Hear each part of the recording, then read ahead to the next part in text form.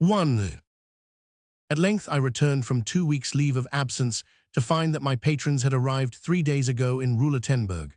I received from them a welcome quite different to that which I had expected.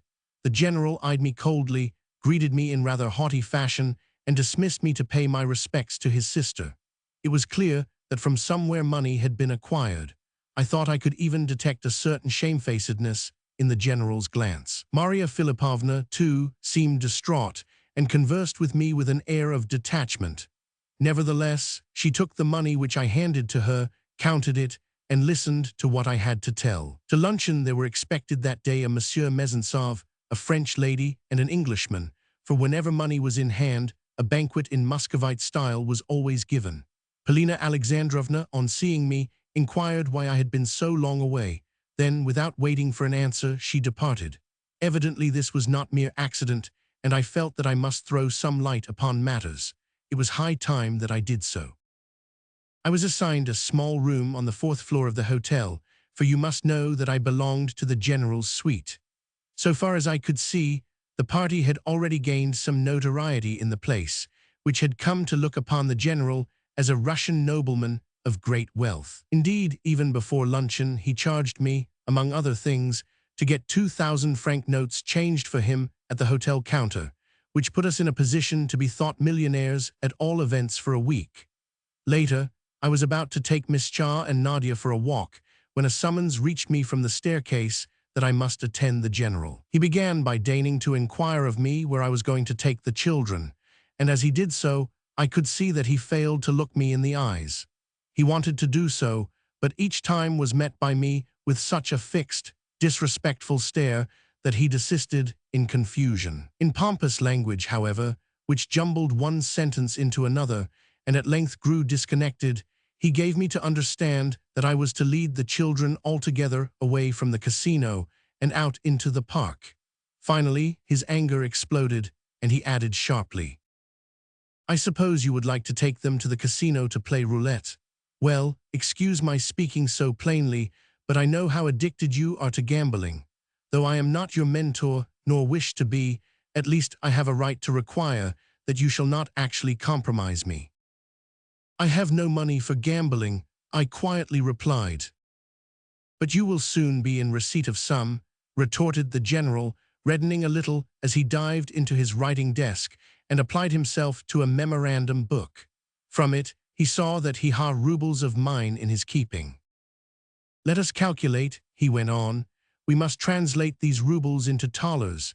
Here, take 100 thalers as a round sum. The rest will be safe in my hands." In silence, I took the money. "You must not be offended at what I say," he continued. "You are too touchy about these things. What I have said merely as a warning. To do so is no more than my right." When returning home with the children before luncheon, I met a cavalcade of our party riding to view some ruins. 2 splendid carriages, magnificently horsed, with Blanche, Maria Philippovna, and Polina Alexandrovna in one of them, and the Frenchman, the Englishman, and the general in attendance on horseback.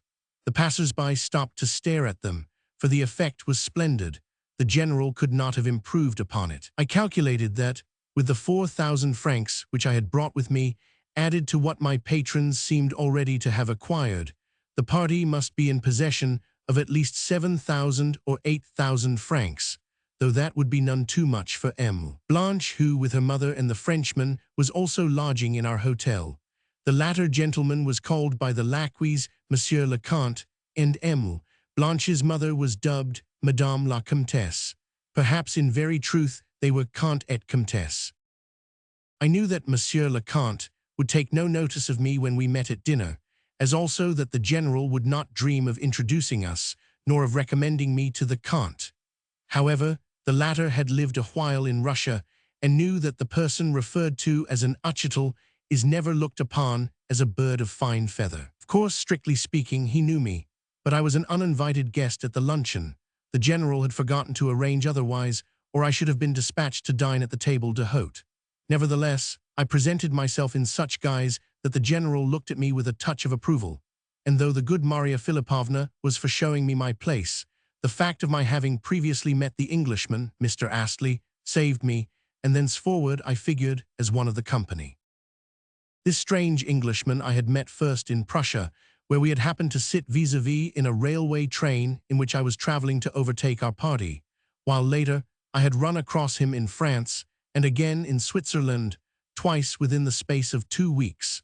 To think, therefore, that I should suddenly encounter him again here in Roulettenburg. Never in my life had I known a more retiring man, for he was shy to the pitch of imbecility, yet well aware of the fact, for he was no fool. At the same time, he was a gentle, amiable sort of an individual, and even on our first encounter in Prussia I had contrived to draw him out, and he had told me that he had just been to the North Cape and was now anxious to visit the fair at Nizhny Novgorod. How he had come to make the general's acquaintance I do not know, but apparently he was much struck with Polina. Also, he was delighted that I should sit next him at table, for he appeared to look upon me as his bosom friend. During the meal the Frenchman was in great feather. He was discursive and pompous to everyone. In Moscow, too, I remembered, he had blown a great many bubbles. Interminably he discoursed on finance and Russian politics, and though at times the general made feints to contradict him, he did so humbly, and as though wishing not wholly to lose sight of his own dignity. For myself, I was in a curious frame of mind. Even before luncheon was half finished, I had asked myself the old, eternal question, why do I continue to dance attendance upon the general, instead of having left him and his family long ago? Every now and then I would glance at Polina Alexandrovna, but she paid me no attention, until eventually I became so irritated that I decided to play the boor. First of all I suddenly, and for no reason whatever, plunged loudly and gratuitously into the general conversation. Above everything I wanted to pick a quarrel with the Frenchman, and with that end in view I turned to the general and exclaimed in an overbearing sort of way, indeed, I think that I actually interrupted him, that summer it had been almost impossible for a Russian to dine anywhere at tables d'hôte. The general bent upon me a glance of astonishment.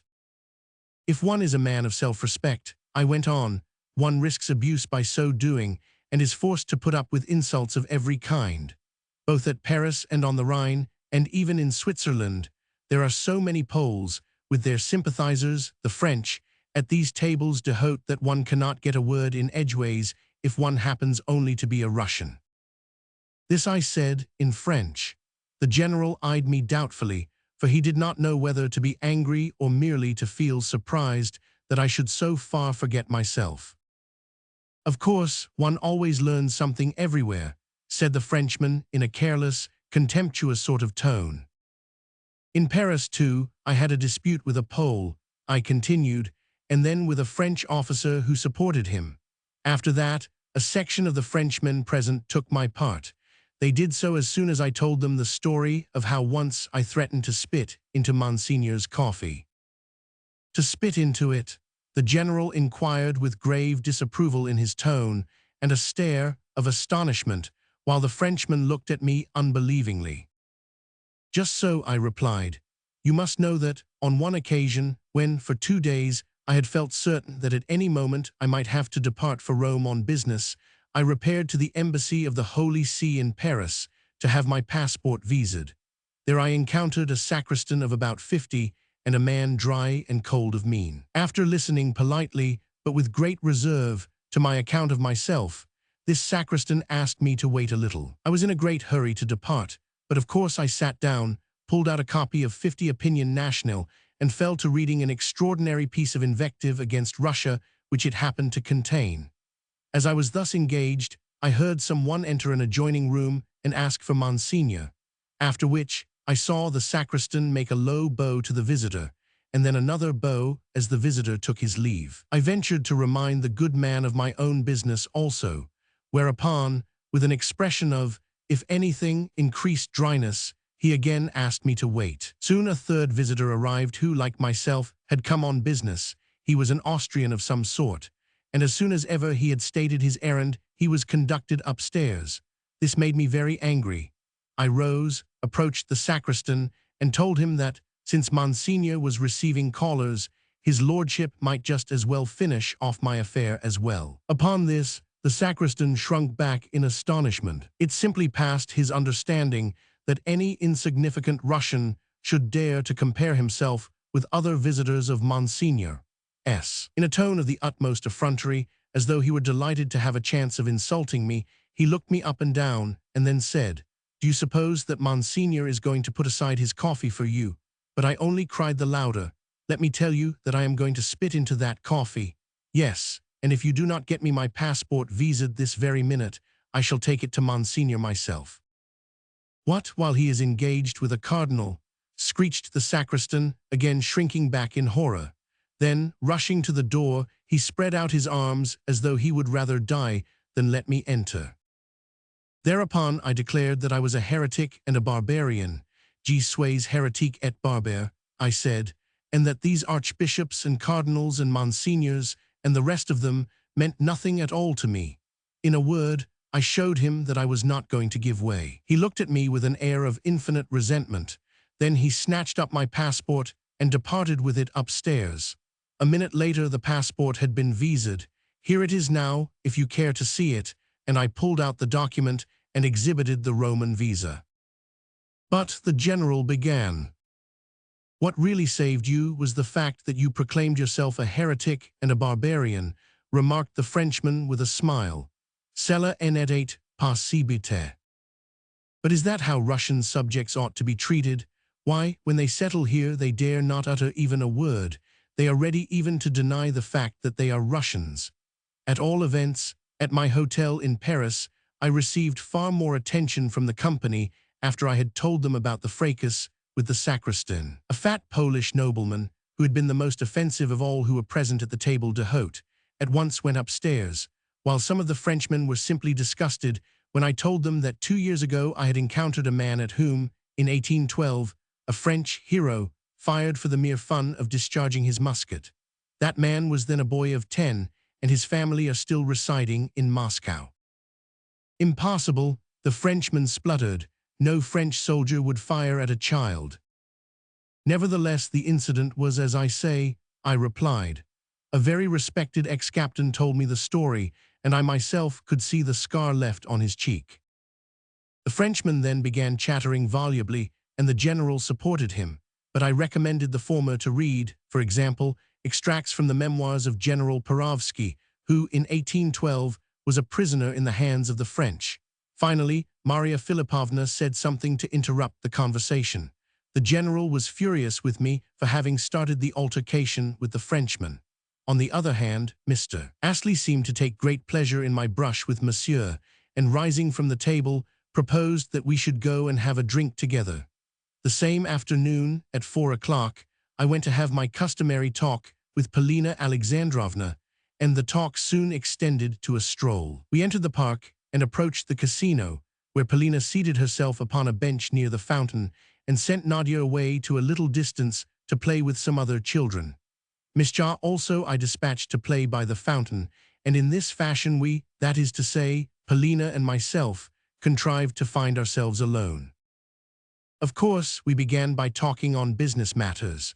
Polina seemed furious when I handed her only 700 gulden, for she had thought to receive from Paris, as the proceeds of the pledging of her diamonds, at least 2,000 gulden or even more. "Come what may, I must have money," she said, "and get it somehow I will, otherwise I shall be ruined." I asked her what had happened during my absence. "Nothing, except that 2 pieces of news have reached us from St. Petersburg. In the first place, my grandmother is very ill and unlikely to last another couple of days. We had this from Timothy Petrovich himself, and he is a reliable person. Every moment we are expecting to receive news of the end." "All of you are on the tiptoe of expectation?" I queried. "Of course, all of us, and every minute of the day. For a year and a half now we have been looking for this." "Looking for it?" "Yes, looking for it. I am not her blood relation, you know, I am merely the general's stepdaughter. Yet I am certain that the old lady has remembered me in her will." "Yes, I believe that you will come in for a good deal," I said with some assurance. "Yes, for she is fond of me, but how come you to think so?" I answered this question with another one. "That Marquis of yours," I said, "is he also familiar with your family secrets?" And why are you yourself so interested in them? Was her retort as she eyed me with dry grimness. Never mind. If I am not mistaken, the general has succeeded in borrowing money of the Marquis. It may be so. Is it likely that the Marquis would have lent the money if he had not known something or other about your grandmother? Did you notice, too, that 3 times during luncheon, when speaking of her, he called her La Babulenka? What loving, friendly behavior, to be sure. Yes, that is true. As soon as ever he learnt that I was likely to inherit something from her, he began to pay me his addresses. I thought you ought to know that. Then he has only just begun his courting. Why, I thought he had been doing so a long while. You know he has not, retorted Polina angrily, but where on earth did you pick up this Englishman? She said this after a pause. I knew you would ask about him. Whereupon, I told her of my previous encounters with Astley while traveling. He is very shy, I said, and susceptible. Also, he is in love with you. Yes, he is in love with me, she replied. And he is 10 times richer than the Frenchman. In fact, what does the Frenchman possess? To me, it seems at least doubtful that he possesses anything at all. Oh no, there is no doubt about it. He does possess some chateau or other. Last night the general told me that for certain. Now are you satisfied? Nevertheless, in your place, I should marry the Englishman. And why? Asked Polina. Because, though the Frenchman is the handsomer of the two, he is also the baser, whereas the Englishman is not only a man of honor, but 10 times the wealthier of the pair.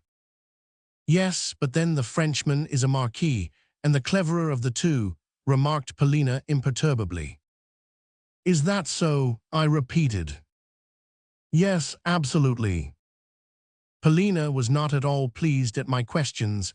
I could see that she was doing her best to irritate me with the brusquerie of her answers, but I took no notice of this. It amuses me to see you grow angry, she continued. However, inasmuch as I allow you to indulge in these questions and conjectures, you ought to pay me something for the privilege. I consider that I have a perfect right to put these questions to you, was my calm retort, for the reason that I am ready to pay for them and also care little what becomes of me. Polina giggled. Last time you told me, when on the Schlangenberg, that at a word from me you would be ready to jump down 1,000 feet into the abyss. Someday I may remind you of that saying, in order to see if you will be as good as your word. Yes, you may depend upon it that I shall do so. I hate you because I have allowed you to go to such lengths, and I also hate you and still more, because you are so necessary to me. For the time being I want you, so I must keep you. Then she made a movement to rise. Her tone had sounded very angry.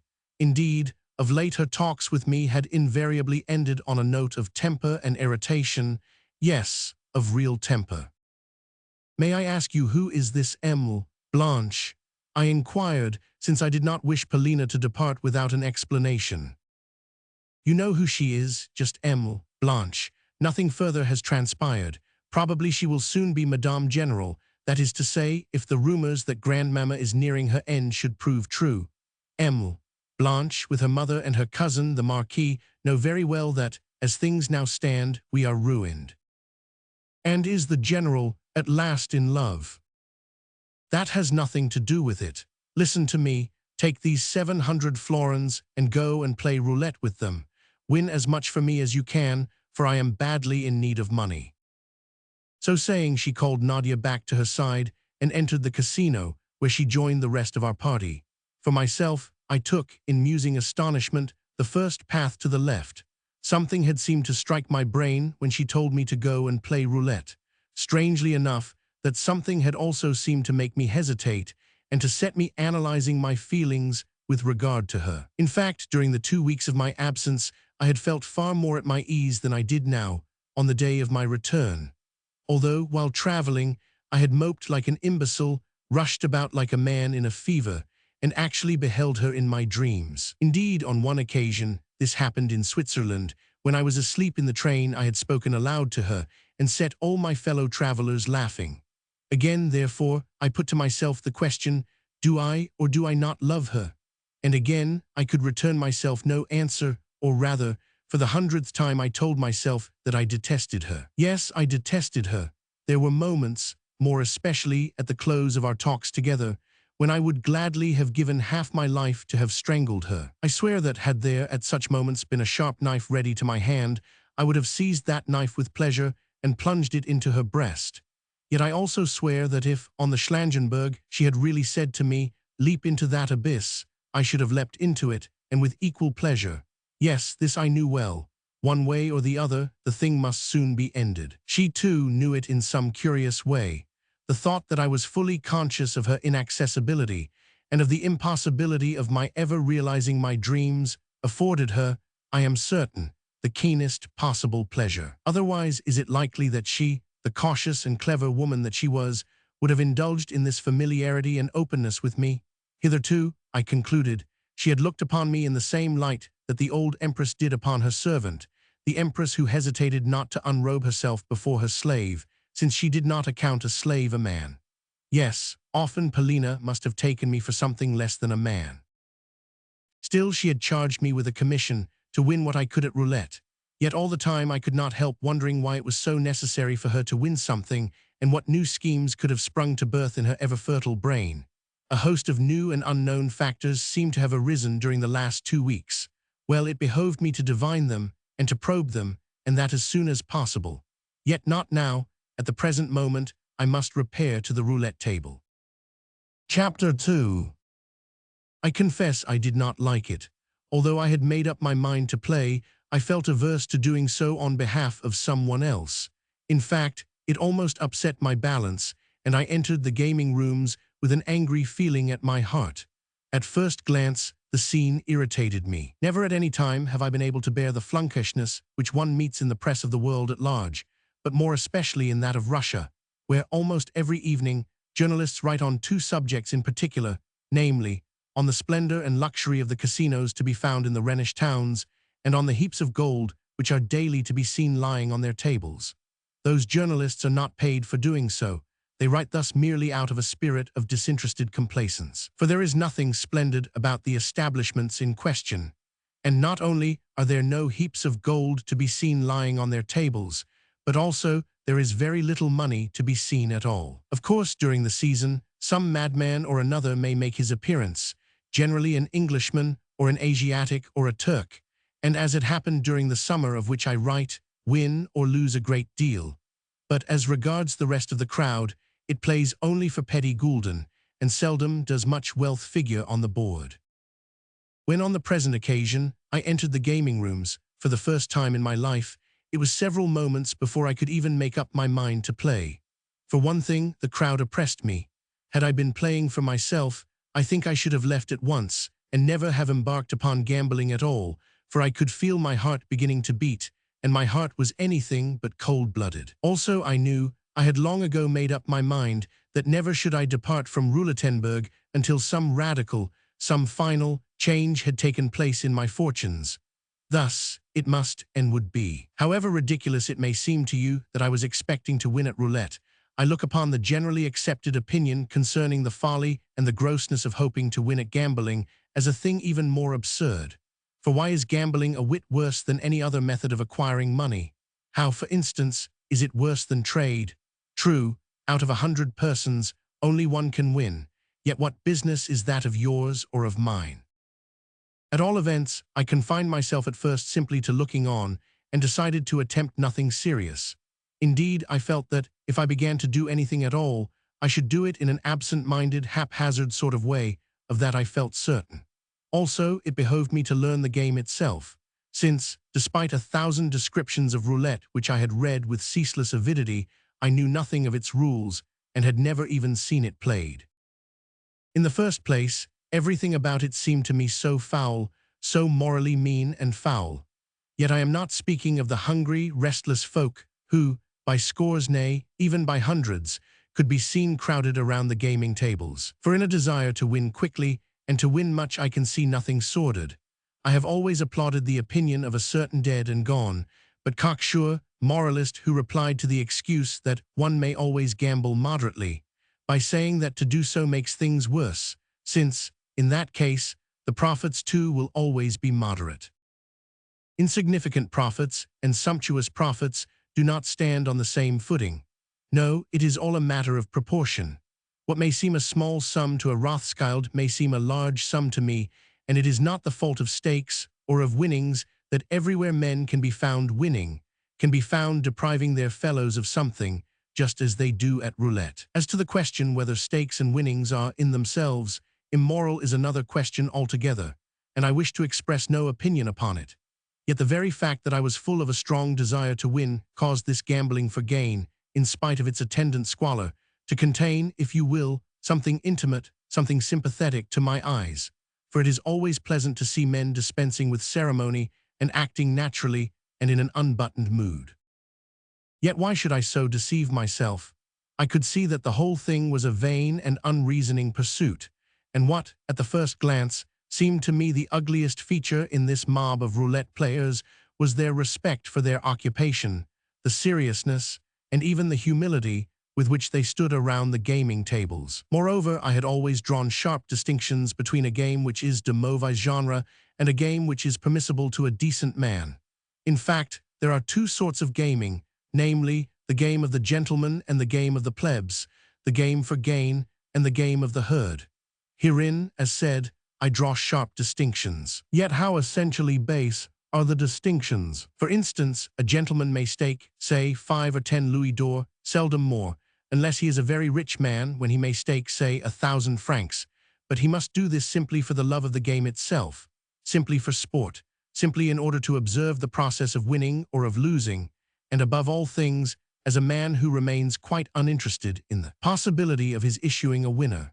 If he wins, he will be at liberty, perhaps, to give vent to a laugh, or to pass a remark on the circumstance to a bystander, or to stake again, or to double his stake. But even this he must do solely out of curiosity, and for the pleasure of watching the play of chances and of calculations, and not because of any vulgar desire to win. In a word, he must look upon the gaming table, upon roulette, and upon trente et quarante as mere relaxations which have been arranged solely for his amusement.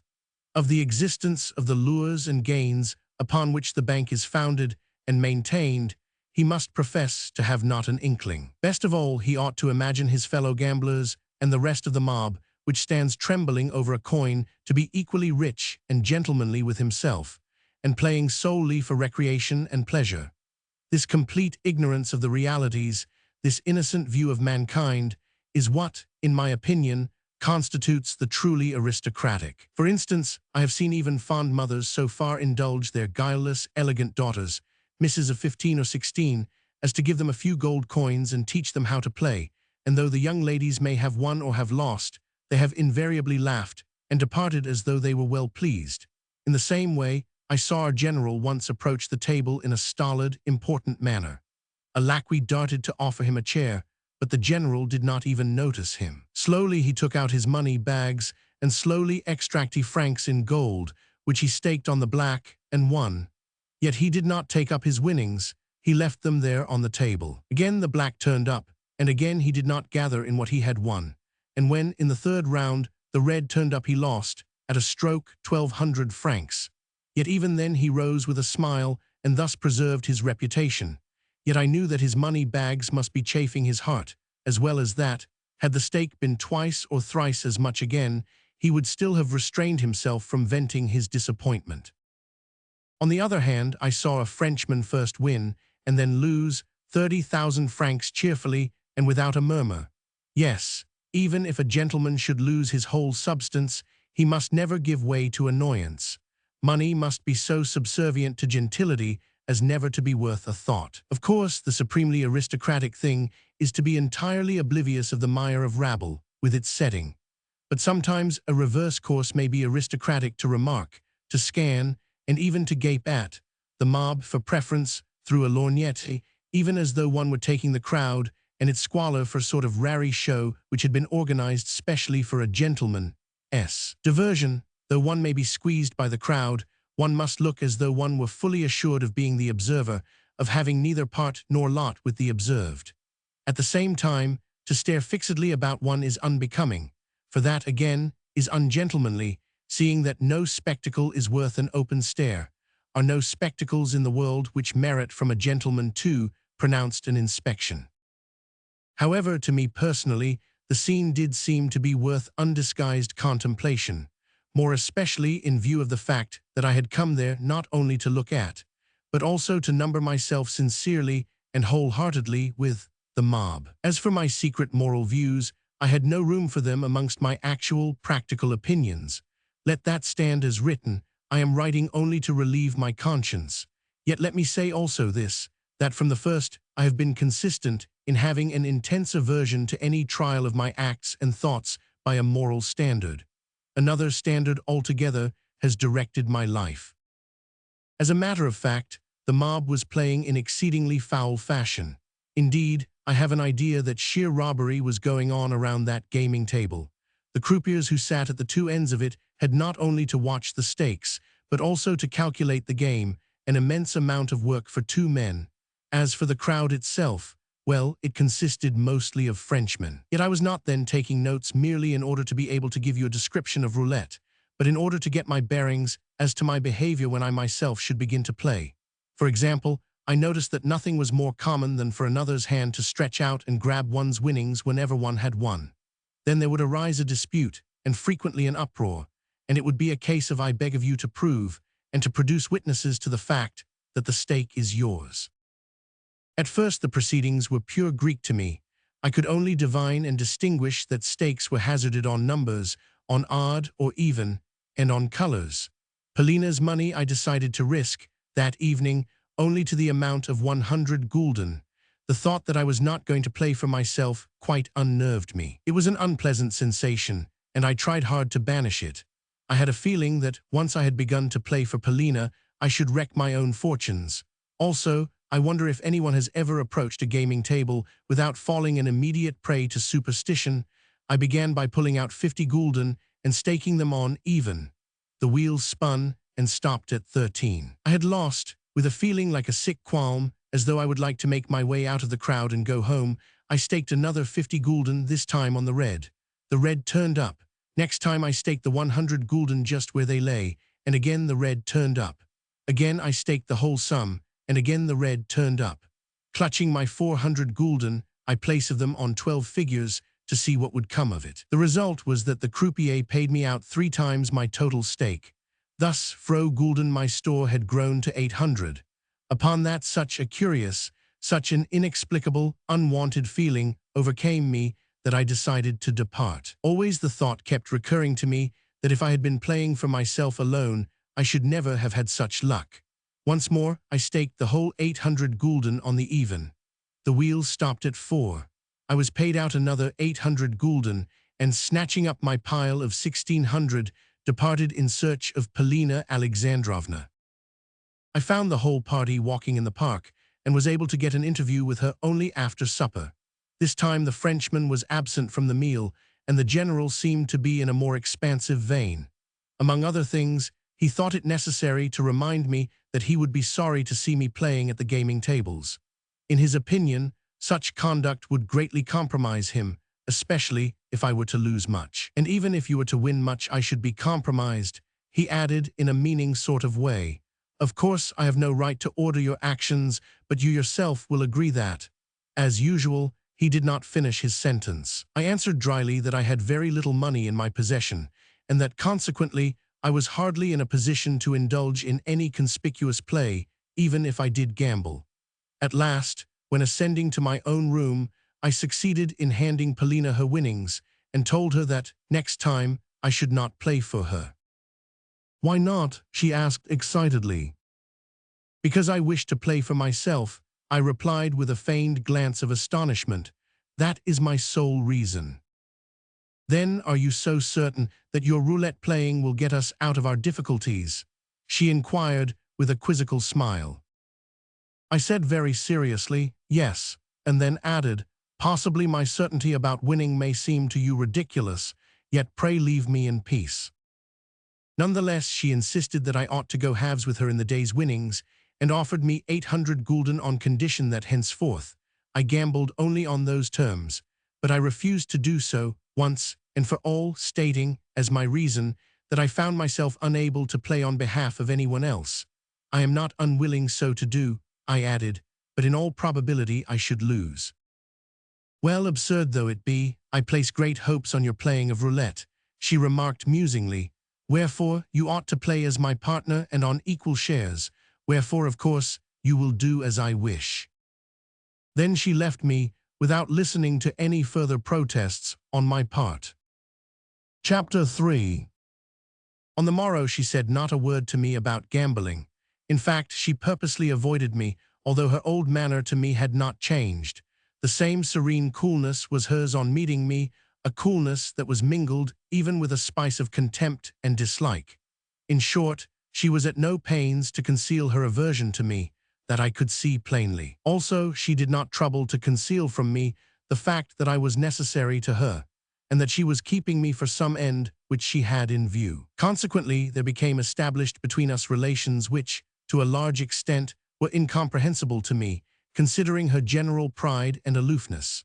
For example, although she knew that I was madly in love with her, she allowed me to speak to her of my passion, though she could not well have showed her contempt for me more than by permitting me, unhindered and unrebuked, to mention to her my love. You see, her attitude expressed how little I regard your feelings, as well as how little I care for what you say to me or for what you feel for me. Likewise, though she spoke as before concerning her affairs, it was never with complete frankness. In her contempt for me, there were refinements. Although she knew well that I was aware of a certain circumstance in her life of something which might one day cause her trouble, she would speak to me about her affairs, whenever she had need of me for a given end, as though I were a slave or a passing acquaintance, yet tell them me only in so far as one would need to know them if one were going to be made temporary use of. Had I not known the whole chain of events, or had she not seen how much I was pained and disturbed by her teasing insistency, she would never have thought it worthwhile to soothe me with this frankness, even though, since she not infrequently used me to execute commissions that were not only troublesome, but risky, she ought, in my opinion, to have been frank in any case. But forsooth, it was not worth her while to trouble about my feelings, about the fact that I was uneasy, and perhaps thrice as put about by her cares and misfortunes as she was herself. For 3 weeks I had known of her intention to take to roulette. She had even warned me that she would like me to play on her behalf, since it was unbecoming for her to play in person, and from the tone of her words, I had gathered that there was something on her mind besides a mere desire to win money. As if money could matter to her. No, she had some end in view, and there were circumstances at which I could guess, but which I did not know for certain. True, the slavery and abasement in which she held me might have given me, such things often do so, the power to question her with abrupt directness, seeing that, inasmuch as I figured in her eyes as a mere slave and nonentity, she could not very well have taken offense at any rude curiosity. But the fact was that, though she let me question her, she never returned me a single answer, and at times did not so much as notice me. That is how matters stood. Next day there was a good deal of talk about a telegram which 4 days ago had been sent to St. Petersburg, but to which there had come no answer. The general was visibly disturbed and moody, for the matter concerned his mother. The Frenchman, too, was excited, and after dinner the whole party talked long and seriously together, the Frenchman's tone being extraordinarily presumptuous and offhand to everybody. It almost reminded one of the proverb, "Invite a man to your table, and soon he will place his feet upon it." Even to Polina, he was brusque almost to the point of rudeness. Yet still he seemed glad to join us in our walks in the casino, or in our rides and drives about the town. I had long been aware of certain circumstances which bound the general to him. I had long been aware that in Russia they had hatched some scheme together, although I did not know whether the plot had come to anything, or whether it was still only in the stage of being talked of. Likewise I was aware, in part, of a family secret, namely, that last year the Frenchman had bylaid the general out of debt, and given H0 rubles wherewith to pay his treasury dues on retiring from the service. And now, of course, the general was in a vice, although the chief part in the affair was being played by Blanche. Yes, of this last I had no doubt. But who was this Blanche? It was said of her that she was a Frenchwoman of good birth who, living with her mother, possessed a colossal fortune. It was also said that she was some relation to the Marquis, but only a distant one, a cousin or cousin german, or something of the sort. Likewise, I knew that, up to the time of my journey to Paris, she and the Frenchman had been more ceremonious towards our party. They had stood on a much more precise and delicate footing with them, but that now their acquaintanceship, their friendship, their intimacy had taken on a much more offhand and rough and ready air. Perhaps they thought that our means were too modest for them, and therefore unworthy of politeness or reticence. Also, for the last 3 days, I had noticed certain looks which Astley had kept throwing at Blanche and her mother, and it had occurred to me that he must have had some previous acquaintance with the pair. I had even surmised that the Frenchman too must have met Mr. Astley before. Astley was a man so shy, reserved, and taciturn in his manner that one might have looked for anything from him. At all events, the Frenchman accorded him only the slightest of greetings and scarcely even looked at him. Certainly he did not seem to be afraid of him, which was intelligible enough. But why did Blanche also never look at the Englishman, particularly since, apropos of something or another, the Marquis had declared the Englishman to be immensely and indubitably rich? Was not that a sufficient reason to make Blanche look at the Englishman? Anyway, the general seemed extremely uneasy, and one could well understand what a telegram to announce the death of his mother would mean for him. Although I thought it probable that Polina was avoiding me for a definite reason, I adopted a cold and indifferent air, for I felt pretty certain that it would not be long before she herself approached me. For 2 days, therefore, I devoted my attention to Blanche. The poor general was in despair. To fall in love at 55, and with such vehemence, is indeed a misfortune. And add to that his widowhood, his children, his ruined property, his debts, and the woman with whom he had fallen in love. Though Blanche was extremely good-looking, I may or may not be understood when I say that she had one of those faces which one is afraid of. At all events, I myself have always feared such women. Apparently about 25 years of age, she was tall and broad-shouldered, with shoulders that sloped. Yet though her neck and bosom were ample in their proportions, her skin was dull yellow in color, while her hair, which was extremely abundant, sufficient to make 2 coiffures, was as black as Indian ink. Add to that a pair of black eyes with yellowish whites, a proud glance, gleaming teeth, and lips which were perennially pomaded and redolent of musk. As for her dress, it was invariably rich, effective, and chic, yet in good taste. Lastly, her feet and hands were astonishing, and her voice a deep contralto. Sometimes, when she laughed, she displayed her teeth, but at ordinary times her air was taciturn and haughty, especially in the presence of Polina and Maria Philippovna. Yet she seemed to me almost destitute of education and even of wits, though cunning and suspicious. This, apparently, was not because her life had been lacking in incident. Perhaps, if all were known, the Marquis was not her kinsman at all, nor her mother. But there was evidence that, in Berlin, where we had first come across the pair, they had possessed acquaintances of good standing. As for the Marquis himself, I doubt to this day if he was a Marquis, although about the fact that he had formerly belonged to high society, for instance, in Moscow and Germany, there could be no doubt whatever. What he had formerly been in France, I had not a notion. All I knew was that he was said to possess a chateau. During the last 2 weeks, I had looked for much to transpire, but am still ignorant whether at that time anything decisive ever passed between Mademoiselle and the General. Everything seemed to depend upon our means, upon whether the General would be able to flourish sufficient money in her face. If ever the news should arrive that the grandmother was not dead, Blanche, I felt sure, would disappear in a twinkling.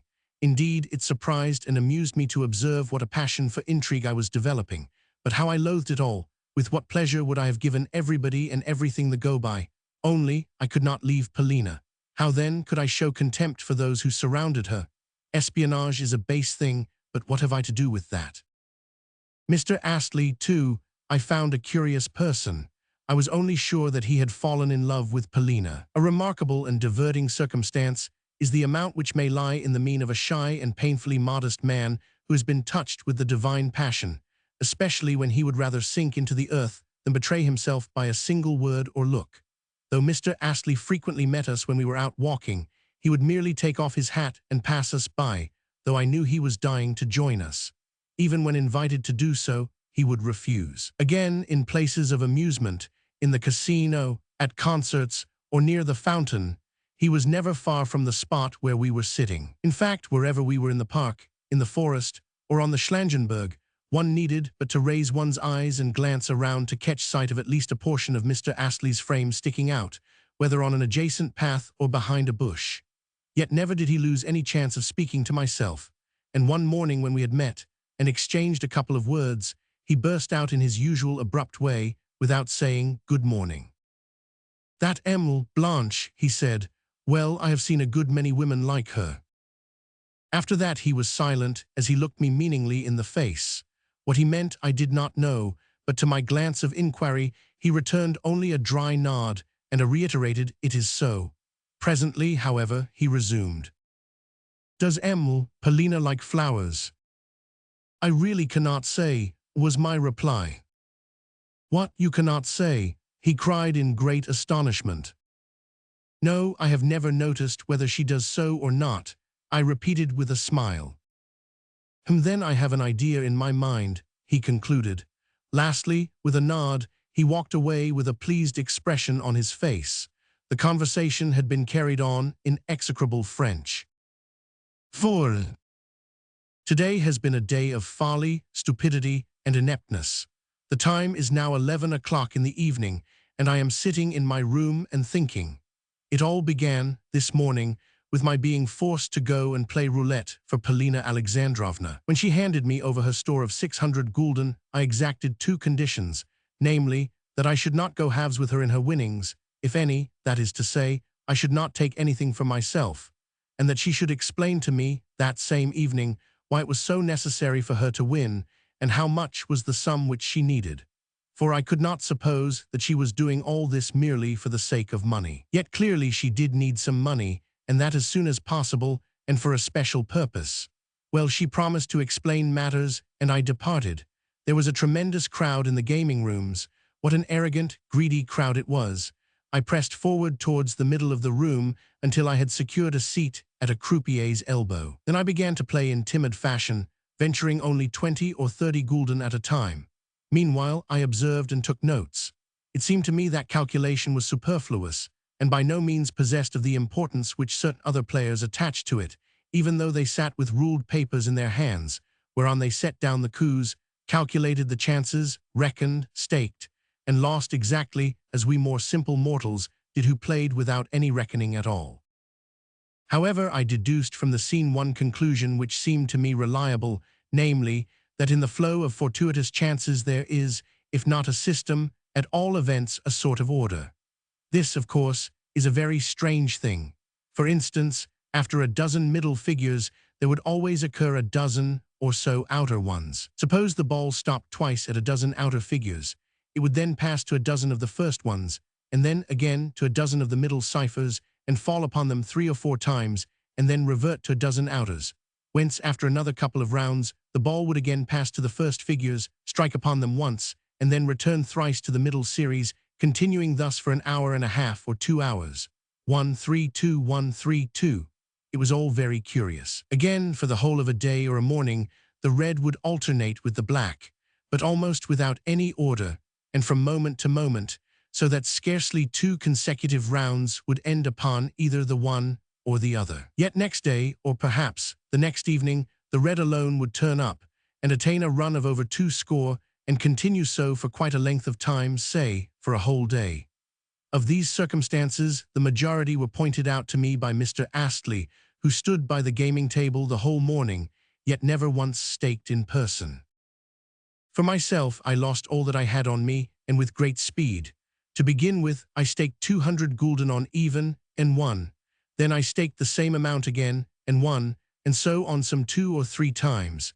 At one moment I must have had in my hands, gathered there within a space of 5 minutes, about 4,000 gulden. That, of course, was the proper moment for me to have departed, but there arose in me a strange sensation as of a challenge to fate, as of a wish to deal her a blow on the cheek, and to put out my tongue at her. Accordingly, I set down the largest stake allowed by the rules, namely 4,000 gulden, and lost. Fired by this mishap, I pulled out all the money left to me, staked it all on the same venture, and again lost.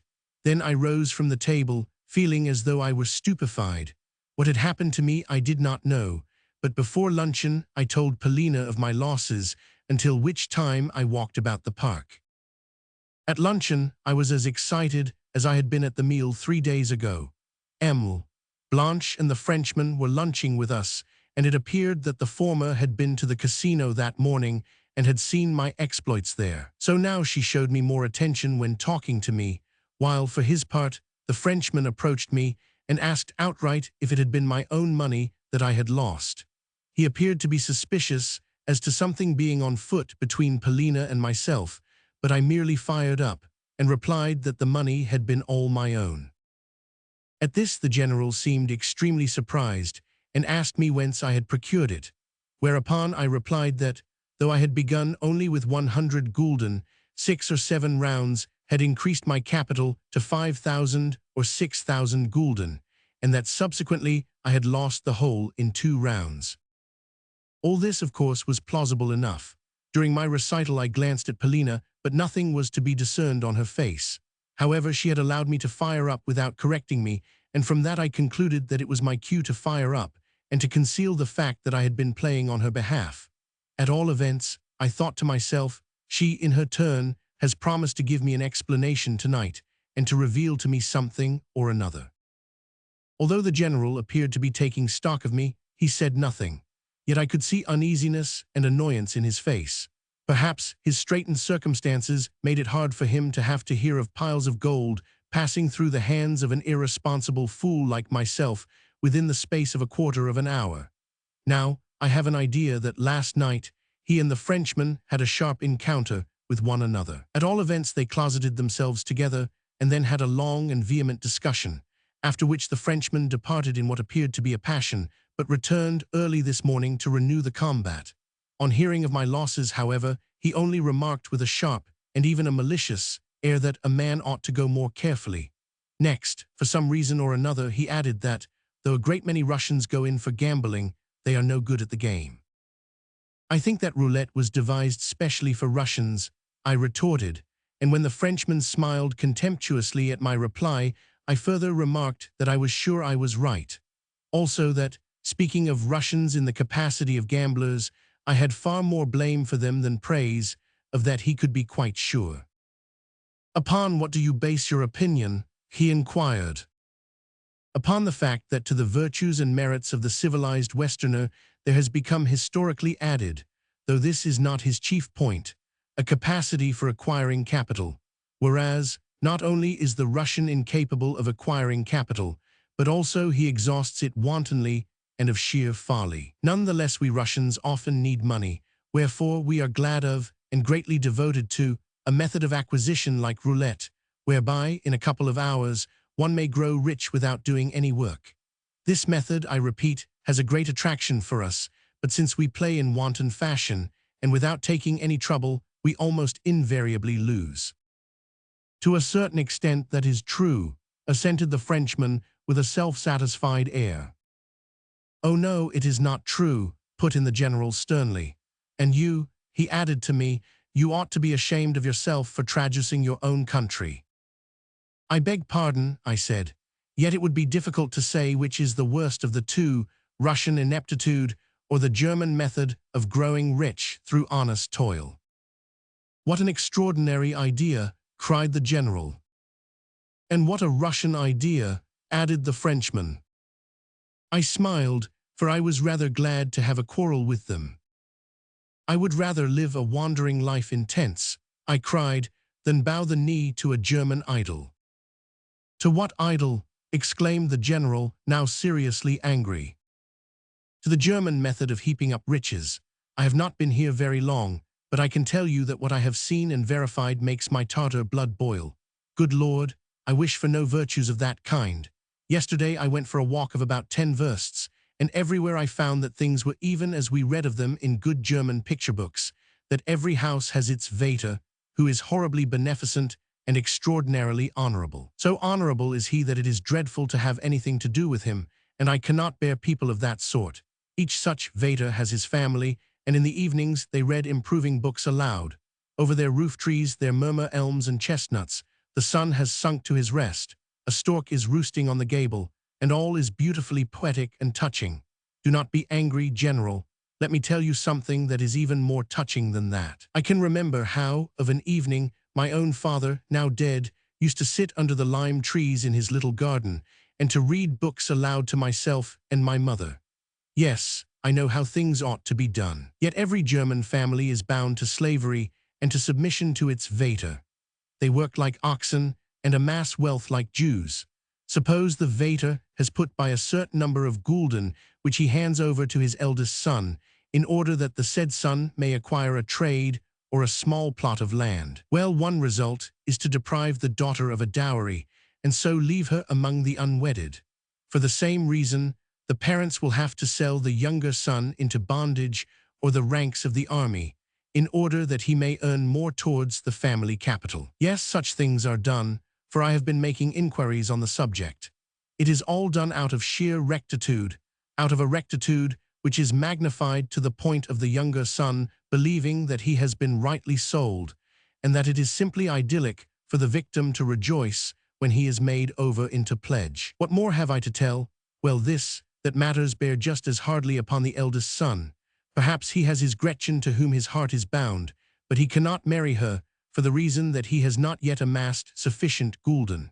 So the pair wait on in a mood of sincere and virtuous expectation, and smilingly deposit themselves in pawn the while. Gretchen's cheeks grow sunken, and she begins to wither, until at last, after some 20 years, their substance has multiplied, and sufficient gulden have been honorably and virtuously accumulated. Then the Vater blesses his 40-year-old heir and the 35-year-old Gretchen with the sunken bosom and the scarlet nose, after which he bursts into tears, reads the pair a lesson on morality, and dies.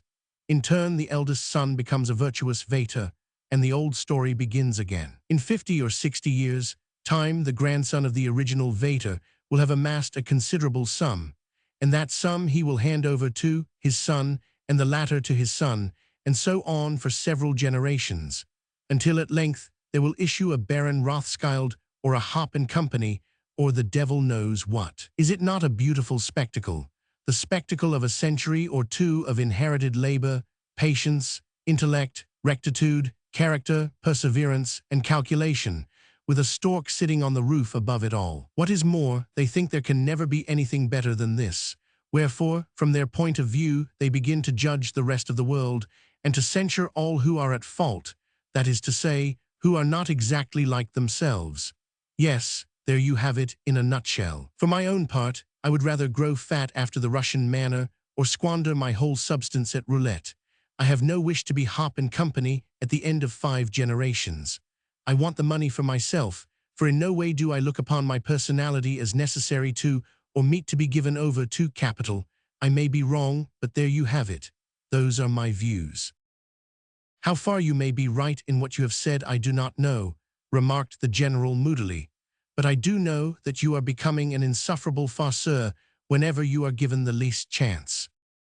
As usual, he left his sentence unfinished. Indeed, whenever he embarked upon anything that in the least exceeded the limits of daily small talk, he left unfinished what he was saying. The Frenchman had listened to me contemptuously, with a slight protruding of his eyes, but he could not have understood very much of my harangue. As for Polina, she had looked on with serene indifference. She seemed to have heard neither my voice nor any other during the progress of the meal. 5. Yes, she had been extraordinarily meditative, yet, on leaving the table, she immediately ordered me to accompany her for a walk. We took the children with us and set out for the fountain in the park. I was in such an irritated frame of mind that in rude and abrupt fashion I blurted out a question as to why our Marquis de Gruyères had ceased to accompany her for strolls, or to speak to her for days together. "Because he is a brute," she replied in rather a curious way. It was the first time that I had heard her speak so of de Gruyères. Consequently, I was momentarily awed into silence by this expression of resentment. "Have you noticed, too, that today he is by no means on good terms with the general?" I went on.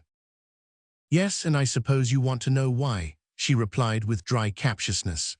"You are aware, are you not, that the general is mortgaged to the Marquis with all his property? Consequently, if the general's mother does not die, the Frenchman will become the absolute possessor of everything which he now holds only in pledge. Then it is really the case that everything is mortgaged. I have heard rumors to that effect, but was unaware how far they might be true. Yes, they are true. What then? Why, it will be a case of farewell, Blanche, I remarked, for in such an event she would never become Madame General. Do you know, I believe the old man is so much in love with her that he will shoot himself if she should throw him over. At his age, it is a dangerous thing to fall in love. Yes, something, I believe, will happen to him, assented Polina thoughtfully. And what a fine thing it all is, I continued. Could anything be more abominable than the way in which she has agreed to marry for money alone? Not one of the decencies has been observed. The whole affair has taken place without the least ceremony. And as for the grandmother, what could be more comical, yet more dastardly, than the sending of telegram after telegram to know if she is dead? What do you think of it, Polina Alexandrovna? Yes, it is very horrible, she interrupted with a shudder. Consequently, I am the more surprised that you should be so cheerful. What are you so pleased about? About the fact that you have gone and lost my money. What, the money that you gave me to lose? I told you I should never win for other people, least of all for you. I obeyed you simply because you ordered me to, but you must not blame me for the result. I warned you that no good would ever come of it. You seem much depressed at having lost your money. Why do you need it so greatly? Why do you ask me these questions? Because you promised to explain matters to me. Listen, I am certain that, as soon as ever I begin to play for myself, and I still have 120 gulden left, I shall win.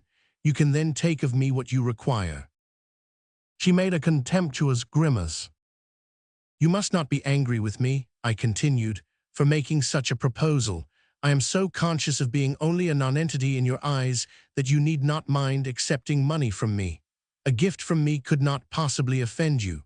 Moreover, it was I who lost your gulden. She glanced at me, but seeing that I was in an irritable, sarcastic mood, changed the subject. My affairs cannot possibly interest you, she said. Still, if you do wish to know, I am in debt. I borrowed some money and must pay it back again. I have a curious, senseless idea that I am bound to win at the gaming tables. Why I think so I cannot tell, but I do think so, and with some assurance. Perhaps it is because of that assurance that I now find myself without any other resource. Or perhaps it is because it is so necessary for you to win. It is like a drowning man catching at a straw. You yourself will agree that, unless he were drowning, he would not mistake a straw for the trunk of a tree. Polina looked surprised. What, she said, do not you also hope something from it? Did you not tell me again and again, 2 weeks ago, that you were certain of winning at roulette if you played here? And did you not ask me not to consider you a fool for doing so? Were you joking? You cannot have been, for I remember that you spoke with a gravity which forbade the idea of your jesting. True, I replied gloomily. I always felt certain that I should win. Indeed, what you say makes me ask myself, why have my absurd, senseless losses of today raised a doubt in my mind? Yet I am still positive that, so soon as ever I begin to play for myself, I shall infallibly win. And why are you so certain? To tell the truth, I do not know. I only know that I must win, that it is the one resource I have left. Yes, why do I feel so assured on the point? Perhaps because one cannot help winning if one is fanatically certain of doing so. Yet I dare wager that you do not think me capable of serious feeling in the matter. I do not care whether you are so or not, answered Polina with calm indifference. Well, since you ask me, I do doubt your ability to take anything seriously. You are capable of worrying, but not deeply. You are too ill-regulated and unsettled a person for that. But why do you want money? Not a single one of the reasons which you have given can be looked upon as serious. By the way, I interrupted, you say you want to pay off a debt. It must be a large one. Is it to the Frenchman? What do you mean by asking all these questions?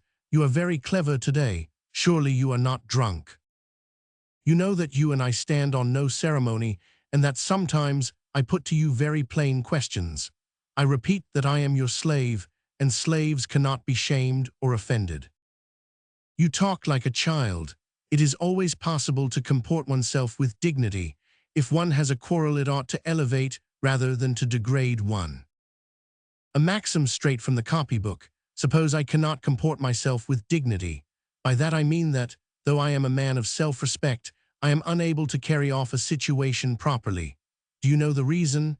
It is because we Russians are too richly and multifariously gifted to be able at once to find the proper mode of expression. It is all a question of mode. Most of us are so bounteously endowed with intellect as to require also a spice of genius to choose the right form of behavior. And genius is lacking in us for the reason that so little genius at all exists. It belongs only to the French, though a few other Europeans have elaborated their forms so well as to be able to figure with extreme dignity, and yet be wholly undignified persons. That is why with us the mode is so all-important. The Frenchman may receive an insult, a real, a venomous insult, yet he will not so much as frown, but a tweaking of the nose he cannot bear, for the reason that such an act is an infringement of the accepted, of the time-hallowed order of decorum. That is why our good ladies are so fond of Frenchmen. The Frenchman's manners, they say, are perfect. But in my opinion there is no such thing as a Frenchman's manners. The Frenchman is only a bird, the coq Gaulois. At the same time, as I am not a woman, I do not properly understand the question. Cocks may be excellent birds. If I am wrong, you must stop me. You ought to stop and correct me more often when I am speaking to you, for I am too apt to say everything that is in my head. You see, I have lost my manners. I agree that I have none, nor yet any dignity. I will tell you why. I set no store upon such things. Everything in me has undergone a cheek. You know the reason. I have not a single human thought in my head. For a long while I have been ignorant of what is going on in the world, here or in Russia. I have been to Dresden, yet am completely in the dark as to what Dresden is like. You know the cause of my obsession. I have no hope now, and am a mere cipher in your eyes. Wherefore, I tell you outright that wherever I go I see only you, all the rest is a matter of indifference. Why or how I have come to love you I do not know. It may be that you are not altogether fair to look upon. Do you know, I am ignorant even as to what your face is like. In all probability, too, your heart is not comely, and it is possible that your mind is wholly ignoble.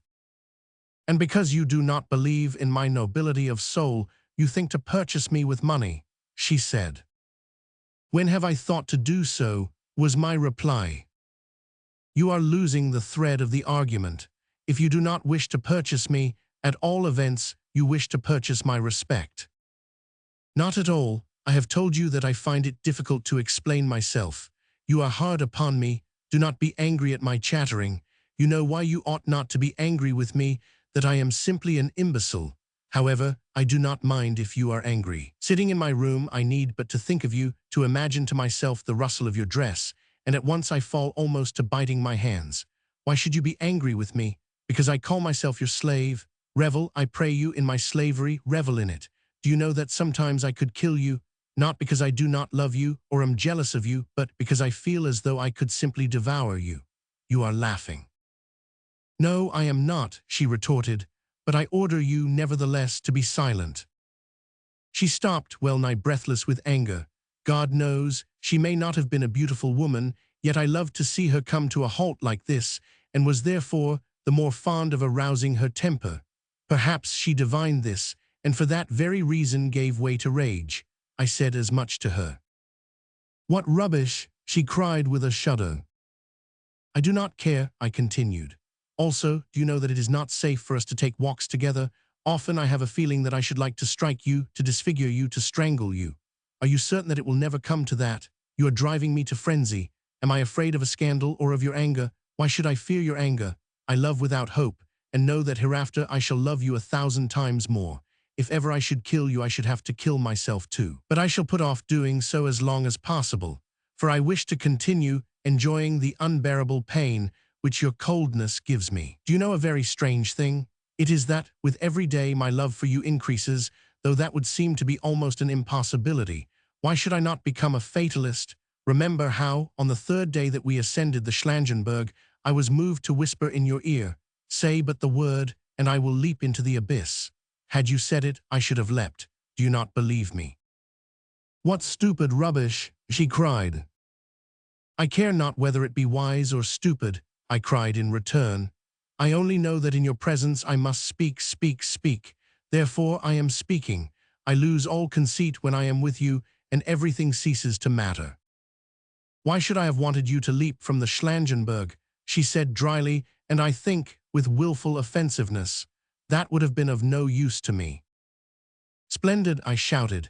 I know well that you must have used the words of no use in order to crush me. I can see through you.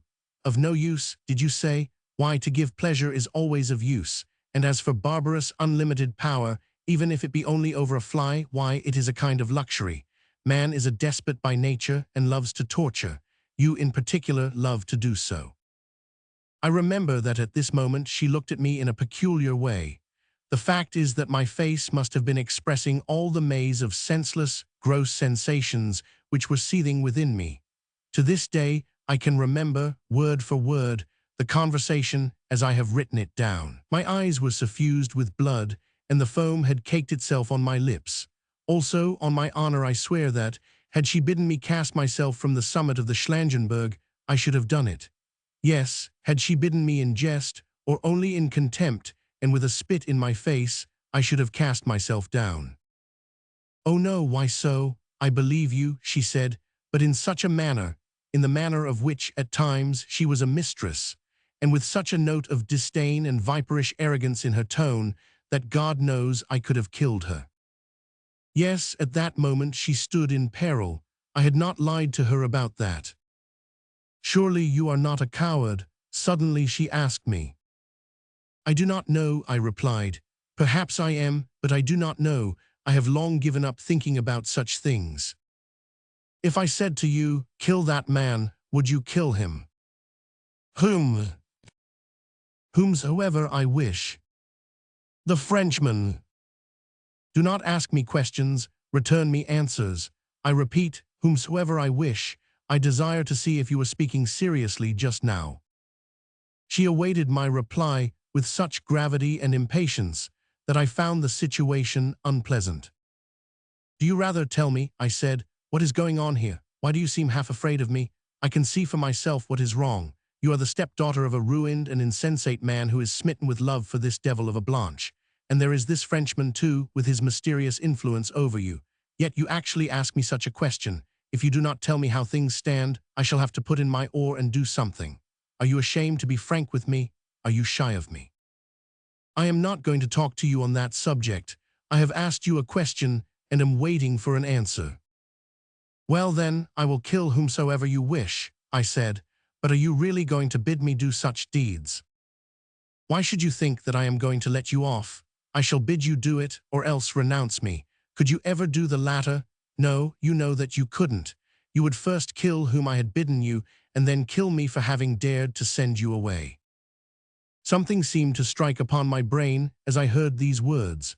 Of course, at the time I took them half in jest and half as a challenge, yet she had spoken them with great seriousness. I felt thunderstruck that she should so express herself, that she should assert such a right over me, that she should assume such authority and say outright, either you kill whom I bid you, or I will have nothing more to do with you. Indeed, in what she had said there was something so cynical and unveiled as to pass all bounds. For how could she ever regard me as the same after the killing was done? This was more than slavery and abasement. It was sufficient to bring a man back to his right senses. Yet, despite the outrageous improbability of our conversation, my heart shook within me. Suddenly, she burst out laughing. We were seated on a bench near the spot where the children were playing, just opposite the point in the alleyway before the casino where the carriages drew up in order to set down their occupants. Do you see that fat Baroness? She cried. It is the Baroness Bermergelm. She arrived 3 days ago. Just look at her husband, that tall, wizened Prussian there, with the stick in his hand. Do you remember how he stared at us the other day? Well, go to the Baroness, take off your hat to her, and say something in French. Why? Because you have sworn that you would leap from the Schlangenberg for my sake, and that you would kill anyone whom I might bid you kill. Well, instead of such murders and tragedies, I wish only for a good laugh. Go without answering me, and let me see the Baron give you a sound thrashing with his stick. Then you throw me out a challenge. You think that I will not do it. Yes, I do challenge you. Go, for such is my will. Then I will go, however mad be your fancy. Only look here. Shall you not be doing the general a great disservice, as well as, through him, a great disservice to yourself? It is not about myself I am worrying, it is about you and the general. Why, for a mere fancy, should I go and insult a woman?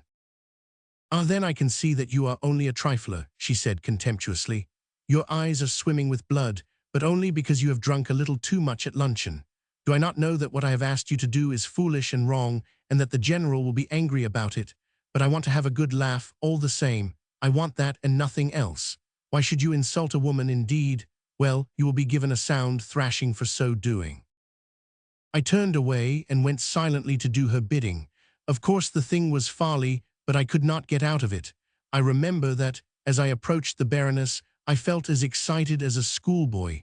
I was in a frenzy, as though I were drunk. Chapter 6. 2 days have passed since that day of lunacy. What a noise and a fuss and a chattering and an uproar there was, and what a welter of unseemliness and disorder and stupidity and bad manners. And I the cause of it all. Yet part of the scene was also ridiculous. At all events to myself, it was so. I'm not quite sure what was the matter with me, whether I was merely stupefied, or whether I purposely broke loose and ran amok.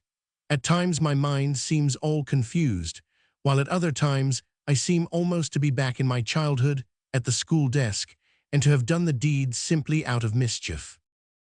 It all came of Polina, yes, of Polina, but for her there might never have been a fracas, or perhaps I did the deed in a fit of despair, though it may be foolish of me to think so. What there is so attractive about her, I cannot think. Yet there is something attractive about her, something passing fair, it would seem. Others besides myself she has driven to distraction. She is tall and straight, and very slim. Her body looks as though it could be tied into a knot, or bent double, like a cord. The imprint of her foot is long and narrow. It is a maddening imprint. Yes, simply a maddening one. And her hair has a reddish tint about it, and her eyes are like cat's eyes, though able also to glance with proud, disdainful mien. On the evening of my first arrival, 4 months ago, I remember that she was sitting and holding an animated conversation with de Griers in the salon, and the way in which she looked at him was such that later, when I retired to my own room upstairs, I kept fancying that she had smitten him in the face, that she had smitten him right on the cheek. So peculiar had been her look as she stood confronting him.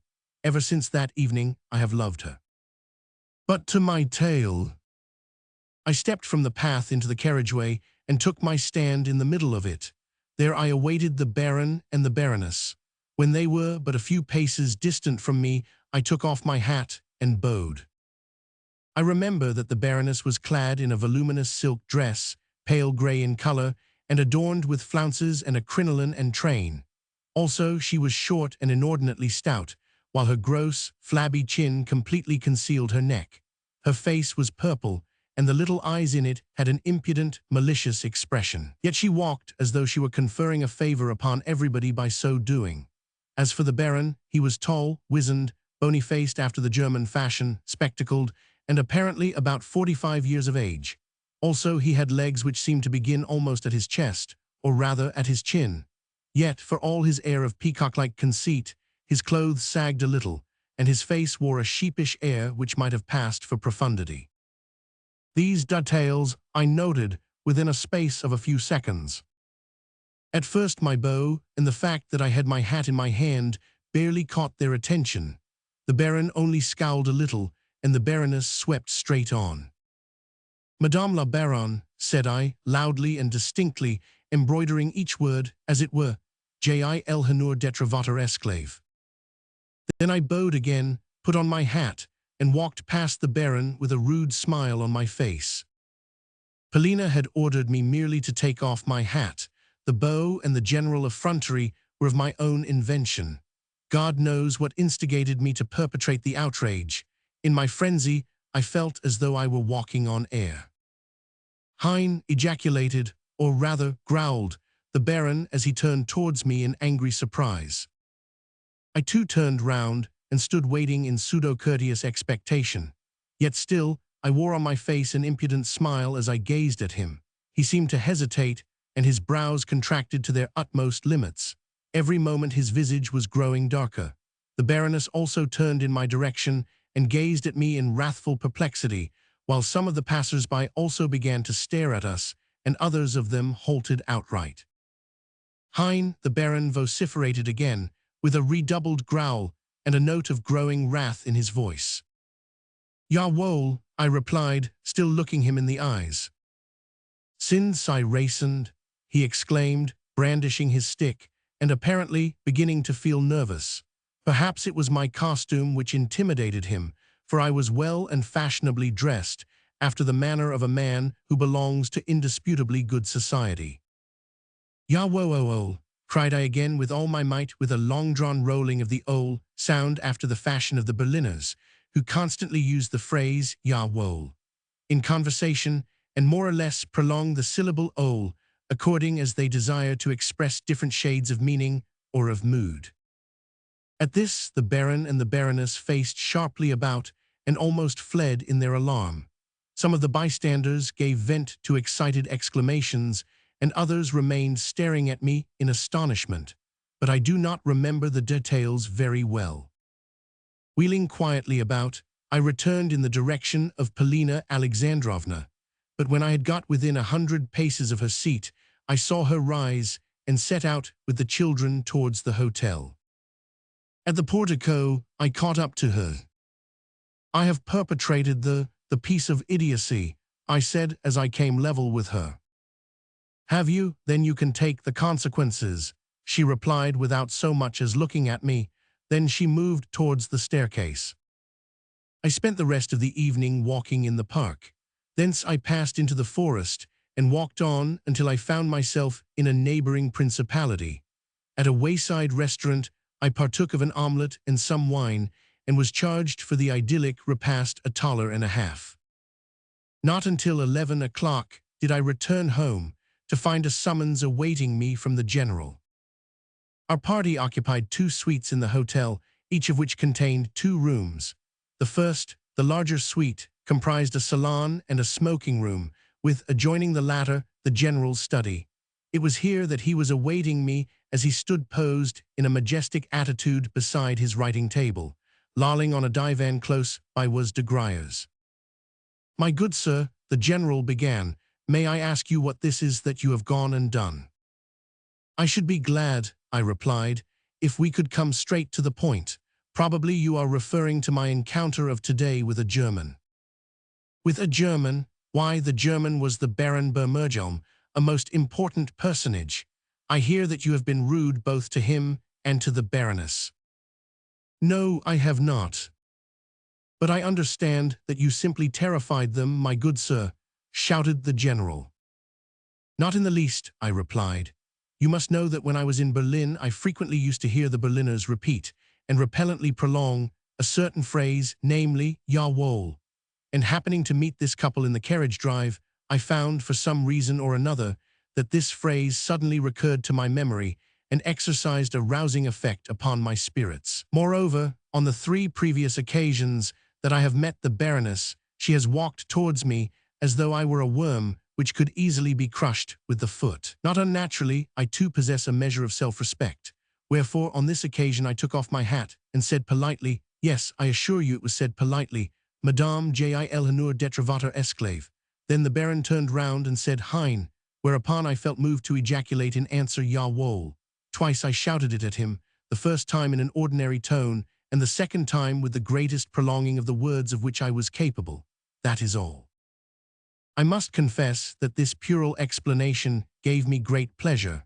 I felt a strong desire to overlay the incident with an even added measure of grossness.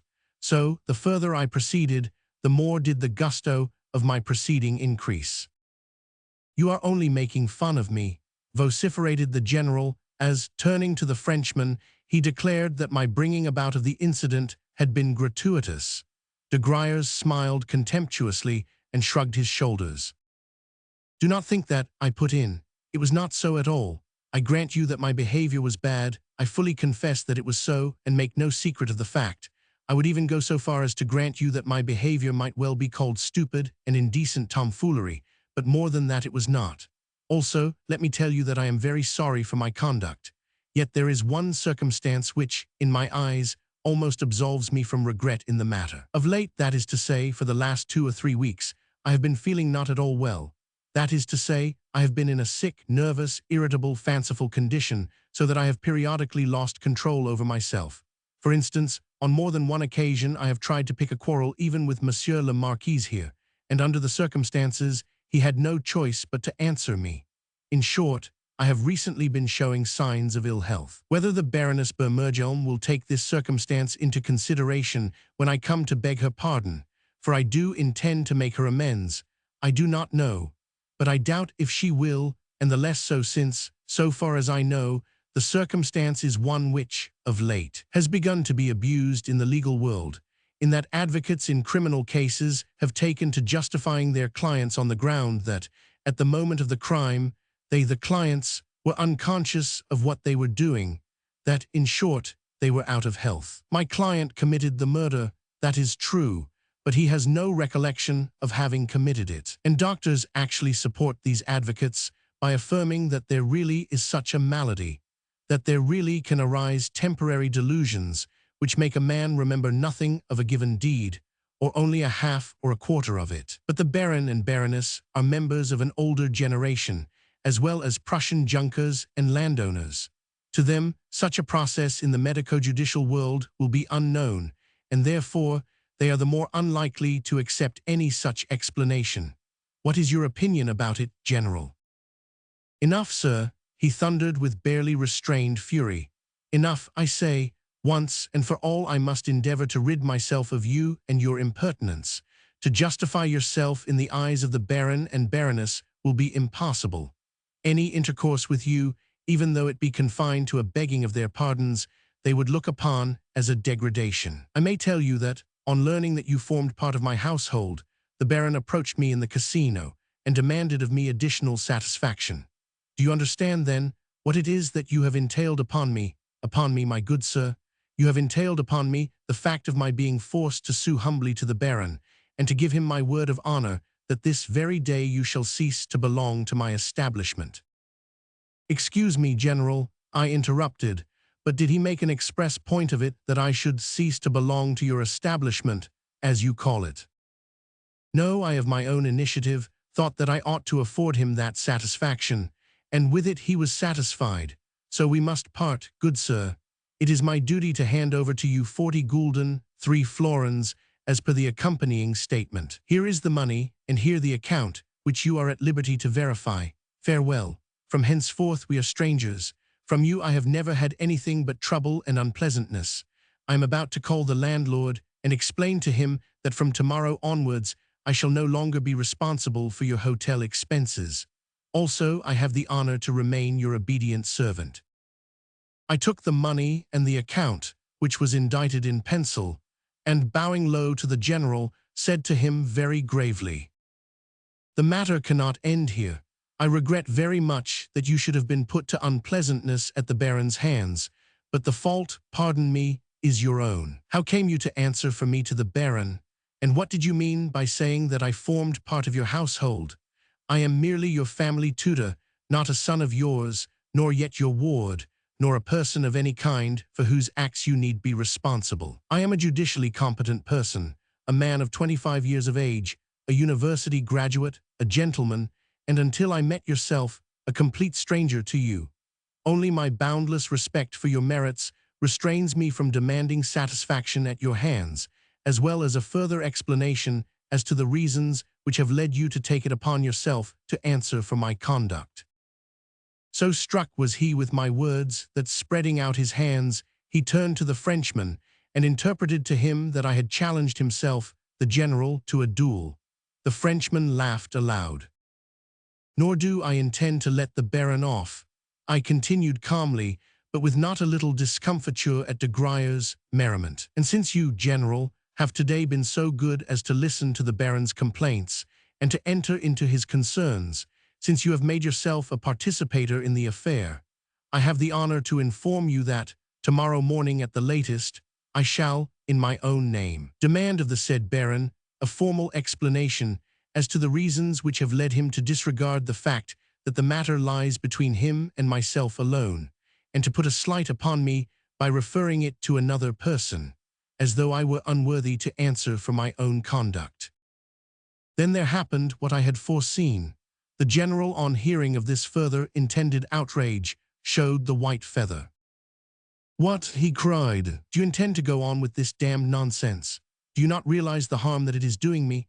I beg of you not to laugh at me, sir, not to laugh at me, for we have police authorities here who, out of respect for my rank and for that of the Baron— in short, sir, I swear to you that I will have you arrested and marched out of the place to prevent any further brawling on your part. Do you understand what I say?" He was almost breathless with anger, as well as in a terrible fright. "General," I replied with that calmness which he never could abide, "one cannot arrest a man for brawling until he has brawled. I have not so much as begun my explanations to the Baron, and you are altogether ignorant as to the form and time which my intended procedure is likely to assume. I wish but to disabuse the Baron of what is, to me, a shameful supposition, namely, that I am under the guardianship of a person who is qualified to exercise control over my free will. It is vain for you to disturb and alarm yourself. For God's sake, Alexei Ivanovich, do put an end to this senseless scheme of yours," he muttered, but with a sudden change from a truculent tone to one of entreaty as he caught me by the hand. "Do you know what is likely to come of it? Merely further unpleasantness. You will agree with me, I am sure, that at present I ought to move with especial care, yes, with very especial care. You cannot be fully aware of how I am situated. When we leave this place, I shall be ready to receive you back into my household, but for the time being I cannot tell you all my reasons." With that, he wound up in a despairing voice, "Oh, Alexei Ivanovich, Alexei Ivanovich." I moved towards the door, begging him to be calm, and promising that everything should be done decently and in order, whereafter I departed. Russians, when abroad, are overapt to play the poltroon, to watch all their words, and to wonder what people are thinking of their conduct, or whether such and such a thing is comme il faut. In short, they are overapt to cosset themselves, and to lay claim to great importance. Always they prefer the form of behavior which has once and for all become accepted and established. This they will follow slavishly, whether in hotels, on promenades, at meetings, or when on a journey. But the general had avowed to me that, over and above such considerations as these, there were circumstances which compelled him to move with especial care at present, and that the fact had actually made him poor-spirited and a coward. It had made him altogether change his tone towards me. This fact I took into my calculations, and duly noted it, for of course, he might apply to the authorities tomorrow, and it behoved me to go carefully. Yet it was not the general but Polina that I wanted to anger. She had treated me with such cruelty and had got me into such a hole that I felt a longing to force her to beseech me to stop. Of course, my tomfoolery might compromise her, yet certain other feelings and desires had begun to form themselves in my brain. If I was never to rank in her eyes as anything but a nonentity, it would not greatly matter if I figured as a draggle-tailed cockerel, and the Baron were to give me a good thrashing, but the fact was that I desired to have the laugh of them all, and to come out myself unscathed. Let people see what they would see. Let Polina, for once, have a good fright, and be forced to whistle me to heel again. But however much she might whistle, she should see that I was at least no draggle-tailed cockerel. I have just received a surprising piece of news. I have just met our chambermaid on the stairs, and been informed by her that Maria Philippovna departed today by the night train to stay with a cousin at Carlsbad. What can that mean? The maid declares that Madame packed her trunks early in the day. Yet how is it that no one else seems to have been aware of the circumstance, or is it that I have been the only person to be unaware of it? Also, the maid has just told me that 3 days ago Maria Philippovna had some high words with the general. I understand then, probably the words were concerning Blanche. Certainly something decisive is approaching. Chapter 7.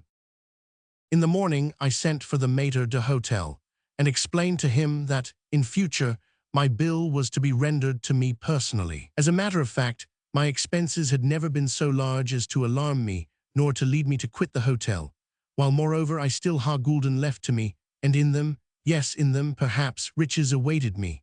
It was a curious fact that though I had not yet won anything at play, I nevertheless acted, thought, and felt as though I were sure before long to become wealthy, since I could not imagine myself otherwise. Next I bethought me, despite the earliness of the hour, of going to see Mr. Astley, who was staying at the Hotel de l'Angleterre, a hostelry at no great distance from our own.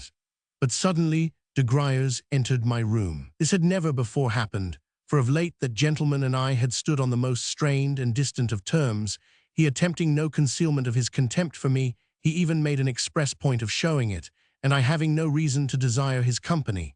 In short, I detested him. Consequently, his entry at the present moment the more astounded me. At once I divined that something out of the way was on the carpet. He entered with marked affability, and began by complimenting me on my room. Then, perceiving that I had my hat in my hands, he inquired whither I was going so early, and no sooner did he hear that I was bound for Mr. Astley than he stopped, looked grave, and seemed plunged in thought. He was a true Frenchman insofar as that, though he could be lively and engaging when it suited him, he became insufferably dull and wearisome as soon as ever the need for being lively and engaging had passed. Seldom is a Frenchman naturally civil. He is civil only as though to order and of set purpose. Also, if he thinks it incumbent upon him to be fanciful, original, and out of the way, his fancy always assumes a foolish, unnatural vein, for the reason that it is compounded of trite, hackneyed forms. In short, the natural Frenchman is a conglomeration of commonplace, petty, everyday positiveness, so that he is the most tedious person in the world. Indeed, I believe that none but greenhorns and excessively Russian people feel an attraction towards the French, for to any man of sensibility, such a compendium of outworn forms, a compendium which is built up of drawing-room manners, expansiveness, and gaiety, becomes at once over-noticeable and unbearable. "I have come to see you on business," de Griers began in a very offhand, yet polite tone, "nor will I seek to conceal from you the fact that I have come in the capacity of an emissary, of an intermediary from the general.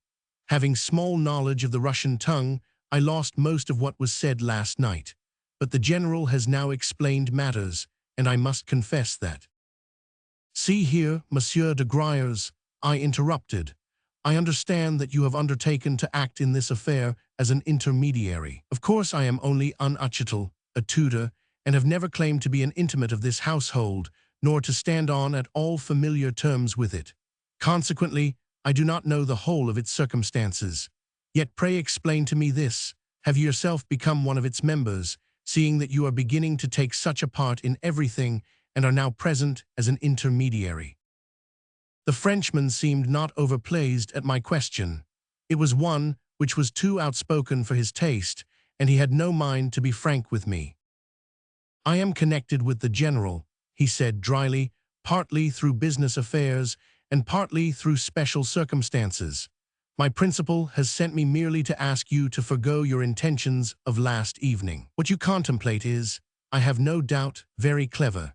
Yet he has charged me to represent to you that you have not the slightest chance of succeeding in your end, since not only will the Baron refuse to receive you, but also he, the Baron, has at his disposal every possible means for obviating further unpleasantness from you. Surely you can see that yourself. What then would be the good of going on with it all? On the other hand, the general promises that at the first favorable opportunity he will receive you back into his household, and in the meantime will credit you with your salary, with vast appointments. Surely that will suit you, will it not?" Very quietly I replied that he, the Frenchman, was laboring under a delusion, that perhaps, after all, I should not be expelled from the Baron's presence, but on the contrary, be listened to. Finally, that I should be glad if Monsieur de Griers would confess that he was now visiting me merely in order to see how far I intended to go in the affair. "Good heavens!" cried de Griers.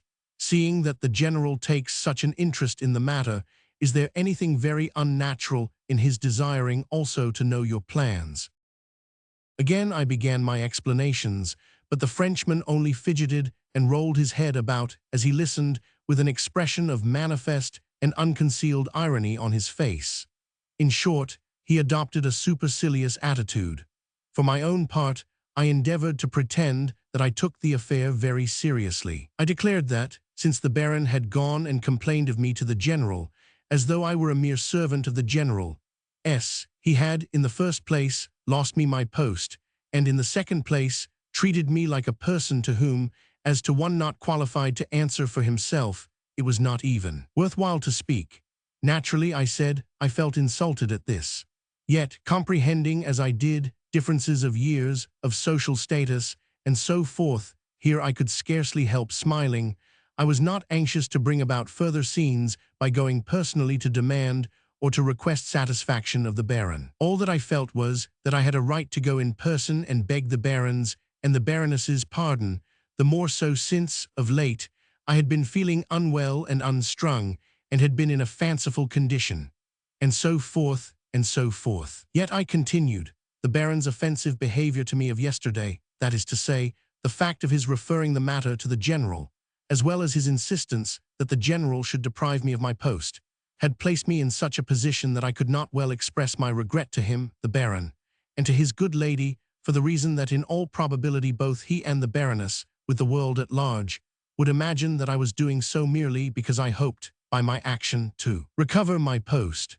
Hence, I found myself forced to request the Baron to express to me his own regrets, as well as to express them in the most unqualified manner, to say, in fact, that he had never had any wish to insult me. After the Baron had done that, I should, for my part, at once feel free to express to him, wholeheartedly and without reserve, my own regrets.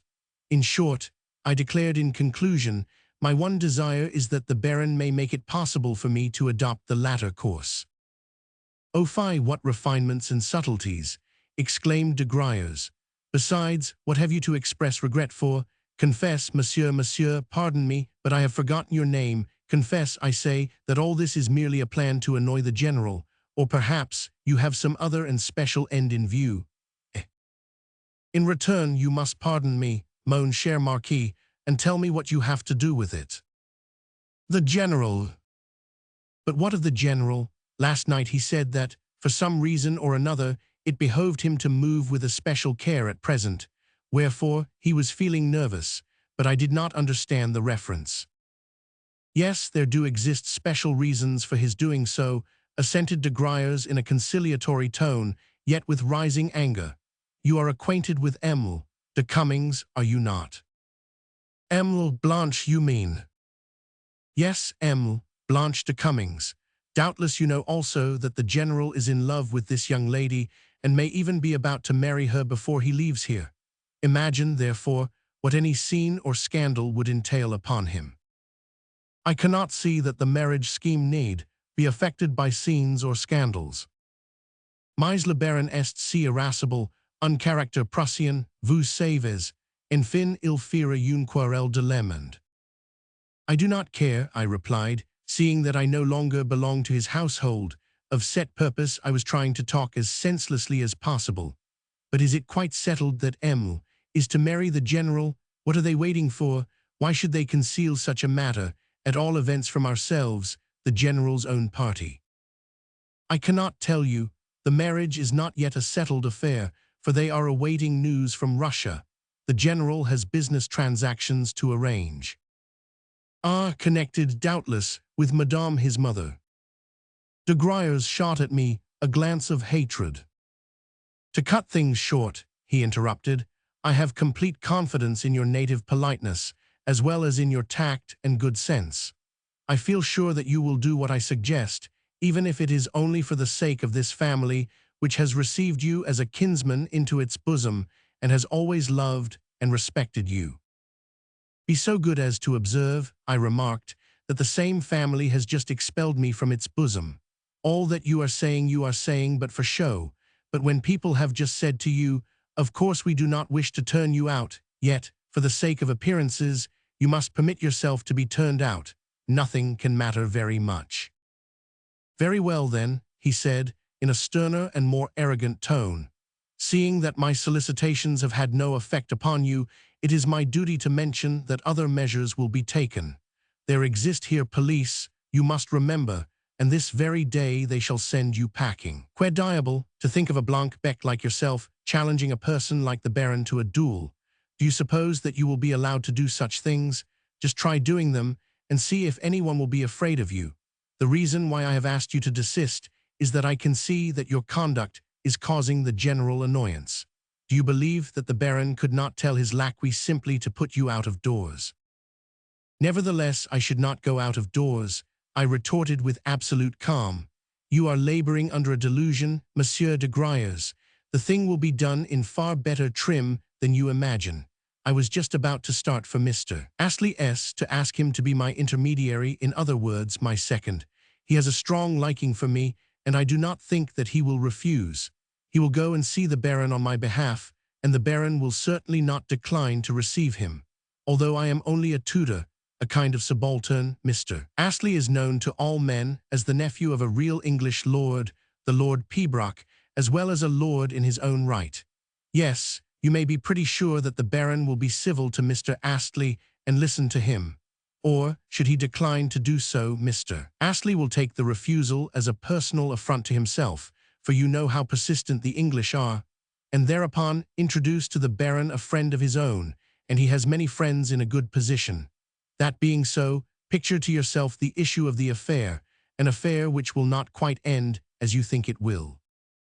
This caused the Frenchman to bethink him of playing the coward. Really, things may be as this fellow says, he evidently thought. Really, he might be able to engineer another scene. Once more I beg of you to let the matter drop, he continued in a tone that was now entirely conciliatory. One would think that it actually pleased you to have scenes. Indeed, it is a brawl rather than genuine satisfaction that you are seeking. I have said that the affair may prove to be diverting and even clever, and that possibly you may attain something by it. Yet none the less I tell you, he said this only because he saw me rise and reach for my hat, that I have come hither also to hand you these few words from a certain person. Read them, please, for I must take her back an answer. So saying, he took from his pocket a small, compact, wafer-sealed note and handed it to me. In Polina's handwriting I read, I hear that you are thinking of going on with this affair. You have lost your temper now and are beginning to play the fool. Certain circumstances, however, I may explain to you later. Pray cease from your folly and put a check upon yourself. For folly it all is. I have need of you, and moreover you have promised to obey me. Remember the Roulettenburg. I ask you to be obedient. If necessary, I shall even bid you be obedient. Your own Polina. P.S. If so be that you still bear a grudge against me for what happened last night, pray forgive me. Everything, to my eyes, seemed to change as I read these words. My lips grew pale, and I began to tremble. Meanwhile, the cursed Frenchman was eyeing me discreetly and askance, as though he wished to avoid witnessing my confusion. It would have been better if he had laughed outright. Very well, I said, you can tell Emile not to disturb herself. But I added sharply, I would also ask you why you have been so long in handing me this note. Instead of chattering about trifles, you ought to have delivered me the missive at once, if you have really come commissioned, as you say. Well, pardon some natural haste on my part, for the situation is so strange. I wished first to gain some personal knowledge of your intentions, and moreover, I did not know the contents of the note, and thought that it could be given you at any time. I understand, I replied. So you were ordered to hand me the note only in the last resort, and if you could not otherwise appease me, is it not so? Speak out, Monsieur de Griers. Perhaps, said he, assuming a look of great forbearance, but gazing at me in a meaning way. I reached for my hat, whereupon he nodded and went out. Yet on his lips I fancied that I could see a mocking smile. How could it have been otherwise? You and I are to have a reckoning later, Master Frenchman, I muttered as I descended the stairs. Yes, we will measure our strength together. Yet my thoughts were all in confusion, for again something seemed to have struck me dizzy. Presently the air revived me a little, and a couple of minutes later, my brain had sufficiently cleared to enable two ideas in particular to stand out in it. Firstly, I asked myself, which of the absurd, boyish, and extravagant threats which I had uttered at random last night had made everybody so alarmed? Secondly, what was the influence which this Frenchman appeared to exercise over Polina? He had but to give the word, and at once she did as he desired. At once she wrote me a note to beg of me to forbear. Of course, the relations between the pair had, from the first, been a riddle to me. They had been so ever since I had first made their acquaintance. But of late I had remarked in her a strong aversion for even a contempt for him, while for his part he had scarcely even looked at her, but had behaved towards her always in the most churlish fashion. Yes, I had noted that. Also, Polina herself had mentioned to me her dislike for him and delivered herself of some remarkable confessions on the subject. Hence, he must have got her into his power somehow. Somehow he must be holding her as in a vice. Chapter 8. All at once, on the promenade, as it was called, that is to say, in the Chestnut Avenue, I came face to face with my Englishman. "I was just coming to see you," he said, "and you appear to be out on a similar errand, so you have parted with your employers." "How do you know that?" I asked in astonishment. "Is everyone aware of the fact?" "By no means. Not everyone would consider such a fact to be of moment. Indeed, I have never heard anyone speak of it." "Then how come you to know it?" "Because I have had occasion to do so. Whither are you bound? I like you, and was therefore coming to pay you a visit." "What a splendid fellow you are, Mr. Astley," I cried, though still wondering how he had come by his knowledge. "And since I have not yet had my coffee, and you have, in all probability, scarcely tasted yours, let us adjourn to the Casino Café, where we can sit and smoke and have a talk." The café in question was only 100 paces away, so, when coffee had been brought, we seated ourselves, and I lit a cigarette. Astley was no smoker, but taking a seat by my side, he prepared himself to listen.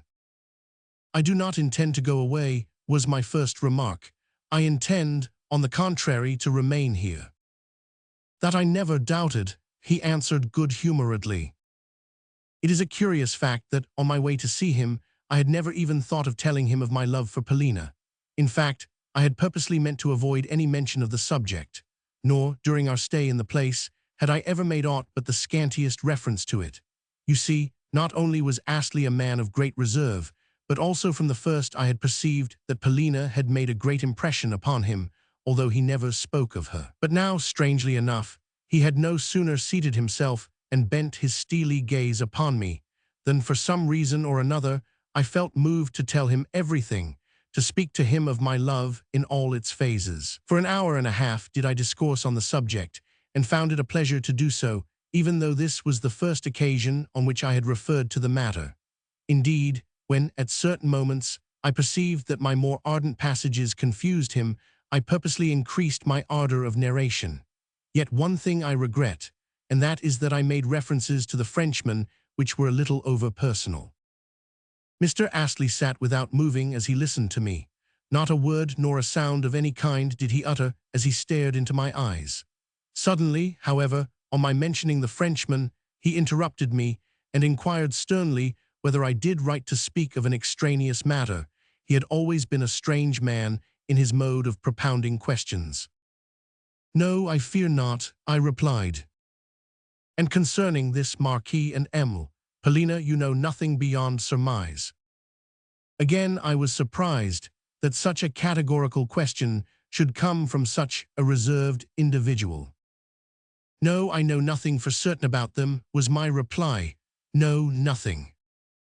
"Then you have done very wrong to speak of them to me, or even to imagine things about them." Quite so," I interrupted in some astonishment. "I admit that, yet that is not the question." Whereupon I related to him in detail the incident of 2 days ago. I spoke of Polina's outburst, of my encounter with the Baron, of my dismissal, of the General's extraordinary pusillanimity, and of the call which de Griers had that morning paid me. In conclusion, I showed Astley the note which I had lately received. "What do you make of it?" I asked. "When I met you, I was just coming to ask you your opinion. For myself, I could have killed this Frenchman, and am not sure that I shall not do so even yet." "I feel the same about it," said Mr. Astley. "As for Emile, Polina, well, you yourself know that, if necessity drives, one enters into relation with people whom one simply detests. Even between this couple there may be something which, though unknown to you, depends upon extraneous circumstances. For my own part, I think that you may reassure yourself, or at all events partially. And as for Emile, Polina's proceedings of 2 days ago, they were of course strange, not because she can have meant to get rid of you, or to earn for you a thrashing from the Baron's cudgel, which for some curious reason he did not use, although he had it ready in his hands, but because such proceedings on the part of such, well, of such a refined lady as Polina are, to say the least of it, unbecoming, but she cannot have guessed that you would carry out her absurd wish to the letter. Do you know what? Suddenly I cried as I fixed Mr. Astley with my gaze. I believe that you have already heard the story from someone, very possibly from Polina herself. In return, he gave me an astonished stare. Your eyes look very fiery, he said with a return of his former calm, and in them I can read suspicion. Now, you have no right whatever to be suspicious. It is not a right which I can for a moment recognize, and I absolutely refuse to answer your questions. Enough, you need say no more. I cried with a strange emotion at my heart, yet not altogether understanding what had aroused that emotion in my breast. Indeed, when, where, and how could Polina have chosen Astley to be one of her confidants? Of late I had come rather to overlook him in this connection, even though Polina had always been a riddle to me, so much so that now, when I had just permitted myself to tell my friend of my infatuation in all its aspects, I had found myself struck, during the very telling, with the fact that in my relations with her I could specify nothing that was explicit, nothing that was positive. On the contrary, my relations had been purely fantastic, strange, and unreal. They had been unlike anything else that I could think of. Very well, I replied with a warmth equal to Astley's own. Then I stand confounded and have no further opinions to offer. But you are a good fellow, and I am glad to know what you think about it all, even though I do not need your advice. Then, after a pause, I resumed. For instance, what reason should you assign for the general taking fright in this way? Why should my stupid clowning have led the world to elevate it into a serious incident? Even de Griers has found it necessary to put in his oar, and he only interferes on the most important occasions, and to visit me, and to address to me the most earnest supplications. Yes, he, de Griers, has actually been playing the suppliant to me. And mark you, although he came to me as early as 9 o'clock, he had ready prepared in his hand Polina's note. When I would ask, was that note written? Polina must have been aroused from sleep for the express purpose of writing it. At all events, the circumstance shows that she is an absolute slave to the Frenchman, since she actually begs my pardon in the note. Actually begs my pardon. Yet what is her personal concern in the matter? Why is she interested in it at all? Why, too, is the whole party so afraid of this precious baron, and what sort of a business do you call it for the general to be going to marry Blanche de Cummings? He told me last night that, because of the circumstance, he must move with especial care at present. What is your opinion of it all? Your look convinces me that you know more about it than I do. Mr. Astley smiled and nodded. Yes, I think I do know more about it than you do, he assented. The affair centers around this Blanche, of that I feel certain. And what of Blanche? I cried impatiently, for in me there had dawned a sudden hope that this would enable me to discover something about Polina. Well, my belief is that, at the present moment, Blanche has, in very truth, a special reason for wishing to avoid any trouble with the Baron and the Baroness. It might lead not only to some unpleasantness, but even to a scandal. Oh. Also, I may tell you that Blanche has been in Roulettenburg before, for she was staying here 3 seasons ago. I myself was in the place at the time, and in those days Blanche was not known as de Cummings, nor was her mother, the widow de Cummings, even in existence. In any case, no one ever mentioned the latter. De Griers, too, had not materialized, and I am convinced that not only do the parties stand in no relation to one another, but also they have not long enjoyed one another's acquaintance. Likewise, the Marquisate de Griers is of recent creation. Of that I have reason to be sure, owing to a certain circumstance. Even the name de Griers itself may be taken to be a new invention, seeing that I have a friend who once met the said Marquis under a different name altogether. Yet he possesses a good circle of friends. Possibly, Blanche also may possess that, yet it is not 3 years since she received from the local police, at the instance of the Baroness, an invitation to leave the town, and she left it. But why? Well, I must tell you that she first appeared here in company with an Italian, a prince of some sort, a man who bore an historic name, Barberini or something of the kind.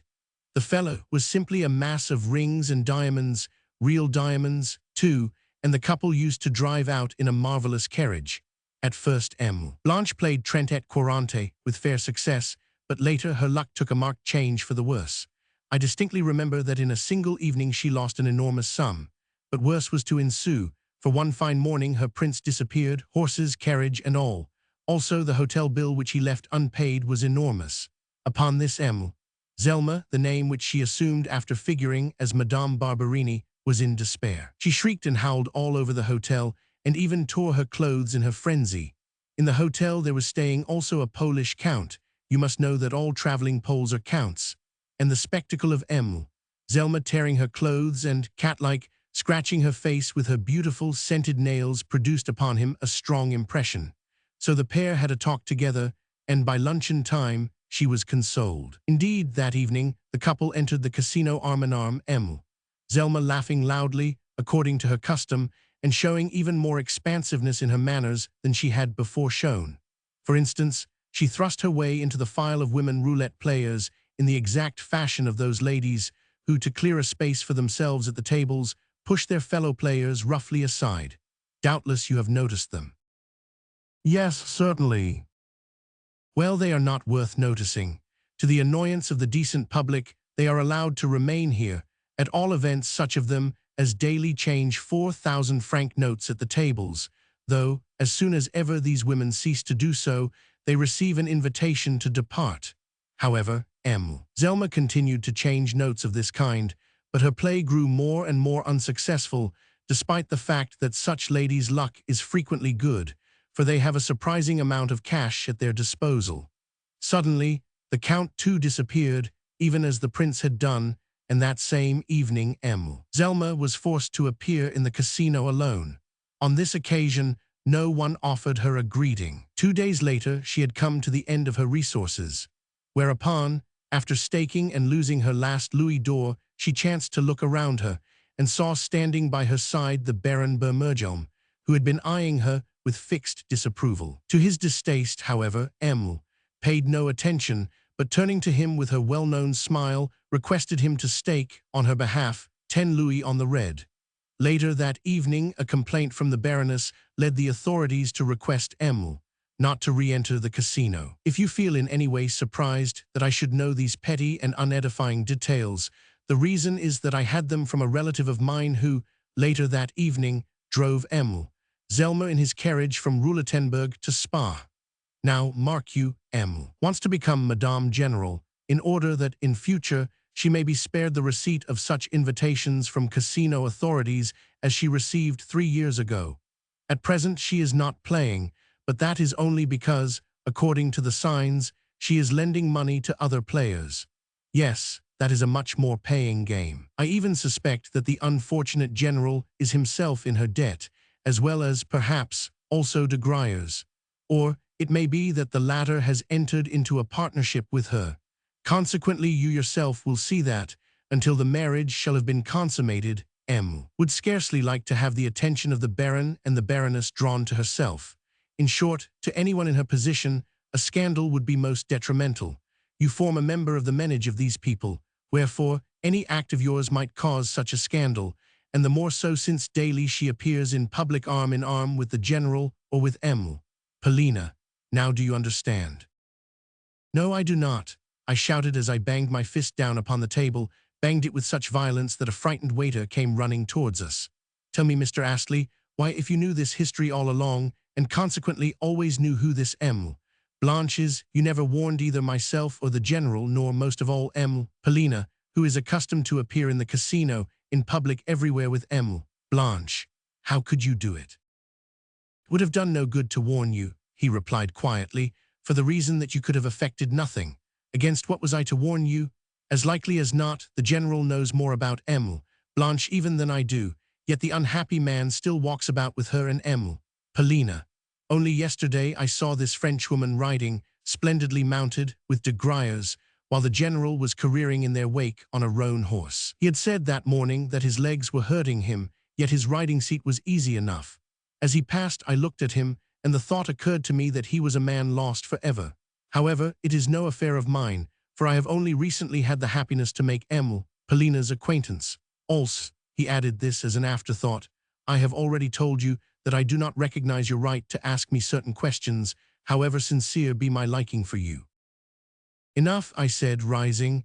To me, it is as clear as day that Polina knows all about this Blanche, but cannot bring herself to part with her Frenchman, wherefore she consents also to be seen in public with Blanche. You may be sure that nothing else would ever have induced her either to walk about with this Frenchwoman or to send me a note not to touch the Baron. Yes, it is there that the influence lies before which everything in the world must bow. Yet she herself it was who launched me at the Baron. The devil take it, but I was left no choice in the matter. You forget in the first place that this de Cummings is the general's inamorata, and in the second place that Polina, the general's stepdaughter, has a younger brother and sister who, though they are the general's own children, are completely neglected by this madman and robbed as well. Yes, that is so. For me to go and desert the children now would mean their total abandonment, whereas, if I remain, I should be able to defend their interests, and perhaps to save a moiety of their property. Yes, that is quite true. And yet, oh, I can well understand why they are all so interested in the general's mother. In whom? Asked Mr. Astley. In the old woman of Moscow who declines to die, yet concerning whom they are forever expecting telegrams to notify the fact of her death. Ah, then of course their interests center around her. It is a question of succession. Let that but be settled, and the general will marry Polina will be set free, and de Griers. Yes, and de Griers will be repaid his money, which is what he is now waiting for. What, you think that he is waiting for that? I know of nothing else, asserted Mr. Astley doggedly. But I do, I shouted in my fury. He is waiting also for the old woman's will, for the reason that it awards Polina a dowry. As soon as ever the money is received, she will throw herself upon the Frenchman's neck. All women are like that. Even the proudest of them become abject slaves where marriage is concerned. What Polina is good for is to fall head over ears in love. That is my opinion. Look at her, especially when she is sitting alone and plunged in thought. All this was preordained and foretold and is accursed. Polina could perpetrate any mad act. She, but who called me by name? I broke off. Who is shouting for me? I heard someone calling in Russian, Alexei Ivanovich. It was a woman's voice. Listen. At the moment, we were approaching my hotel. We had left the cafe long ago, without even noticing that we had done so. Yes, I did hear a woman's voice calling, but whose I do not know. The someone was calling you in Russian. Ah, now I can see whence the cries come. They come from that lady there, the one who is sitting on the settee, the one who has just been escorted to the veranda by a crowd of lacqueys. Behind her see that pile of luggage. She must have arrived by train. But why should she be calling me? Hear her calling again. See, she is beckoning to us. Yes, so she is, assented Mr. Astley. Alexei Ivanovich, good heavens, what a stupid fellow, came in a despairing wail from the veranda. We had almost reached the portico, and I was just setting foot upon the space before it, when my hands fell to my sides in limp astonishment, and my feet glued themselves to the pavement. Chapter 9. For on the topmost tier of the hotel veranda, after being carried up the steps in an armchair amid a bevy of footmen, maidservants, and other menials of the hotel, headed by the landlord, that functionary had actually run out to meet a visitor who arrived with so much stir and din, attended by her own retinue, and accompanied by so great a pile of trunks and portmanteaux. On the topmost tier of the veranda, I say, there was sitting the grandmother. Yes, it was she, rich and imposing and 75 years of age, Antonida Vasilievna Tersevicha, landowner and grand dame of Moscow, the La Babulenka who had caused so many telegrams to be sent off and received, who had been dying, yet not dying, who had, in her own person, descended upon us even as snow might fall from the clouds. Though unable to walk, she had arrived borne aloft in an armchair, her mode of conveyance for the last 5 years. As brisk, aggressive, self-satisfied, bolt upright, loudly imperious, and generally abusive as ever. In fact, she looked exactly as she had on the only 2 occasions when I had seen her since my appointment to the general's household. Naturally enough, I stood petrified with astonishment. She had sighted me 100 paces off. Even while she was being carried along in her chair, she had recognized me and called me by name and surname, which, as usual, after hearing once, she had remembered ever afterwards.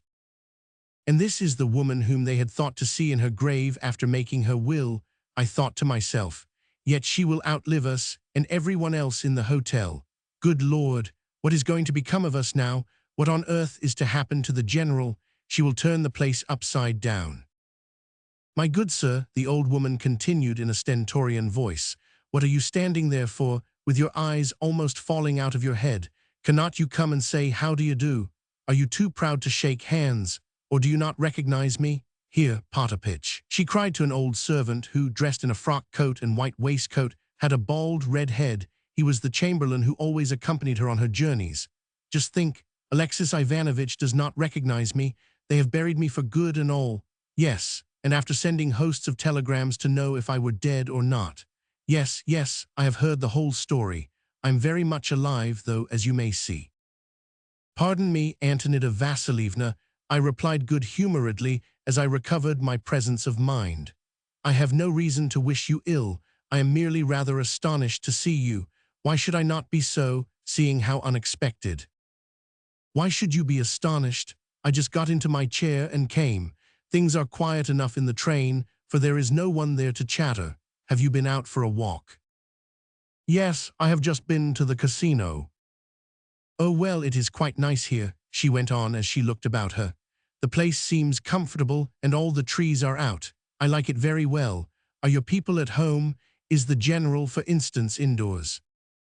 Yes, and probably all of them. Do they observe the convenances and keep up appearances? Such things always give one tone. I have heard that they are keeping a carriage, even as Russian gentlefolks ought to do. When abroad, our Russian people always cut a dash. Is Praskovia here too? Yes, Polina Alexandrovna is here. And the Frenchwoman, however, I will go and look for them myself. Tell me the nearest way to their rooms. Do you like being here? Yes, I thank you, Antonida Vassilievna. And you, Potapitch, you go and tell that fool of a landlord to reserve me a suitable suite of rooms. They must be handsomely decorated and not too high up. Have my luggage taken up to them. But what are you tumbling over yourselves for? Why are you all tearing about? What scullions these fellows are. Who is that with you? She added to myself. A Mr. Astley, I replied. And who is Mr. Astley? A fellow traveler and my very good friend, as well as an acquaintance of the general's. Oh, an Englishman? Then that is why he stared at me without even opening his lips. However, I like Englishmen. Now take me upstairs direct to their rooms. Where are they lodging? Madame was lifted up in her chair by the lacqueys, and I preceded her up the grand staircase. Our progress was exceedingly effective, for everyone whom we met stopped to stare at the cortege. It happened that the hotel had the reputation of being the best, the most expensive, and the most aristocratic in all the spa, and at every turn on the staircase or in the corridors we encountered fine ladies and important-looking Englishmen, more than one of whom hastened downstairs to inquire of the awestruck landlord who the newcomer was. To all such questions he returned the same answer, namely, that the old lady was an influential foreigner, a Russian, a countess, and a grand dame, and that she had taken the suite which, during the previous week, had been tenanted by the Grand Duchesse de N. Meanwhile, the cause of the sensation, the grandmother, was being borne aloft in her armchair.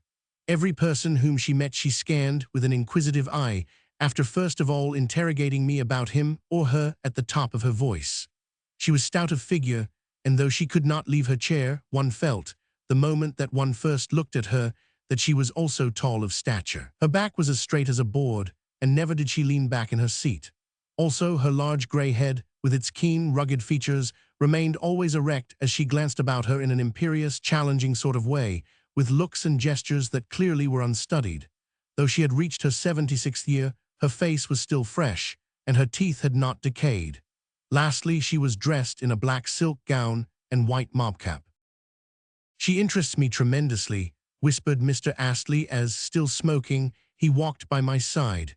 Meanwhile, I was reflecting that probably the old lady knew all about the telegrams, and even about de Gruyers, though little or nothing about Emile. "Blanche, I said as much to Mr. Astley. But what a frail creature is man. No sooner was my first surprise abated than I found myself rejoicing in the shock which we were about to administer to the general. So much did the thought inspire me that I marched ahead in the gayest of fashions. Our party was lodging on the 3rd floor. Without knocking at the door or in any way announcing our presence, I threw open the portals, and the grandmother was borne through them in triumph. As though of set purpose, the whole party chanced at that moment to be assembled in the general's study. The time was 11 o'clock, and it seemed that an outing of some sort, at which a portion of the party were to drive in carriages and others to ride on horseback, accompanied by 1 or 2 extraneous acquaintances, was being planned. The general was present, and also Polina, the children, the latter's nurses, de Gruyers, Emile, Blanche, attired in a riding habit, her mother, the young prince, and a learned German whom I beheld for the first time. Into the midst of this assembly the lacqueys conveyed Madame in her chair and set her down within 3 paces of the general. Good heavens, never shall I forget the spectacle which ensued. Just before our entry, the general had been holding forth to the company, with de Gruyers in support of him. I may also mention that, for the last 2 or 3 days, Emile, Blanche and de Gruyers had been making a great deal of the young prince, under the very nose of the poor general. In short, the company, though decorous and conventional, was in a gay, familiar mood.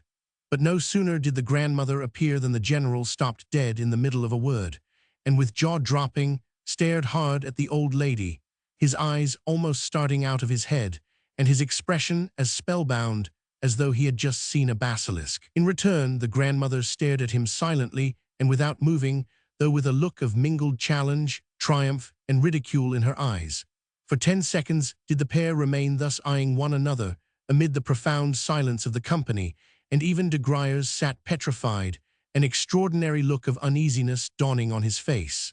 As for Emile, Blanche, she too stared wildly at the grandmother, with eyebrows raised and her lips parted, while the prince and the German savant contemplated the tableau in profound amazement. Only Polina looked anything but perplexed or surprised. Presently, however, she too turned as white as a sheet, and then reddened to her temples. Truly, the grandmother's arrival seemed to be a catastrophe for everybody. For my own part, I stood looking from the grandmother to the company, and back again, while Mr. Astley, as usual, remained in the background and gazed calmly and decorously at the scene. "Well, here I am, and instead of a telegram too," the grandmother at last ejaculated to dissipate the silence. "What, you were not expecting me?" "Antonida Vassilievna, oh my dearest mother, but how on earth did you? The mutterings of the unhappy general died away. I verily believe that if the grandmother had held her tongue a few seconds longer, she would have had a stroke. "How on earth did I what?" she exclaimed. "Why, I just got into the train and came here. What else is the railway meant for? But you thought that I had turned up my toes and left my property to the lot of you. Oh, I know all about the telegrams which you have been dispatching. They must have cost you a pretty sum, I should think, for telegrams are not sent from abroad for nothing. Well, I picked up my heels and came here. Who is this Frenchman? Monsieur de Gruyers, I suppose." "Oui, madame," assented de Gruyers.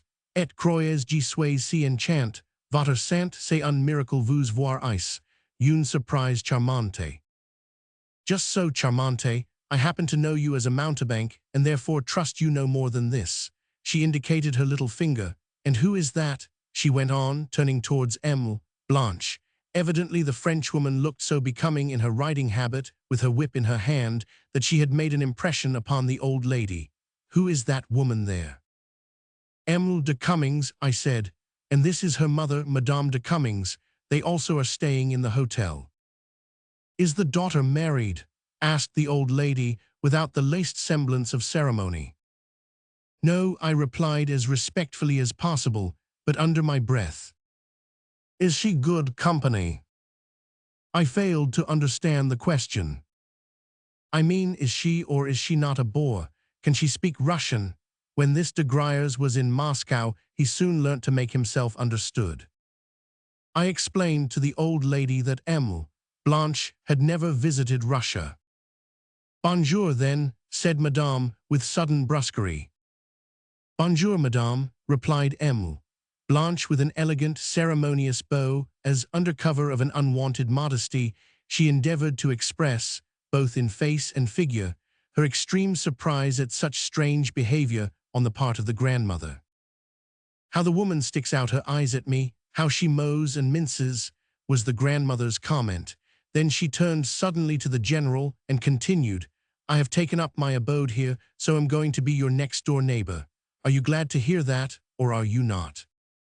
My dear mother, believe me when I say that I am sincerely delighted, returned the general, who had now, to a certain extent, recovered his senses, and inasmuch as, when occasion arose, he could speak with fluency, gravity, and a certain effect, he set himself to be expansive in his remarks, and went on, we have been so dismayed and upset by the news of your indisposition.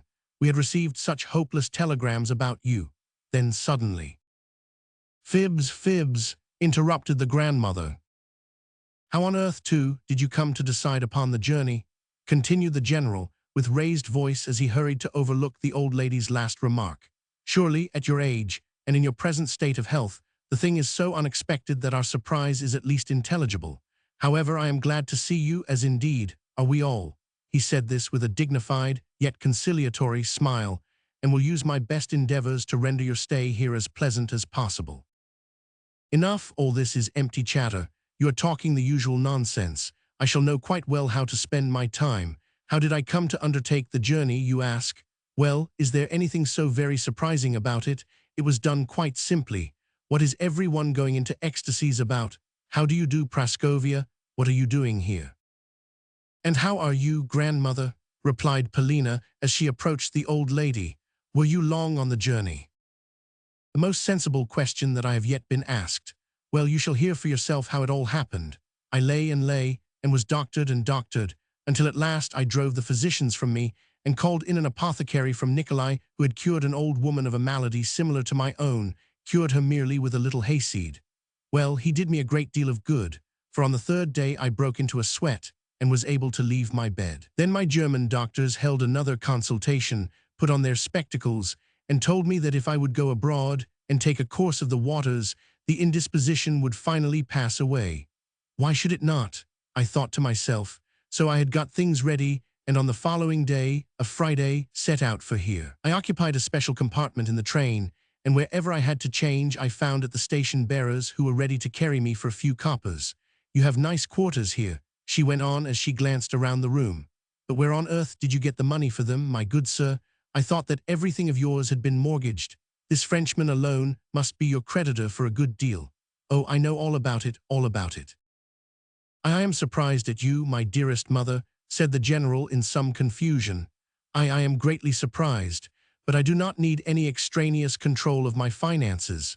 Moreover, my expenses do not exceed my income, and they do not exceed it. Fie, why you are robbing your children of their last kopeck, you their guardian.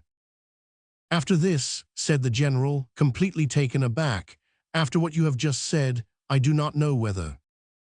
You do not know what? By heavens, are you never going to drop that roulette of yours? Are you going to whistle all your property away? This made such an impression upon the general that he almost choked with fury. Roulette indeed, I play roulette. Really, in view of my position, recollect what you are saying, my dearest mother, you must still be unwell. Rubbish, rubbish, she retorted. The truth is that you cannot be got away from that roulette. You are simply telling lies. This very day I mean to go and see for myself what roulette is like. Praskovia, tell me what there is to be seen here. And do you, Alexei Ivanovich, show me everything. And do you, Potapitch, make me a list of excursions. What is there to be seen?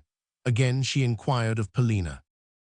There is a ruined castle, and the Schlangenberg. The Schlangenberg, what is it? A forest?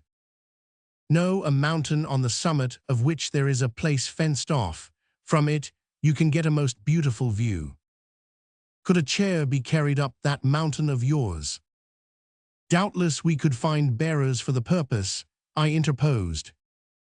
At this moment, Theodosia, the nursemaid, approached the old lady with the general's children. "No, I don't want to see them," said the grandmother.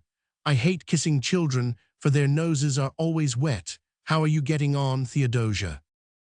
"I am very well, thank you, madame," replied the nursemaid. "And how is your ladyship? We have been feeling so anxious about you." "Yes, I know, you simple soul, but who are those other guests?" The old lady continued, turning again to Polina.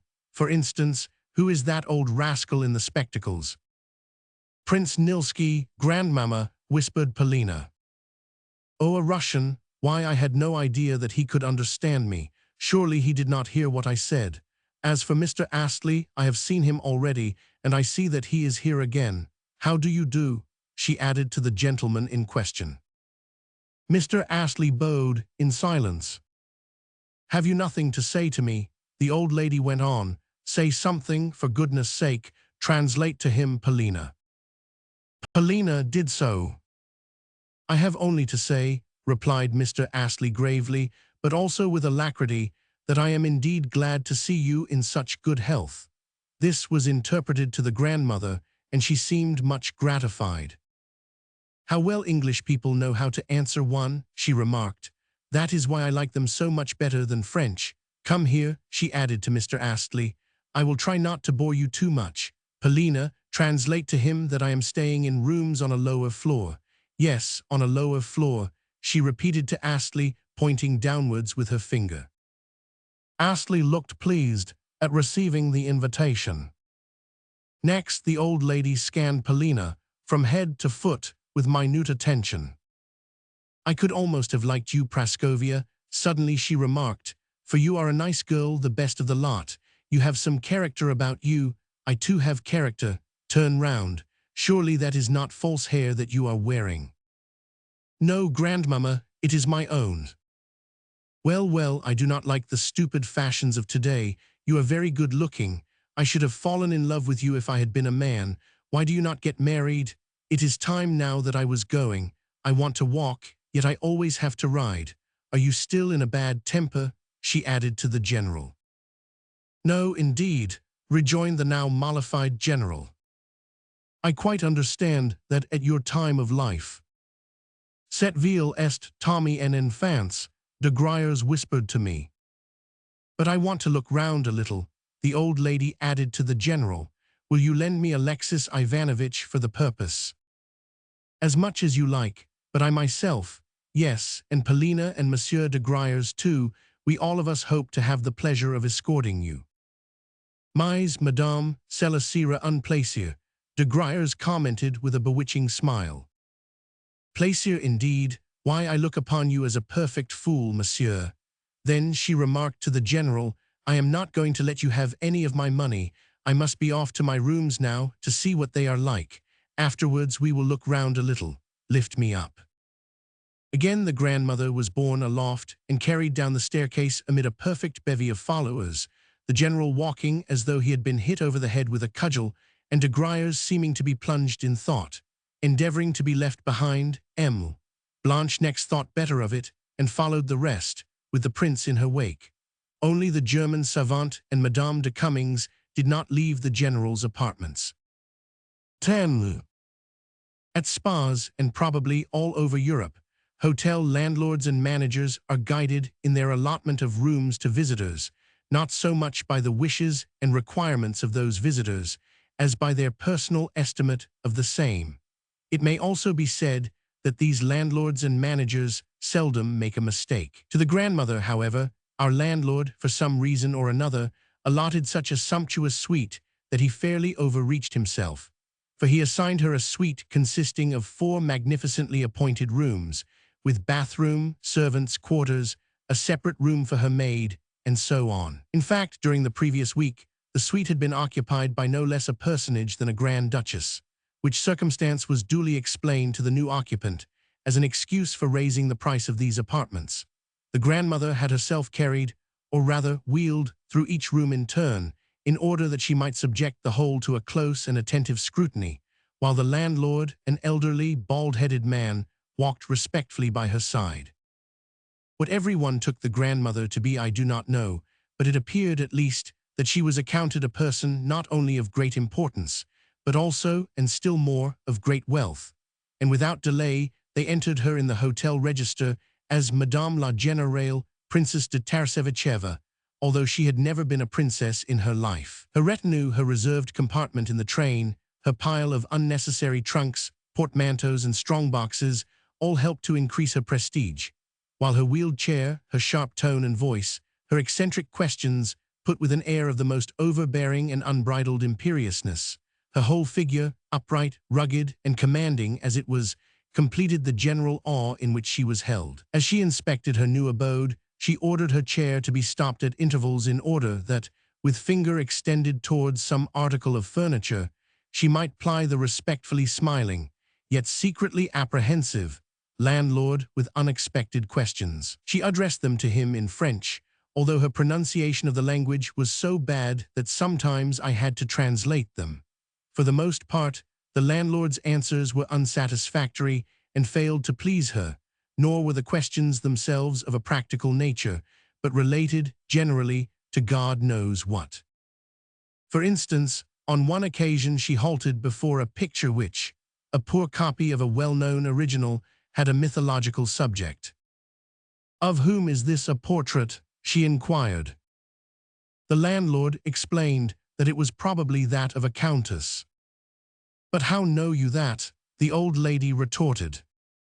"You live here, yet you cannot say for certain. And why is the picture there at all? And why do its eyes look so crooked?" To all these questions, the landlord could return no satisfactory reply, despite his floundering endeavors.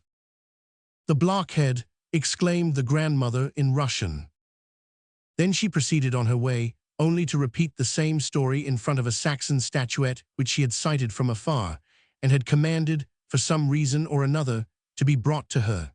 Finally, she inquired of the landlord what was the value of the carpet in her bedroom, as well as where the said carpet had been manufactured, but the landlord could do no more than promise to make inquiries. "What donkeys these people are," she commented. Next, she turned her attention to the bed. "What a huge counterpane," she exclaimed.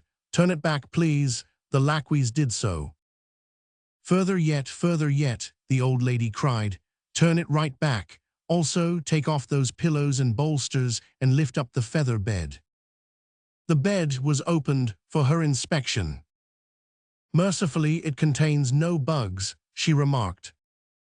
"Pull off the whole thing, and then put on my own pillows and sheets.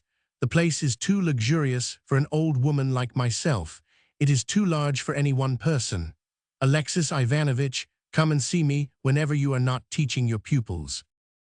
"After tomorrow, I shall no longer be in the general's service," I replied, "but merely living in the hotel on my own account."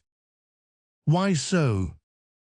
"Because the other day there arrived from Berlin a German and his wife, persons of some importance, and it chanced that, when taking a walk, I spoke to them in German without having properly compassed the Berlin accent." "Indeed." "Yes, and this action on my part the Baron held to be an insult, and complained about it to the general, who yesterday dismissed me from his employ." "But I suppose you must have threatened that precious Baron, or something of the kind. However, even if you did so, it was a matter of no moment." "No, I did not. The Baron was the aggressor by raising his stick at me."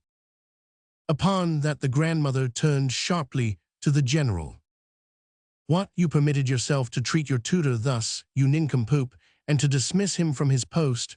You are a blockhead, an utter blockhead. I can see that clearly." "Do not alarm yourself, my dear mother," the general replied with a lofty air, an air in which there was also a tinge of familiarity. "I am quite capable of managing my own affairs. Moreover, Alexei Ivanovich has not given you a true account of the matter." "What did you do next?" the old lady inquired of me. "I wanted to challenge the Baron to a duel," I replied as modestly as possible, but the general protested against my doing so. "And why did you so protest?" she inquired of the general. Then she turned to the landlord and questioned him as to whether he would not have fought a duel if challenged. For she added, "I can see no difference between you and the Baron, nor can I bear that German visage of yours." Upon this, the landlord bowed and departed, though he could not have understood the grandmother's compliment. "Pardon me, madame," the general continued with a sneer, "but are duels really feasible?" "Why not? All men are crowing cocks, and that is why they quarrel. You, though I perceive, are a blockhead, a man who does not even know how to carry his breeding. Lift me up. Potapitch, see to it that you always have 2 bearers ready. Go and arrange for their hire. But we shall not require more than 2, for I shall need only to be carried upstairs. On the level or in the street, I can be wheeled along. Go and tell them that, and pay them in advance, so that they may show me some respect. You too, Potapitch, are always to come with me, and you, Alexei Ivanovich, are to point out to me this baron as we go along, in order that I may get a squint at the precious Van. And where is that roulette played?" I explained to her that the game was carried on in the salons of the casino, whereupon there ensued a string of questions as to whether there were many such salons, whether many people played in them, whether those people played a whole day at a time, and whether the game was managed according to fixed rules. At length, I thought it best to say that the most advisable course would be for her to go and see it for herself, since a mere description of it would be a difficult matter. "Then take me straight there," she said, "and do you walk on in front of me, Alexei Ivanovich." "What, mother, before you have so much as rested from your journey?" the general inquired with some solicitude. Also, for some reason which I could not divine, he seemed to be growing nervous, and indeed the whole party was evincing signs of confusion and exchanging glances with one another. Probably they were thinking that it would be a ticklish, even an embarrassing, business to accompany the grandmother to the casino, where very likely she would perpetrate further eccentricities, and in public too. Yet on their own initiative they had offered to escort her. "Why should I rest?" she retorted. "I am not tired, for I have been sitting still these past 5 days. Let us see what your medicinal springs and waters are like, and where they are situated. What too about that, what did you call it, Prascovia? Oh, about that mountain top." "Yes, we are going to see it, grandmamma." "Very well. Is there anything else for me to see here?" "Yes, quite a number of things," Polina forced herself to say. "Martha, you must come with me as well," went on the old lady to her maid. "No, no, mother," ejaculated the general. "Really, she cannot come. They would not admit even Potapitch to the casino." "Rubbish, because she is my servant. Is that a reason for turning her out? Why, she is only a human being like the rest of us, and as she has been traveling for a week, she might like to look about her. With whom else could she go out but myself? She would never dare to show her nose in the street alone." "But, mother—" "Are you ashamed to be seen with me? Stop at home, then, and you will be asked no questions. A pretty general you are, to be sure. I am a general's widow myself. But after all, why should I drag the whole party with me? I will go and see the sights with only Alexei Ivanovich as my escort." De Griers strongly insisted that everyone ought to accompany her. Indeed, he launched out into a perfect shower of charming phrases concerning the pleasure of acting as her cicerone, and so forth. Everyone was touched with his words. "Mais elle est Tommy en enfance," he added aside to the general. "Seul, elle fera des bêtises." More than this I could not overhear, but he seemed to have got some plan in his mind, or even to be feeling a slight return of his hopes. The distance to the casino was about half a verst, and our route led us through the Chestnut Avenue until we reached the square directly fronting the building. The general, I could see, was a trifle reassured by the fact that, though our progress was distinctly eccentric in its nature, it was, at least, correct and orderly. As a matter of fact, the spectacle of a person who is unable to walk is not anything to excite surprise at a spa. Yet it was clear that the general had a great fear of the casino itself, for why should a person who had lost the use of her limbs, more especially an old woman, be going to rooms which were set apart only for roulette? On either side of the wheeled chair walked Polina and Emil. Blanche, the latter smiling, modestly jesting, and in short, making herself so agreeable to the grandmother that in the end the old lady relented towards her. On the other side of the chair, Polina had to answer an endless flow of petty questions, such as who was it past just now? Who is that coming along? Is the town a large one? Are the public gardens extensive? What sort of trees are those? What is the name of those hills? Do I see eagles flying yonder? What is that absurd-looking building? And so forth. Meanwhile, Astley whispered to me, as he walked by my side, that he looked for much to happen that morning. Behind the old lady's chair marched Potapitch and Martha, Potapitch in his frock coat and white waistcoat, with a cloak over all, and the 40-year-old and rosy, but slightly grey-headed, Martha in a mob cap, cotton dress, and squeaking shoes. Frequently, the old lady would twist herself round to converse with these servants. As for de Gruyers, he spoke as though he had made up his mind to do something, though it is also possible that he spoke in this manner merely in order to hearten the general, with whom he appeared to have held a conference. But alas, the grandmother had uttered the fatal words, "I am not going to give you any of my money," and though de Gruyers might regard these words lightly, the general knew his mother better. Also, I noticed that de Gruyers and Emile Blanche were still exchanging looks, while of the prince and the German savant I lost sight at the end of the avenue, where they had turned back and left us. Into the casino we marched in triumph. At once, both in the person of the commissionaire and in the persons of the footmen, there sprang to life the same reverence as had arisen in the lacqueys of the hotel. Yet it was not without some curiosity that they eyed us. Without loss of time, the grandmother gave orders that she should be wheeled through every room in the establishment, of which apartments she praised a few, while to others she remained indifferent. Concerning everything, however, she asked questions. Finally, we reached the gaming salons, where a laquais who was, acting as guard over the doors, flung them open as though he were a man possessed. The grandmother's entry into the roulette salon produced a profound impression upon the public. Around the tables, and at the further end of the room, where the 30-40 table was set out, there may have been gathered to 200 gamblers, ranged in several rows. Those who had succeeded in pushing their way to the tables were standing with their feet firmly planted, in order to avoid having to give up their places until they should have finished their game, since merely to stand looking on, thus occupying a gambler's place for nothing, was not permitted. True, chairs were provided around the tables, but few players made use of them, more especially if there was a large attendance of the general public, since to stand allowed of a closer approach, and therefore of greater facilities for calculation and staking. Behind the foremost row were herded a second and a third row of people awaiting their turn, but sometimes their impatience led these people to stretch a hand through the first row in order to deposit their stakes. Even third-row individuals would dart forward to stake, whence seldom did more than 5 or 10 minutes pass without a scene over disputed money arising at one or another end of the table. On the other hand, the police of the casino were an able body of men, and though to escape the crush was an impossibility, however much one might wish it, the 8 croupiers apportioned to each table kept an eye upon the stakes, performed the necessary reckoning, and decided disputes as they arose. In the last resort, they always called in the casino police, and the disputes would immediately come to an end.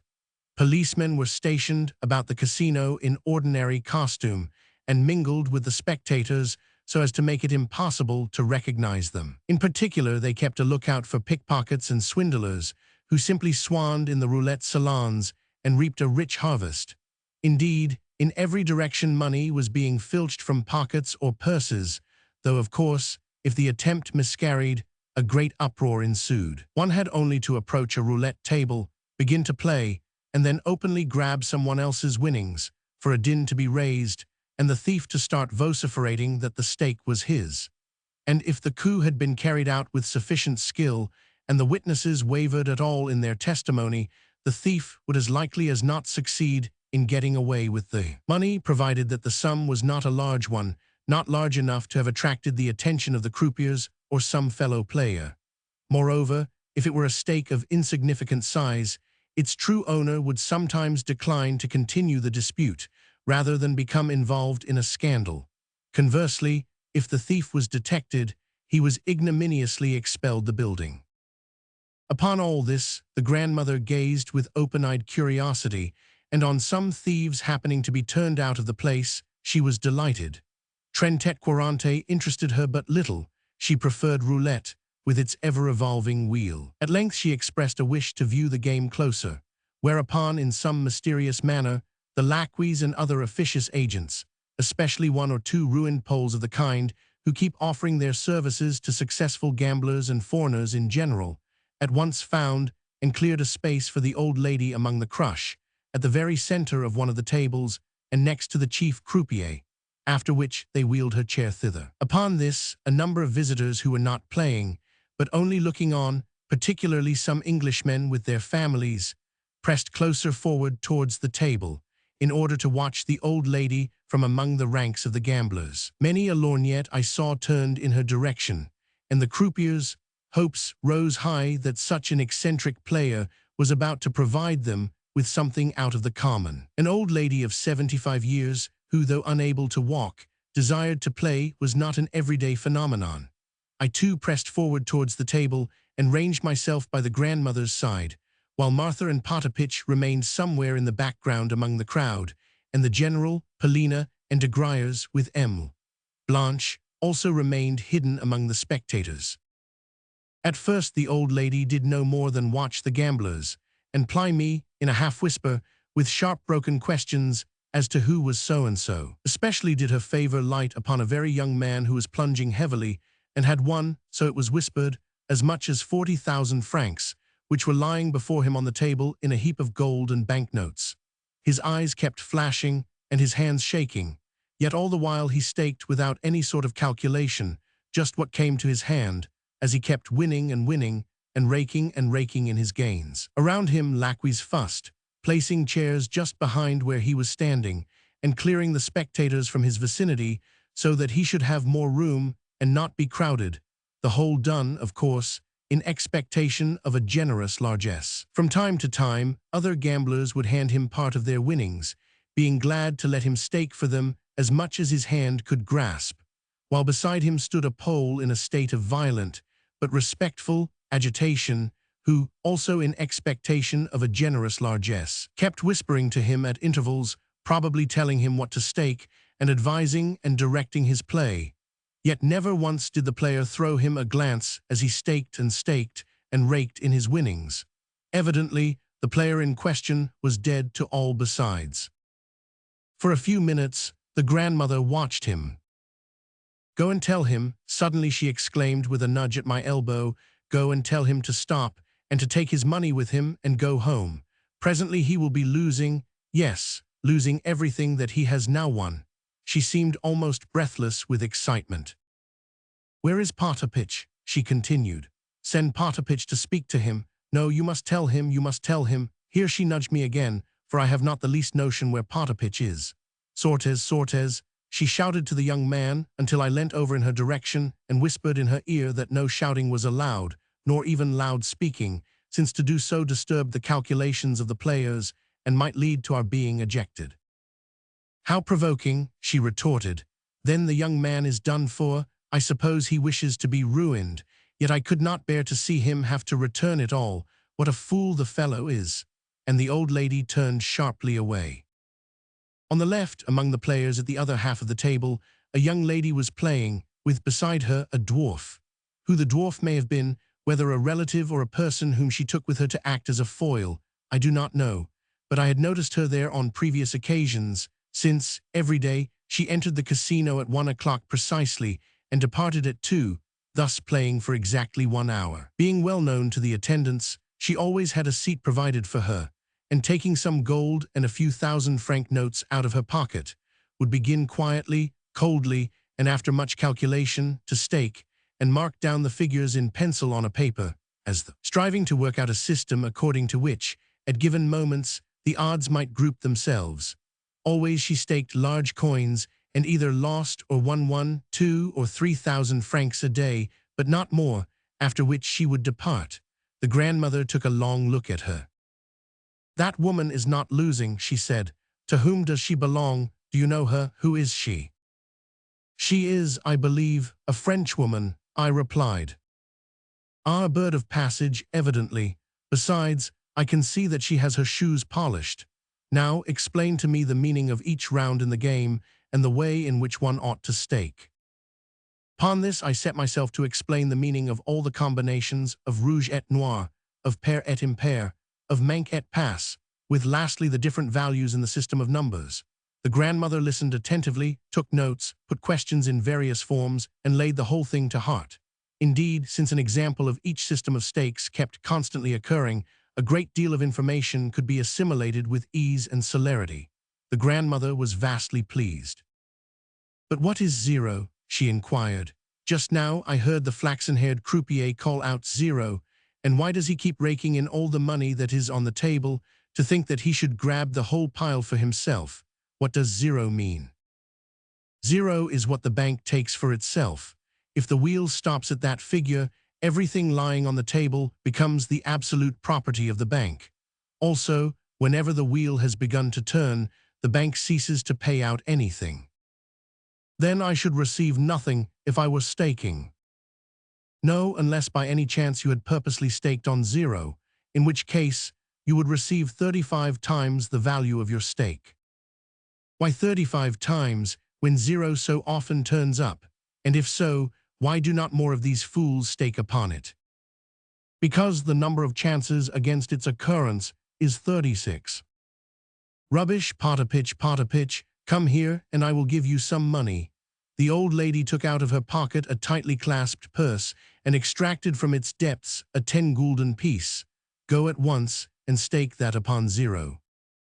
"But madame, zero has only this moment turned up," I remonstrated. "Wherefore, it may not do so again for ever so long. Wait a little, and you may then have a better chance." "Rubbish, stake, please." "Pardon me, but zero might not turn up again until, say, tonight, even though you had staked thousands upon it. It often happens so." "Rubbish, rubbish, who fears the wolf should never enter the forest. What, we have lost, then stake again." A second 10-gulden piece did we lose, and then I put down a third. The grandmother could scarcely remain seated in her chair, so intent was she upon the little ball as it leapt through the notches of the ever-revolving wheel.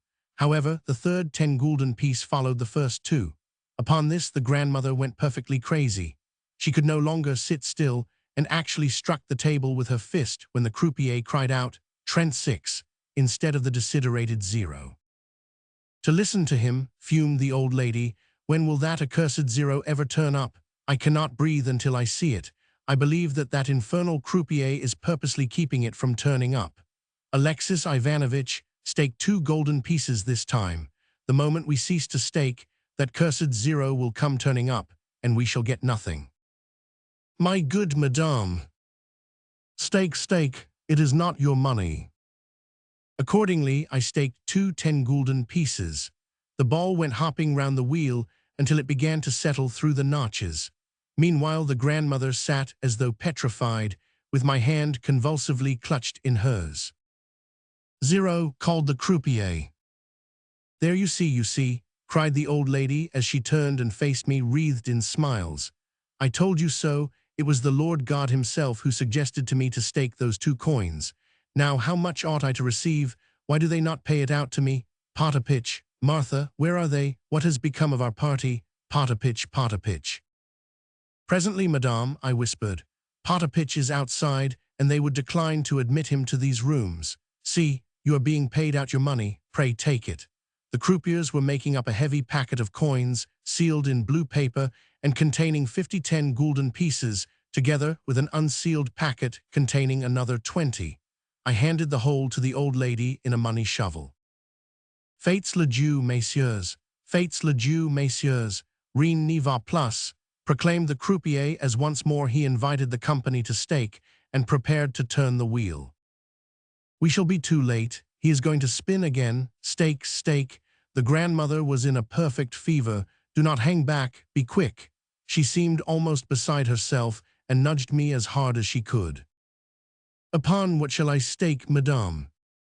"Upon 0, upon 0, again upon 0. Stake as much as ever you can. How much have we got?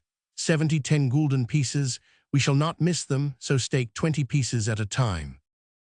"Think a moment, madame. Sometimes 0 does not turn up for 200 rounds in succession. I assure you that you may lose all your capital." You are wrong, utterly wrong. Steak, I tell you, what a chattering tongue you have. I know perfectly well what I am doing." The old lady was shaking with excitement. "But the rules do not allow of more than 120 gulden being staked upon 0 at a time." "How do not allow? Surely you are wrong, monsieur, monsieur." Here she nudged the croupier who was sitting on her left and preparing to spin combien 0, douze. I hastened to translate. "Oui, madame," was the croupier's polite reply. "No single stake must exceed 4,000 florins. That is the regulation." "Then there is nothing else for it. We must risk in gulden." "Le jeu est fait," the croupier called. The wheel revolved and stopped at 30. We had lost. Again, stake again," shouted the old lady. Without attempting to oppose her further, but merely shrugging my shoulders, I placed 12 more 10 gulden pieces upon the table. The wheel whirled around and around, with the grandmother simply quaking as she watched its revolutions.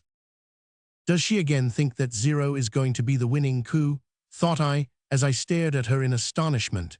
Yet an absolute assurance of winning was shining on her face. She looked perfectly convinced that 0 was about to be called again. At length, the ball dropped off into one of the notches. "0!" cried the croupier. "Ah!" screamed the old lady as she turned to me in a whirl of triumph. I myself was at heart a gambler. At that moment, I became acutely conscious both of that fact and of the fact that my hands and knees were shaking and that the blood was beating in my brain. Of course, this was a rare occasion, an occasion on which 0 had turned up no less than 3 times within a dozen rounds. Yet in such an event, there was nothing so very surprising, seeing that, only 3 days ago, I myself had been a witness to 0 turning up 3 times in succession, so that one of the players who was recording the coups on paper was moved to remark that for several days past, 0 had never turned up at all.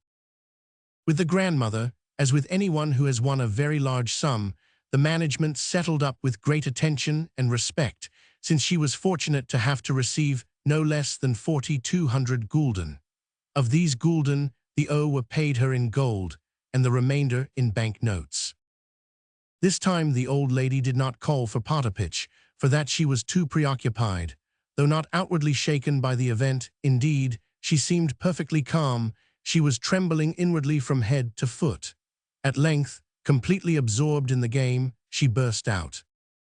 "Alexei Ivanovich, did not the croupier just say that 4,000 florins were the most that could be staked at any one time? Well, take these 4,000 and stake them upon the red." To oppose her was useless. Once more the wheel revolved. "Rouge," proclaimed the croupier. Again 4,000 florins, in a. "Give me them," commanded the grandmother, "and stake the other 4,000 upon the red again." I did so. "Rouge," proclaimed the croupier. 12,000, cried the old lady. "Hand me the whole lot, put the gold into this purse here and count the bank notes. Enough, let us go home, wheel my chair away." Chapter 11. The chair, with the old lady beaming in it, was wheeled away towards the doors at the further end of the salon, while our party hastened to crowd around her and to offer her their congratulations. In fact, eccentric as was her conduct, it was also overshadowed by her triumph, with the result that the general no longer feared to be publicly compromised by being seen with such a strange woman, but smiling in a condescending, cheerfully familiar way, as though he were soothing a child, he offered his greetings to the old lady. At the same time, both he and the rest of the spectators were visibly impressed. Everywhere people kept pointing to the grandmother and talking about her. Many people even walked beside her chair in order to view her the better while, at a little distance, Astley was carrying on a conversation on the subject with 2 English acquaintances of his. De Gruyers was simply overflowing with smiles and compliments, and a number of fine ladies were staring at the grandmother as though she had been something curious. "Quelle victoire!" exclaimed de Gruyers. "Mais madame, c'est et du feu," added Emile, Blanche with an elusive smile. "Yes, I have won 12,000 florins," replied the old lady. "And then there is all this gold. With it, the total ought to come to nearly 13,000. How much is that in Russian money? 6,000 rubles, I think. However, I calculated that the sum would exceed 7,000 rubles, or, at the present rate of exchange, even 8,000. 8,000 rubles, what a splendid thing, and to think of you simpletons sitting there and doing nothing. Pot a pitch, Martha, see what I have won. How did you do it, madame? Martha exclaimed ecstatically. 8,000 rubles. And I am going to give you 50 gulden apiece. There they are. Potapitch and Martha rushed towards her to kiss her hand. And to each bearer also I will give a 10 gulden piece. Let them have it out of the gold, Alexei Ivanovich. But why is this footman bowing to me, and that other man as well? Are they congratulating me? Well, let them have 10 gulden apiece. Madame la princesse, un pauvre expatriate, malheur continuel, les princes russes sont si généreux, said a man who for some time past had been hanging around the old lady's chair, a personage who, dressed in a shabby frock-coat and colored waistcoat, kept taking off his cap and smiling pathetically. Give him 10 gulden, said the grandmother. No, give him 20. Now enough of that, or I shall never get done with you all. Take a moment's rest, and then carry me away. Praskovia, I mean to buy a new dress for you tomorrow. Yes, and for you too, Emile Blanche. Please translate, Praskovia. Merci, madame, replied Emile. Blanche gratefully, as she twisted her face into the mocking smile, which usually she kept only for the benefit of de Griers and the general. The latter looked confused and seemed greatly relieved when we reached the avenue. How surprised Theodosia too will be, went on the grandmother, thinking of the general's nursemaid. She, like yourselves, shall have the price of a new gown. Here, Alexei Ivanovich, give that beggar something. A crooked-backed ragamuffin had approached to stare at us. But perhaps he is not a beggar, only a rascal, I replied. Never mind, give him a gulden. I approached the beggar in question and handed him the coin. Looking at me in great astonishment, he silently accepted the gulden, while from his person there proceeded a strong smell of liquor. Have you never tried your luck, Alexei Ivanovich? No, madame. Yet just now I could see that you were burning to do so. I do mean to try my luck presently. Then stake everything upon zero. You have seen how it ought to be done. How much capital do you possess? 200 gulden, madame. Not very much. See here, I will lend you 500 if you wish. Take this purse of mine. With that she added sharply to the general, but you need not expect to receive any. This seemed to upset him, but he said nothing, and de Griers contented himself by scowling. Qued diable, he whispered to the general, 100 est une terrible ville. Look, another beggar, exclaimed the grandmother. Alexei Ivanovich, go and give him a gulden. As she spoke, I saw approaching us a gray-headed old man with a wooden leg, a man who was dressed in a blue frock-coat and carrying a staff. He looked like an old soldier. As soon as I tendered him the coin, he fell back a step or two and eyed me threateningly. Was ist der Teufel, he cried, and appended thereto a round dozen of oaths. The man is a perfect fool, exclaimed the grandmother, waving her hand. Move on now, for I am simply famished. When we have lunched, we will return to that place. What, cried I, you are going to play again? What else do you suppose? She retorted. Are you going only to sit here and grow sour and let me look at you? Madame, said de Griers confidentially, les chances peuvent tourner, une seule mauvaise chance, et vous perdrez tout, surtout avec votre Dieu. 108 terrible. Oui, vous perdrez absolument, put in Emile Blanche. What has that got to do with you? Retorted the old lady. It is not your money that I am going to lose, it is my own. And where is that Mr. Astley of yours? She added to myself. He stayed behind in the casino. What a pity, he is such a nice sort of man. Arriving home and meeting the landlord on the staircase, the grandmother called him to her side and boasted to him of her winnings.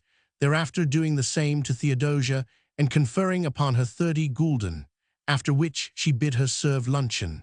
The meal over, Theodosia and Martha broke into a joint flood of ecstasy. "I was watching you all the time, madame," quavered Martha, "and I asked Potapitch what mistress was trying to do. And my word, the heaps and heaps of money that were lying upon the table, never in my life have I seen so much money, and there were gentlefolk around it, and other gentlefolk sitting down. So I asked Potapitch where all these gentry had come from, for thought I, maybe the Holy Mother of God will help our mistress among them. Yes, I prayed for you, madame, and my heart died within me, so that I kept trembling and trembling. The Lord be with her, I thought to myself, and in answer to my prayer he has now sent you what he has done. Even yet I tremble to think of it all." "Alexei Ivanovich," said the old lady, "after luncheon, that is to say, about 4 o'clock, get ready to go out with me again. But in the meanwhile, goodbye. Do not forget to call a doctor, for I must take the waters. Now go and get rested a little." I left the grandmother's presence in a state of bewilderment.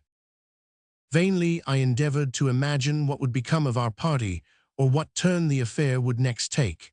I could perceive that none of the party had yet recovered their presence of mind, least of all the general. The factor of the grandmother's appearance, in place of the hourly expected telegram to announce her death, with, of course, resultant legacies, had so upset the whole scheme of intentions and projects that it was with a decided feeling of apprehension and growing paralysis that the conspirators viewed any future performances of the old lady at roulette. Yet this second factor was not quite so important as the first, since, though the grandmother had twice declared that she did not intend to give the general any money, that declaration was not a complete ground for the abandonment of hope.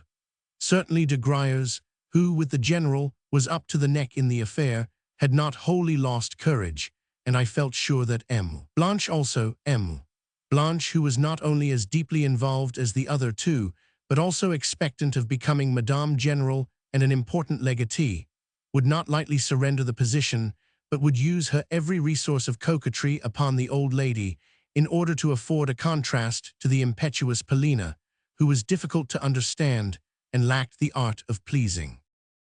Yet now, when the grandmother had just performed an astonishing feat at roulette, now, when the old lady's personality had been so clearly and typically revealed as that of a rugged, arrogant woman who was Tommy en enfance, now, when everything appeared to be lost, why, now the grandmother was as merry as a child which plays with thistledown. Good Lord, I thought with, may God forgive me, a most malicious smile, every 10 gulden piece which the grandmother staked must have raised a blister on the general's heart, and maddened de Griers and driven de Cummings almost to frenzy with the sight of this spoon dangling before her lips. Another factor is the circumstance that even when, overjoyed at winning, the grandmother was distributing alms right and left, and taking every one to be a beggar, she again snapped out to the general that he was not going to be allowed any of her money, which meant that the old lady had quite made up her mind on the point, and was sure of it.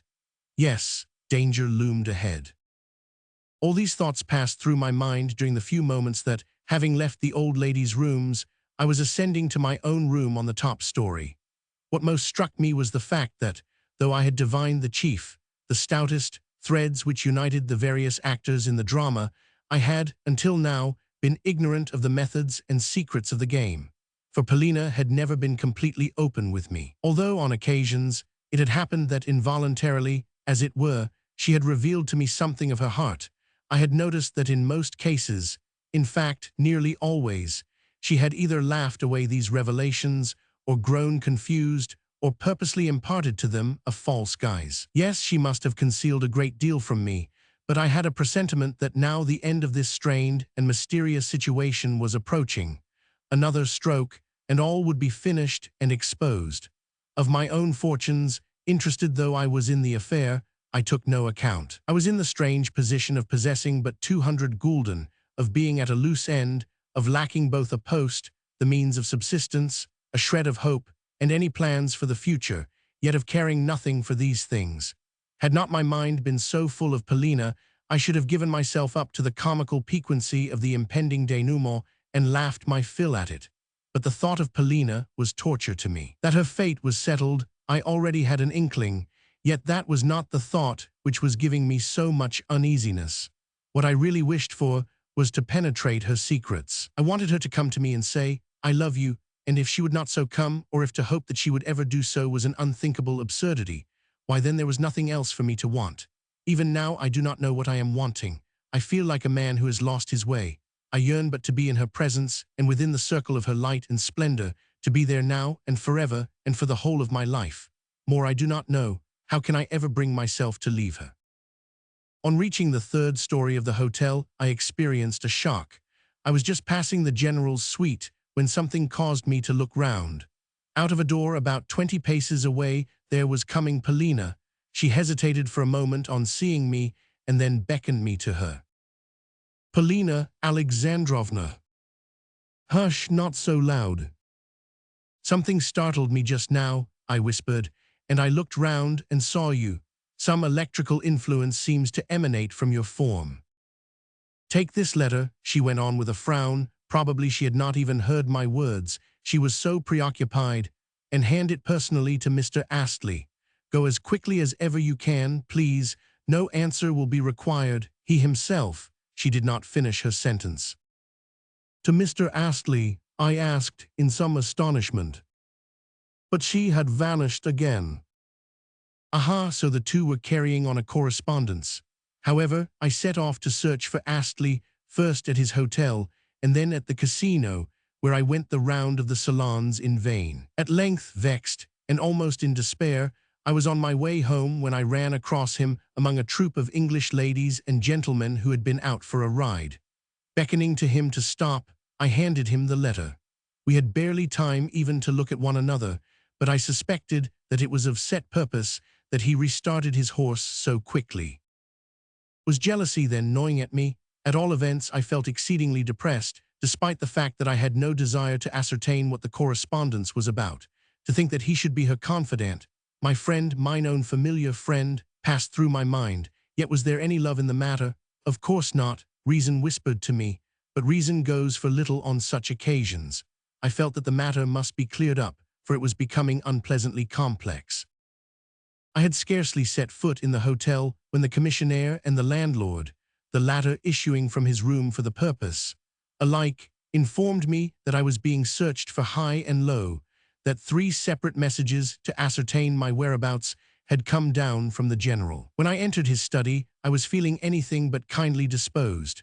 I found there the general himself, de Griers and Emile, Blanche, but not Emile, his mother, who was a person whom her reputed daughter used only for show purposes, since in all matters of business the daughter fended for herself, and it is unlikely that the mother knew anything about them. Some very heated discussion was in progress, and meanwhile the door of the study was open, an unprecedented circumstance. As I approached the portals I could hear loud voices raised, for mingled with the pert, venomous accents of de Griers were Emile, Blanche's excited, impudently abusive tongue, and the general's plaintive wail, as apparently he sought to justify himself in something. But on my appearance everyone stopped speaking and tried to put a better face upon matters. De Griers smoothed his hair and twisted his angry face into a smile, into the mean, studiedly polite French smile which I so detested, while the downcast, perplexed general assumed an air of dignity, though only in a mechanical way. On the other hand, Blanche did not trouble to conceal the wrath that was sparkling in her countenance, but bent her gaze upon me with an air of impatient expectancy. I may remark that hitherto she had treated me with absolute superciliousness, and so far from answering my salutations, had always ignored them. "Alexei Ivanovich," began the general in a tone of affectionate upbraiding, "may I say to you that I find it strange, exceedingly strange, that in short, your conduct towards myself and my family, in a word, your, extremely." "Acnest pas cas," interrupted de Griers in a tone of impatience and contempt. Evidently, he was the ruling spirit of the conclave. "Mon cher monsieur, not our General C. Trompe. What he means to say is that he warns you, he begs of you most earnestly, not to ruin him. I use the expression because—" Why, I interjected. Because you have taken upon yourself to act as guide to this, how shall I express it? To this old lady, a set pauvre terrible veal, but she will only gamble away all that she has, gamble it away like thistledown. You yourself have seen her play. Once she has acquired the taste for gambling, she will never leave the roulette table, but of sheer perversity and temper will stake her all and lose it. In cases such as hers, a gambler can never be torn away from the game. And then, asseverated the general, you will have ruined my whole family. I and my family are her heirs, for she has no nearer relatives than ourselves. I tell you frankly that my affairs are in great, very great disorder. How much they are so you yourself are partially aware. If she should lose a large sum, or maybe her whole fortune, what will become of us, of my children? Here the general exchanged a glance with de Griers, or of me. Here he looked at Blanche, who turned her head contemptuously away. Alexei Ivanovich, I beg of you to save us. Tell me, General, how am I to do so? On what footing do I stand here? Refuse to take her about, simply leave her alone. But she would soon find someone else to take my place. Si n'est pas cas, again interrupted de Griers. Que diable, do not leave her alone so much as advise her, persuade her, draw her away. In any case, do not let her gamble, find her some counter-traction. And how am I to do that? If only you would undertake the task, Monsieur de Griers. I said this last as innocently as possible, but at once saw a rapid glance of excited interrogation pass from Blanche to de Griers, while in the face of the latter also there gleamed something which he could not repress. Well, at the present moment, she would refuse to accept my services, said he with a gesture. But if, later. Here he gave Blanche another glance which was full of meaning, whereupon she advanced towards me with a bewitching smile and seized and pressed my hands. Devil take it, but how that devilish visage of hers could change. At the present moment, it was a visage full of supplication, and as gentle in its expression as that of a smiling, roguish infant. Stealthily, she drew me apart from the rest, as though the more completely to separate me from them, and though no harm came of her doing so, for it was merely a stupid maneuver, and no more, I found the situation very unpleasant. The general hastened to lend her his support. Alexei Ivanovich, he began, pray pardon me for having said what I did just now, for having said more than I meant to do. I beg and beseech you, I kiss the hem of your garment, as our Russian saying has it, for you and only you can save us. I and the Cummings, we all of us beg of you, but you understand, do you not? Surely you understand. And with his eyes he indicated Blanche. Truly he was cutting a pitiful figure. At this moment 3 low, respectful knocks sounded at the door, which on being opened, revealed a chambermaid with Potapitch behind her, come from the grandmother to request that I should attend her in her rooms. She is in a bad humor, added Potapitch. The time was 3:30. My mistress was unable to sleep, explained Potapitch. So, after tossing about for a while, she suddenly rose, called for her chair, and sent me to look for you. She is now in the veranda. Quel major, exclaimed de Griers. True enough, I found Madame in the hotel veranda, much put about at my delay, for she had been unable to contain herself until 4 o'clock. Lift me up, she cried to the bearers, and once more we set out for the roulette salons. Chapter 12. The grandmother was in an impatient, irritable frame of mind. Without doubt, the roulette had turned her head, for she appeared to be indifferent to everything else, and in general seemed much distraught. For instance, she asked me no questions about objects en route, except that, when a sumptuous barouche passed us and raised a cloud of dust, she lifted her hand for a moment and inquired, what was that? Yet even then she did not appear to hear my reply, although at times her abstraction was interrupted by sallies and fits of sharp, impatient fidgeting. Again, when I pointed out to her the Baron and Baroness Bermergelm walking to the casino, she merely looked at them in an absent-minded sort of way and said with complete indifference, "Ah." Then, turning sharply to Potapitch and Martha, who were walking behind us, she rapped out, "Why have you attached yourselves to the party? We are not going to take you with us every time. Go home at once." Then, when the servants had pulled hasty bows and departed, she added to me, "You are all the escort I need." At the casino, the grandmother seemed to be expected, for no time was lost in procuring her former place beside the croupier. It is my opinion that though croupiers seem such ordinary, humdrum officials, men who care nothing whether the bank wins or loses, they are, in reality, anything but indifferent to the bank's losing, and are given instructions to attract players and to keep a watch over the bank's interests, as also that for such services these officials are awarded prizes and premiums. At all events, the croupiers of Roulettenburg seemed to look upon the grandmother as their lawful prey, whereafter there befell what our party had foretold.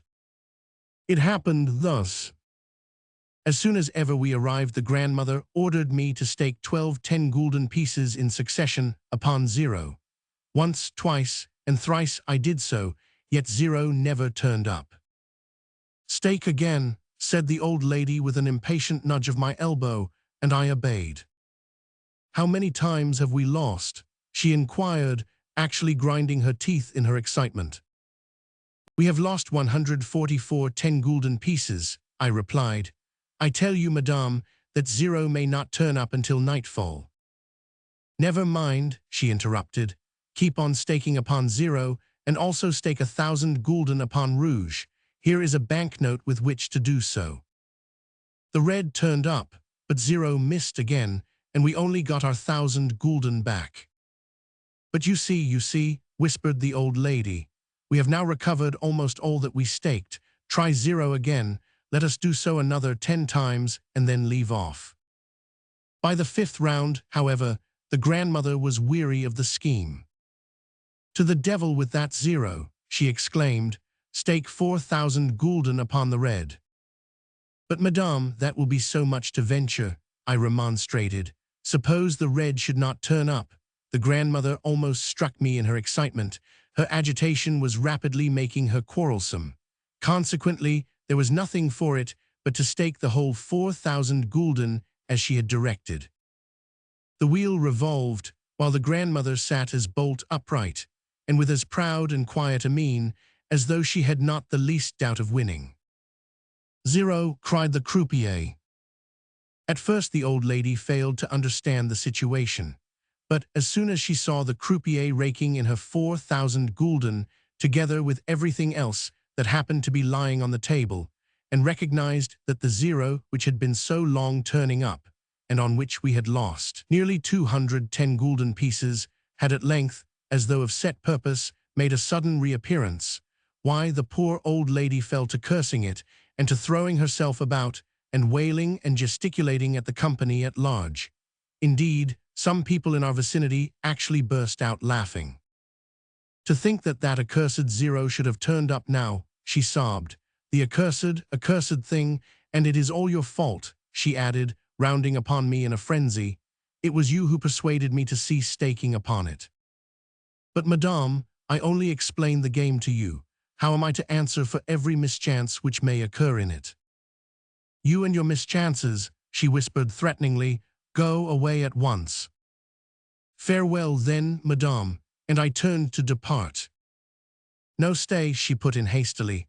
"Where are you going to? Why should you leave me? You fool, no number, stay here. It is I who was the fool. Tell me what I ought to do." "I cannot take it upon myself to advise you, for you will only blame me if I do so. Play at your own discretion. Say exactly what you wish staked, and I will stake it." "Very well, stake another 4,000 gulden upon the red. Take this banknote to do it with. I have still got 20,000 rubles in actual cash." "But," I whispered, "such a quantity of money." "Never mind, I cannot rest until I have won back my losses. Stake." I staked, and we lost. Stake again, 8,000 at a stroke." "I cannot, madame. The largest stake allowed is 4,000 gulden." "Well then, stake 4,000. This time we won, and the grandmother recovered herself a little. You see," she exclaimed as she nudged me, "stake another 4,000. I did so and lost. Again and yet again we lost. "Madame, your 12,000 gulden are now gone," at length I reported. I see they are, she replied with, as it were, the calmness of despair. I see they are, she muttered again as she gazed straight in front of her, like a person lost in thought. Ah well, I do not mean to rest until I have staked another 4,000. But you have no money with which to do it, madame. In this satchel, I can see only a few 5% bonds and some transfers, no actual cash. And in the purse? A mere trifle. But there is a money changer's office here, is there not? They told me I should be able to get any sort of paper security changed. Quite so, to any amount you please, but you will lose on the transaction what would frighten even a Jew. Rubbish, I am determined to retrieve my losses. Take me away and call those fools of bearers. I wheeled the chair out of the throng, and the bearers making their appearance, we left the casino. Hurry, hurry, commanded the grandmother. Show me the nearest way to the money changer S. Is it far? A couple of steps, madame. At the turning from the square into the avenue, we came face to face with the whole of our party, the General, de Griers, Emile, Blanche, and her mother. Only Polina and Mr. Astley were absent. Well, well, well, exclaimed the grandmother, but we have no time to stop. What do you want? I can't talk to you here. I dropped behind a little, and immediately was pounced upon by de Griers. She has lost this morning's winnings, I whispered, and also 12,000 gulden of her original money. At the present moment, we are going to get some bonds changed. De Griers stamped his foot with vexation and hastened to communicate the tidings to the general. Meanwhile, we continued to wheel the old lady along. Stop her, whispered the general in consternation. You had better try and stop her yourself, I returned, also in a whisper. My good mother, he said as he approached her, my good mother, pray let. His voice was beginning to tremble and sink. Let us hire a carriage and go for a drive. Near here there is an enchanting view to be obtained. We were just coming to invite you to go and see it. Begone with you and your views, said the grandmother angrily as she waved him away. And there are trees there, and we could have tea under them, continued the general, now in utter despair. Nous boirons du lait, sir, el herb fresh, added de Griers with the snarl almost of a wild beast. Du lait de el herb fresh, the idol, the ideal of the Parisian bourgeois, his whole outlook upon la nature et la vérité. Have done with you and your milk, cried the old lady. Go and stuff yourself as much as you like, but my stomach simply recoils from the idea. What are you stopping for? I have nothing to say to you. Here we are, madame, I announced. Here is the money changer's office. I entered to get the securities changed, while the grandmother remained outside in the porch, and the rest waited at a little distance, in doubt as to their best course of action. At length, the old lady turned such an angry stare upon them that they departed along the road towards the casino. The process of changing involved complicated calculations, which soon necessitated my return to the grandmother for instructions. The thieves, she exclaimed as she clapped her hands together. Never mind, though, get the documents cashed. No, send the banker out to me, she added as an afterthought. Would one of the clerks do, madame? Yes, one of the clerks, the thieves. The clerk consented to come out when he perceived that he was being asked for by an old lady who was too infirm to walk, after which the grandmother began to upbraid him at length, and with great vehemence, for his alleged usuriousness, and to bargain with him in a mixture of Russian, French, and German, I acting as interpreter. Meanwhile, the grave-faced official eyed us both and silently nodded his head. At the grandmother, in particular, he gazed with a curiosity which almost bordered upon rudeness. At length, too, he smiled. Pray recollect yourself, cried the old lady, and may my money choke you, Alexei Ivanovich, tell him that we can easily repair to someone else. The clerk says that others will give you even less than he. Of what the ultimate calculations consisted, I do not exactly remember, but at all events, they were alarming. Receiving 12,000 florins in gold, I took also the statement of accounts, and carried it out to the grandmother. "Well, well," she said, "I am no accountant. Let us hurry away," and she waved the paper aside.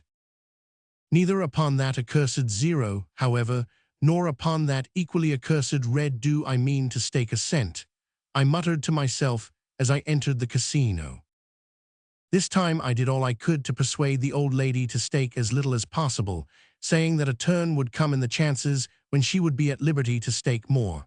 But she was so impatient that, though at first she agreed to do as I suggested, nothing could stop her when once she had begun. By way of prelude, she won stakes of 100 and 200 gulden. "There you are," she said as she nudged me. "See what we have won. Surely it would be worth our while to stake 4,000 instead of 100, for we might win another 4,000, and then, oh, it was your fault before all your fault." I felt greatly put out as I watched her play, but I decided to hold my tongue and to give her no more advice. Suddenly de Gruyers appeared on the scene. It seemed that all this while he and his companions had been standing beside us, though I noticed that Blanche had withdrawn a little from the rest and was engaged in flirting with the prince. Clearly the general was greatly put out at this. Indeed, he was in a perfect agony of vexation, but was careful never to look his way, though he did his best to attract her notice. Poor general, by turns his face blanched and reddened, and he was trembling to such an extent that he could scarcely follow the old lady's play. At length and the prince took their departure, and the general followed them. "Madame, madame," sounded the honeyed accents of de Gruyers as he leant over to whisper in the grandmother's ear. "That stake will never win. No, no, it is impossible," he added in Russian with a writhe. "No, no." "But why not?" asked the grandmother, turning round. "Show me what I ought to do." Instantly de Gruyers burst into a babble of French as he advised, jumped about, declared that such and such chances ought to be waited for, and started to make calculations of figures. All this he addressed to me in my capacity as translator, tapping the table the while with his finger and pointing hither and thither. At length he seized a pencil and began to reckon sums on paper until he had exhausted the grandmother's patience. "Away with you," she interrupted. "You talk sheer nonsense, for though you keep on saying, 'Madame, madame,' you haven't the least notion what ought to be done. Away with you, I say." "Mais, madame," cooed de Gruyers, and straightway started afresh with his fussy instructions. "Stake just once, as he advises," the grandmother said to me, "and then we shall see what we shall see." Of course, his stake might win. As a matter of fact, de Gruyers' one object was to distract the old lady from staking large sums. Wherefore, he now suggested to her that she should stake upon certain numbers, singly and in groups. Consequently, in accordance with his instructions, I staked a 10 gulden piece upon several odd numbers in the first 20, and 5 10-gulden pieces upon certain groups of from 12 to 18, and from 18 to 24. The total staked amounted to 160 gulden. The wheel revolved. "Zero," cried the croupier. We had lost it all. "The fool," cried the old lady as she turned upon de Gruyers. "You infernal Frenchman, to think that you should advise. Away with you, though you fuss and fuss, you don't even know what you're talking about." Deeply offended, de Gruyers shrugged his shoulders, favored the grandmother with a look of contempt, and departed. For some time past, he had been feeling ashamed of being seen in such company, and this had proved the last straw. An hour later, we had lost everything in hand. "Home," cried the grandmother. Not until we had turned into the avenue did she utter a word, but from that point onwards, until we arrived at the hotel, she kept venting exclamations of "What a fool I am! What a silly old fool I am, to be sure!" Arrived at the hotel, she called for tea, and then gave orders for her luggage to be packed. "We are off again," she announced. "But whither, madame?" inquired Martha. "What business is that of yours? Let the cricket stick to its hearth. Potapitch, have everything packed, for we are returning to Moscow at once. I have fooled away 15,000 rubles. 15,000 rubles, good mistress, my God!" And Potapitch spat upon his hands, probably to show that he was ready to serve her in any way he could. Now then, you fool, at once you begin with your weeping and wailing. Be quiet and pack. Also, run downstairs and get my hotel bill. The next train leaves at 9:30, madame, I interposed, with a view to checking her agitation. And what is the time now? 8:30. How vexing, but never mind. Alexei Ivanovich, I have not a kopeck left. I have but these 2 bank notes. Please run to the office and get them changed. Otherwise, I shall have nothing to travel with. Departing on her errand, I returned half an hour later to find the whole party gathered in her rooms. It appeared that the news of her impending departure from Moscow had thrown the conspirators into consternation even greater than her losses had done. For, said they, even if her departure should save her fortune, what will become of the general later? And who is to repay de Gruyers? Clearly Emile. Blanche would never consent to wait until the grandmother was dead, but would at once elope with the prince or someone else. So they had all gathered together, endeavoring to calm and dissuade the grandmother. Only Polina was absent. For her part, the grandmother had nothing for the party but abuse. Away with you, you rascals, she was shouting. What have my affairs to do with you? Why in particular do you, here she indicated de Gruyers, come sneaking here with your goat's beard? And what do you, here she turned to Emile, Blanche, want of me? What are you finicking for? Diantha, muttered Emile, under her breath, but her eyes were flashing. Then all at once she burst into a laugh and left the room, crying to the general as she did so, "Elle vivra cent ans." So you have been counting upon my death, have you? Fumed the old lady. Away with you, clear them out of the room, Alexei Ivanovich. What business is it of theirs? It is not their money that I have been squandering, but my own. The general shrugged his shoulders, bowed, and withdrew, with de Gruyers behind him. Call Praskovia, commanded the grandmother, and in 5 minutes Martha reappeared with Polina, who had been sitting with the children in her own room, having purposely determined not to leave it that day. Her face looked grave and careworn. Praskovia, began the grandmother, is what I have just heard through a side wind true, namely, that this fool of a stepfather of yours is going to marry that silly whirligig of a Frenchwoman, that actress, or something worse? Tell me, is it true? I do not know for certain, grandmamma, replied Polina, but from Emile, Blanche's account, for she does not appear to think it necessary to conceal anything, I conclude that. You need not say any more, interrupted the grandmother energetically. I understand the situation. I always thought we should get something like this from him, for I always looked upon him as a futile, frivolous fellow who gave himself unconscionable airs on the fact of his being a general, though he only became one because he retired as a colonel. Yes, I know all about the sending of the telegrams to inquire whether the old woman is likely to turn up her toes soon. Ah, they were looking for the legacies. Without money, that wretched woman, what is her name?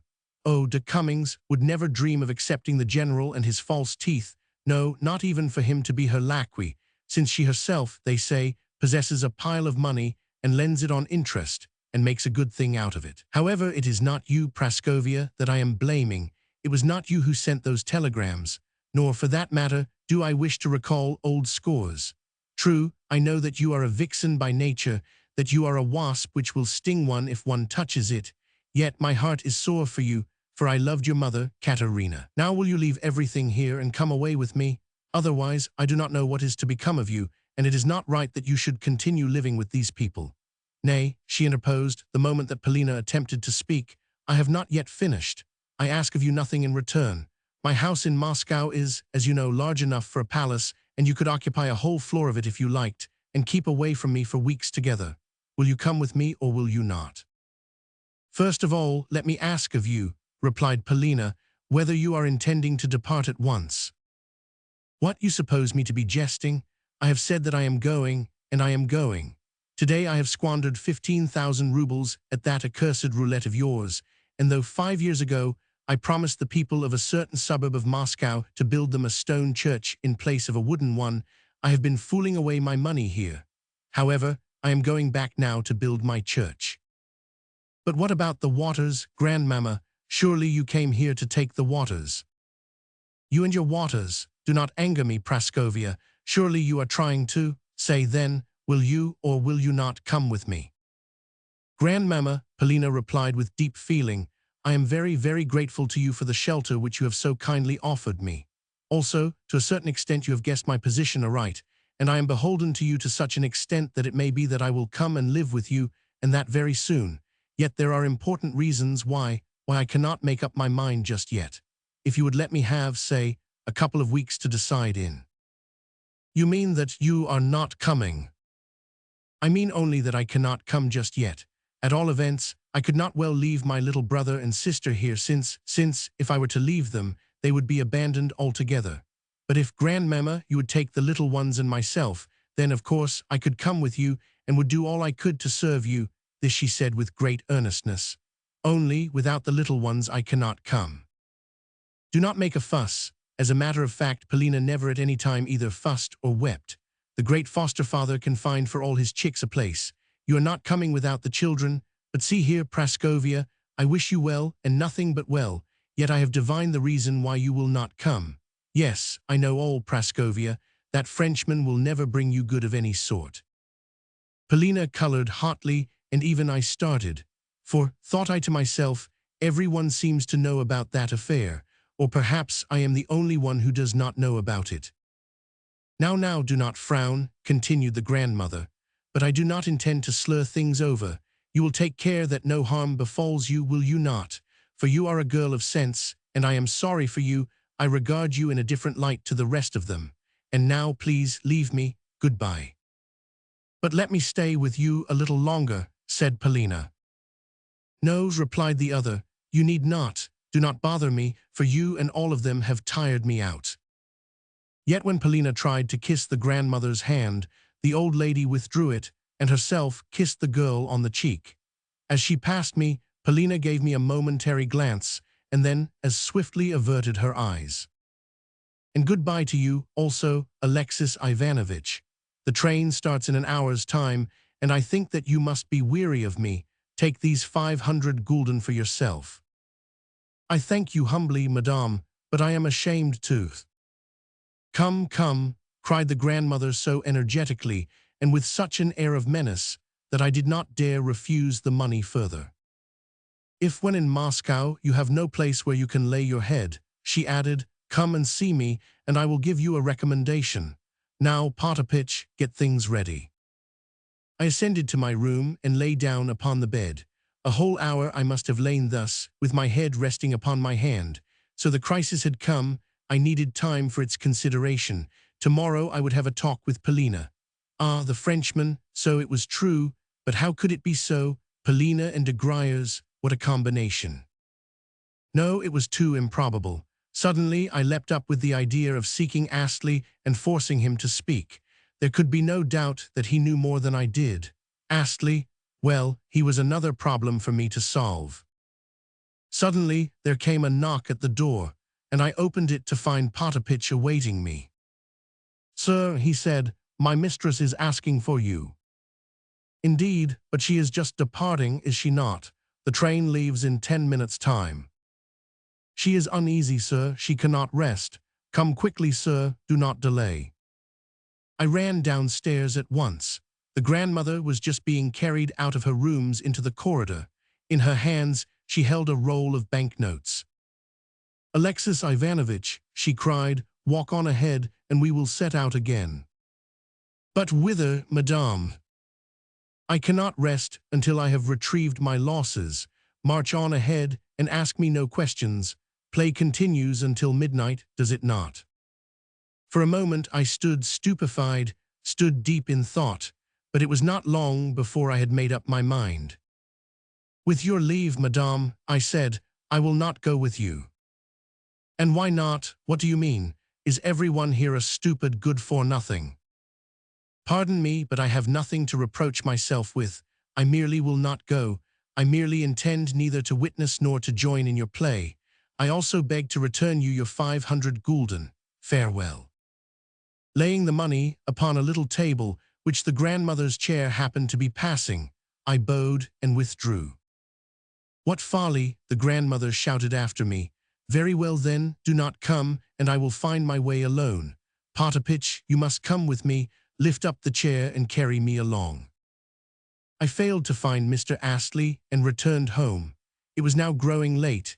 It was past midnight, but I subsequently learnt from Potapitch how the grandmother's day had ended. She had lost all the money which, earlier in the day, I had got for her paper securities, a sum amounting to about 10,000 rubles. This she did under the direction of the Pole whom, that afternoon, she had dowered with 2 10-gulden pieces, but before his arrival on the scene, she had commanded Potapitch to stake for her, until at length she had told him also to go about his business. Upon that the Pole had leapt into the breach. Not only did it happen that he knew the Russian language, but also he could speak a mixture of 3 different dialects, so that the pair were able to understand one another. Yet the old lady never ceased to abuse him, despite his deferential manner, and to compare him unfavorably with myself. So, at all events, Potapitch declared, "You," the old chamberlain said to me, "treated her as a gentleman should, but he robbed her right and left, as I could see with my own eyes. Twice she caught him at it, and rated him soundly. On one occasion she even pulled his hair, so that the bystanders burst out laughing. Yet she lost everything, sir. That is to say, she lost all that you had changed for her. Then we brought her home, and after asking for some water and saying her prayers, she went to bed. So worn out was she that she fell asleep at once. May God send her dreams of angels. And this is all that foreign travel has done for us. Oh, my own Moscow, for what have we not at home there in Moscow? Such a garden and flowers as you could never see here, and fresh air and apple trees coming into blossom, and a beautiful view to look upon. Ah, but what must she do but go traveling abroad? Alack, alack." Chapter 13. Almost a month has passed since I last touched these notes which I began under the influence of impressions at once poignant and disordered. The crisis which I then felt to be approaching has now arrived, but in a form 100 times more extensive and unexpected than I had looked for. To me it all seems strange, uncouth, and tragic. Certain occurrences have befallen me which border upon the marvelous. At all events, that is how I view them. I view them so in one regard at least. I refer to the whirlpool of events in which, at the time, I was revolving. But the most curious feature of all is my relation to those events, for hitherto I had never clearly understood myself. Yet now the actual crisis has passed away like a dream. Even my passion for Polina is dead. Was it ever so strong and genuine as I thought? If so, what has become of it now? At times I fancy that I must be mad, that somewhere I am sitting in a madhouse, that these events have merely seemed to happen, that still they merely seem to be happening. I have been arranging and reperusing my notes, perhaps for the purpose of convincing myself that I am not in a madhouse. At present, I am lonely and alone. Autumn is coming. Already it is mellowing the leaves. And, as I sit brooding in this melancholy little town, and how melancholy the little towns of Germany can be, I find myself taking no thought for the future, but living under the influence of passing moods, and of my recollections of the tempest which recently drew me into its vortex, and then cast me out again. At times I seem still to be caught within that vortex. At times the tempest seems once more to be gathering, and as it passes overhead, to be wrapping me in its folds, until I have lost my sense of order and reality, and continue whirling and whirling and whirling around. Yet it may be that I shall be able to stop myself from revolving if once I can succeed in rendering myself an exact account of what has happened within the month just past. Somehow I feel drawn towards the pen. On many and many an evening I have had nothing else in the world to do.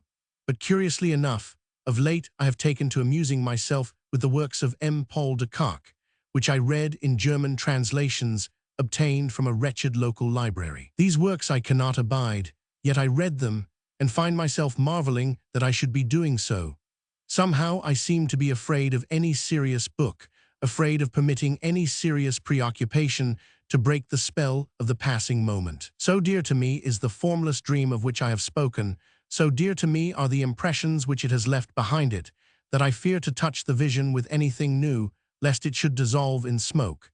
But is it so dear to me? Yes, it is dear to me, and will ever be fresh in my recollections, even 40 years hence. So let me write of it, but only partially, and in a more abridged form than my full impressions might warrant. First of all, let me conclude the history of the grandmother. Next day she lost every gulden that she possessed. Things were bound to happen so, for persons of her type who have once entered upon that road descend it with ever-increasing rapidity, even as a sledge descends a toboggan slide. All day until 8 o'clock that evening did she play, and though I personally did not witness her exploits, I learnt of them later through report. All that day Potapitch remained in attendance upon her, but the Poles who directed her play she changed more than once. As a beginning, she dismissed her Pole of the previous day, the Pole whose hair she had pulled, and took to herself another one, but the latter proved worse even than the former, and incurred dismissal in favor of the first Pole, who, during the time of his unemployment, had nevertheless hovered around the grandmother's chair, and from time to time obtruded his head over her shoulder. At length the old lady became desperate, for the second Pole, when dismissed, imitated his predecessor by declining to go away, with the result that one Pole remained standing on the right of the victim and the other on her left, from which vantage points the pair quarreled, abused each other concerning the stakes and rounds, and exchanged the epithet Ladak and other Polish terms of endearment. Finally, they effected a mutual reconciliation, and tossing the money about anyhow, played simply at random.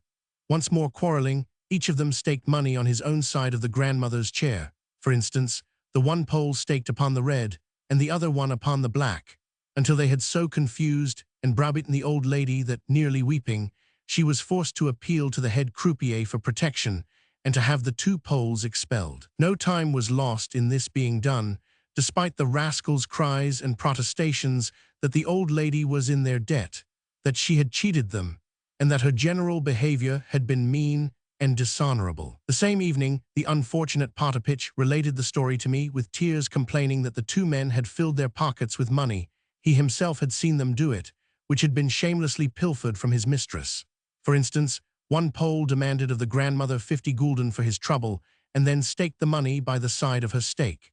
She happened to win, whereupon he cried out that the winning stake was his, and hers the loser. As soon as the two Poles had been expelled, Potapitch left the room, and reported to the authorities that the men's pockets were full of gold, and on the grandmother also requesting the head croupier to look into the affair, the police made their appearance, and despite the protests of the Poles, who indeed had been caught red-handed, their pockets were turned inside out, and the contents handed over to the grandmother.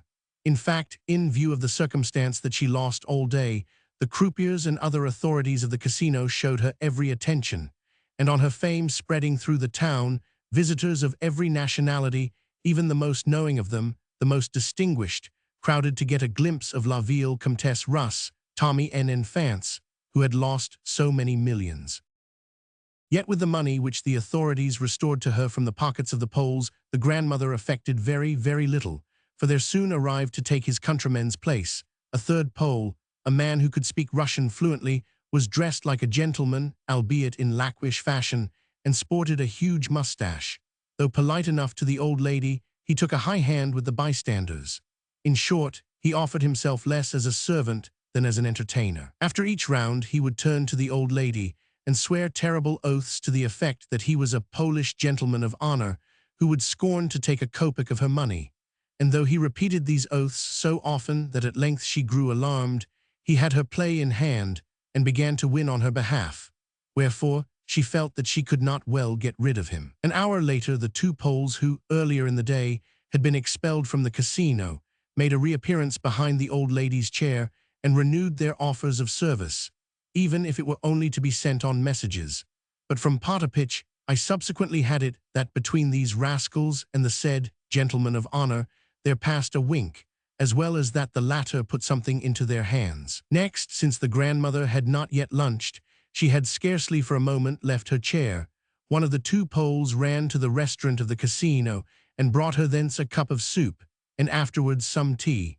In fact, both the Poles hastened to perform this office. Finally, towards the close of the day, when it was clear that the grandmother was about to play her last banknote, there could be seen standing behind her chair no fewer than 6 natives of Poland, persons who as yet had been neither audible nor visible, and as soon as ever the old lady played the note in question, they took no further notice of her, but pushed their way past her chair to the table, seized the money, and staked it, shouting and disputing the while, and arguing with the gentleman of honor, who also had forgotten the grandmother's existence, as though he were their equal, even when the grandmother had lost her all, and was returning, about 8 o'clock, to the hotel. Some 3 or 4 Poles could not bring themselves to leave her, but went on running beside her chair and volubly protesting that the grandmother had cheated them, and that she ought to be made to surrender what was not her own. Thus the party arrived at the hotel, whence, presently, the gang of rascals was ejected neck and crop. According to Potapitch's calculations, the grandmother lost, that day, a total of 90,000 rubles, in addition to the money which she had lost the day before. Every paper security which she had brought with her, 5% bonds, internal loan scrip, and what not, she had changed into cash. Also, I could not but marvel at the way in which, for 7 or 8 hours at a stretch, she sat in that chair of hers, almost never leaving the table. Again, Potapitch told me that there were 3 occasions on which she really began to win, but that, led on by false hopes, she was unable to tear herself away at the right moment. Every gambler knows how a person may sit a day and a night at cards without ever casting a glance to right or to left. Meanwhile, that day some other very important events were passing in our hotel. As early as 11 o'clock, that is to say, before the grandmother had quitted her rooms, the general and de Griers decided upon their last stroke. In other words, on learning that the old lady had changed her mind about departing, and was bent on setting out for the casino again, the whole of our gang, Polina only excepted, proceeded en masse to her rooms, for the purpose of finally and frankly treating with her. But the general, quaking and greatly apprehensive as to his possible future, overdid things. After half an hour's prayers and entreaties, coupled with a full confession of his debts, and even of his passion for Blanche, yes, he had quite lost his head, he suddenly adopted a tone of menace and started to rage at the old lady, exclaiming that she was sullying the family honor, that she was making a public scandal of herself, and that she was smirching the fair name of Russia. The upshot was that the grandmother turned him out of the room with her stick. It was a real stick, too. Later in the morning, he held several consultations with de Griers, the question which occupied him being, is it in any way possible to make use of the police, to tell them that this respected but unfortunate old lady has gone out of her mind and is squandering her last kopeck, or something of the kind. In short, is it in any way possible to engineer a species of supervision over, or of restraint upon, the old lady? De Griers, however, shrugged his shoulders at this and laughed in the general's face, while the old warrior went on chattering volubly and running up and down his study. Finally, de Griers waved his hand and disappeared from view, and by evening it became known that he had left the hotel after holding a very secret and important conference with Blanche. As for the latter, from early morning she had taken decisive measures by completely excluding the general from her presence and bestowing upon him not a glance. Indeed, even when the general pursued her to the casino and met her walking arm in arm with the prince, he, the general, received from her and her mother not the slightest recognition, nor did the prince himself bow.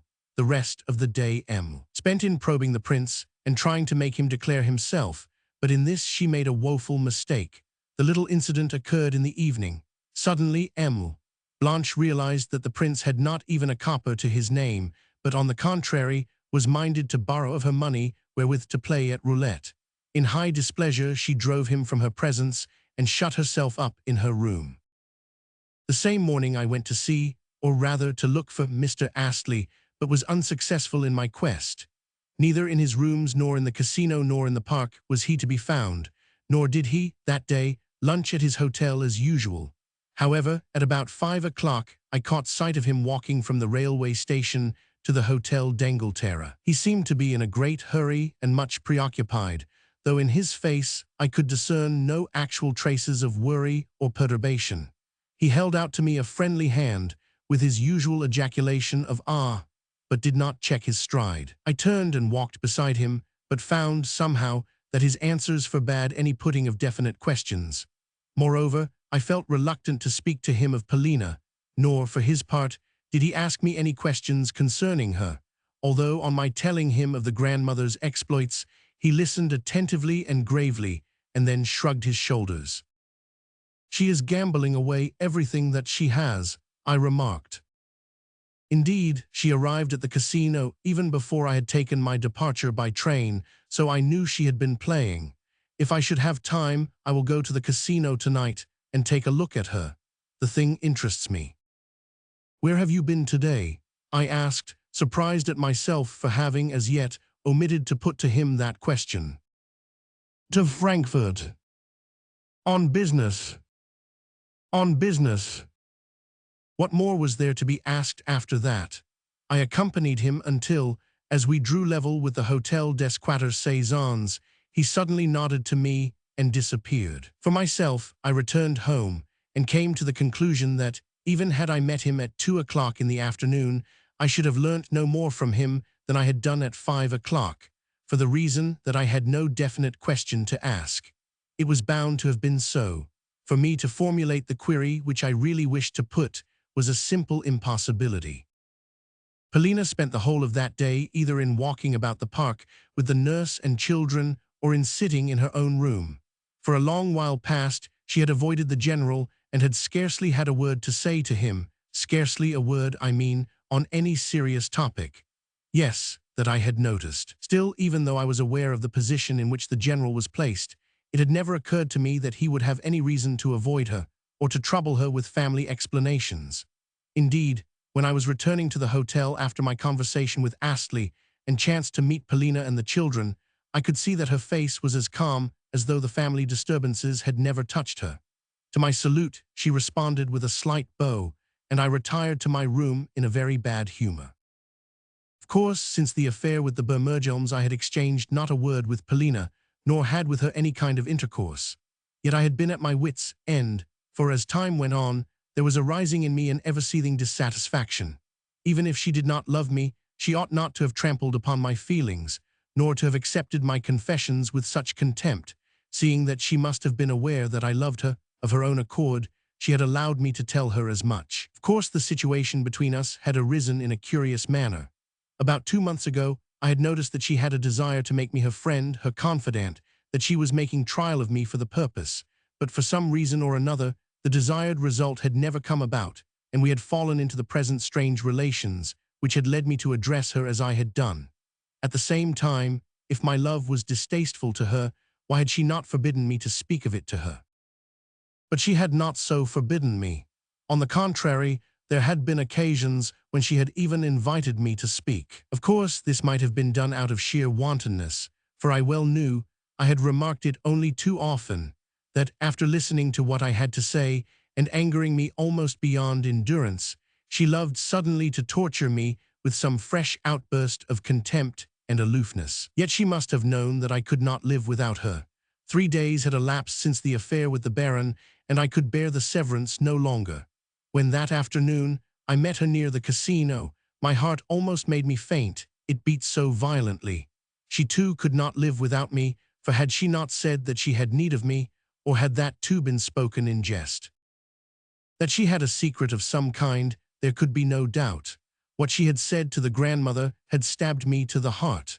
On 1,000 occasions, I had challenged her to be open with me, nor could she have been ignorant that I was ready to give my very life for her. Yet always she had kept me at a distance with that contemptuous air of hers, or else she had demanded of me, in lieu of the life which I offered to lay at her feet, such escapades as I had perpetrated with the Baron. Ah, was it not torture to me, all this? For could it be that her whole world was bound up with the Frenchman? What, too, about Mr. Astley? The affair was inexplicable throughout. My God, what distress it caused me. Arrived home, I, in a fit of frenzy, indited the following. Polina Alexandrovna, I can see that there is approaching us an exposure which will involve you too. For the last time I ask of you, have you, or have you not, any need of my life? If you have, then make such dispositions as you wish, and I shall always be discoverable in my room if required. If you have need of my life, write or send for me. I sealed the letter and dispatched it by the hand of a corridor lackey, with orders to hand it to the addressee in person. Though I expected no answer, scarcely 3 minutes had elapsed before the lackey returned with the compliments of a certain person. Next, about 7 o'clock, I was sent for by the general. I found him in his study, apparently preparing to go out again, for his hat and stick were lying on the sofa. When I entered, he was standing in the middle of the room, his feet wide apart and his head bent down. Also, he appeared to be talking to himself. But as soon as ever he saw me at the door, he came towards me in such a curious manner that involuntarily I retreated a step, and was for leaving the room, whereupon he seized me by both hands, and drawing me towards the sofa, and seating himself thereon, he forced me to sit down on a chair opposite him. Then, without letting go of my hands, he exclaimed with quivering lips and a sparkle of tears on his eyelashes, "Oh, Alexei Ivanovich, save me, have some mercy upon me." For a long time I could not make out what he meant, although he kept talking and constantly repeating to himself, "Have mercy, mercy." At length, however, I divined that he was expecting me to give him something in the nature of advice, or rather, that, deserted by everyone and overwhelmed with grief and apprehension, he had bethought himself of my existence, and sent for me to relieve his feelings by talking and talking and talking. In fact, he was in such a confused and despondent state of mind that, clasping his hands together, he actually went down upon his knees and begged me to go to Blanche, and beseech and advise her to return to him and to accept him in marriage. "But, General," I exclaimed, "possibly Blanche has scarcely even remarked my existence. What could I do with her?" It was in vain that I protested, for he could understand nothing that was said to him. Next, he started talking about the grandmother, but always in a disconnected sort of fashion, his one thought being to send for the police. "In Russia," said he, suddenly boiling over with indignation, "or in any well-ordered state where there exists a government, old women like my mother are placed under proper guardianship. Yes, my good sir," he went on, relapsing into a scolding tone as he leapt to his feet and started to pace the room. "Do you not know this?" He seemed to be addressing some imaginary auditor in the corner. "Do you not know this, that in Russia old women like her are subjected to restraint? The devil take them!" Again he threw himself down upon the sofa. A minute later, though sobbing and almost breathless, he managed to gasp out that Blanche had refused to marry him, for the reason that the grandmother had turned up in place of a telegram, and it was therefore clear that he had no inheritance to look for. Evidently, he supposed that I had hitherto been in entire ignorance of all this. Again, when I referred to de Gruyers, the general made a gesture of despair. "He has gone away," he said, "and everything which I possess is mortgaged to him. I stand stripped to my skin. Even of the money which you brought me from Paris, I know not if 700 francs be left. Of course that sum will do to go on with, but as regards the future, I know nothing. "Then how will you pay your hotel bill?" I cried in consternation. "And what shall you do afterwards?" He looked at me vaguely, but it was clear that he had not understood, perhaps had not even heard my questions. Then I tried to get him to speak of Polina and the children, but he only returned brief answers of yes, yes, and again started to maunder about the prince and the likelihood of the latter marrying Blanche. "What on earth am I to do?" he concluded. "What on earth am I to do? Is this not ingratitude? Is it not sheer ingratitude?" And he burst into tears. Nothing could be done with such a man, yet to leave him alone was dangerous, for something might happen to him. I withdrew from his rooms for a little while, but warned the nursemaid to keep an eye upon him, as well as exchanged a word with the corridor laquais, a very talkative fellow, who likewise promised to remain on the lookout. Hardly had I left the general, when Potapitch approached me with a summons from the grandmother. It was now 8 o'clock, and she had returned from the casino after finally losing all that she possessed. I found her sitting in her chair, much distressed and evidently fatigued. Presently Martha brought her up a cup of tea and forced her to drink it. Yet, even then I could detect in the old lady's tone and manner a great change. "Good evening, Alexei Ivanovich," she said slowly, with her head drooping. "Pardon me for disturbing you again. Yes, you must pardon an old woman like myself, for I have left behind me all that I possess, nearly 100,000 rubles. You did quite right in declining to come with me this evening. Now I am without money, without a single groat, but I must not delay a moment. I must leave by the 9:30 train. I have sent for that English friend of yours, and am going to beg of him 3,000 francs for a week. Please try and persuade him to think nothing of it, nor yet to refuse me, for I am still a rich woman who possesses 3 villages and a couple of mansions. Yes, the money shall be found, for I have not yet squandered everything. I tell you this in order that he may have no doubts about, but here he is. Clearly he is a good fellow." True enough, Astley had come hot foot on receiving the grandmother's appeal, scarcely stopping even to reflect, and with scarcely a word, he counted out the 3,000 francs under a note of hand which she duly signed. Then, his business done, he bowed, and lost no time in taking his departure. "You too leave me, Alexei Ivanovich," said the grandmother. "All my bones are aching, and I still have an hour in which to rest. Do not be hard upon me, old fool that I am.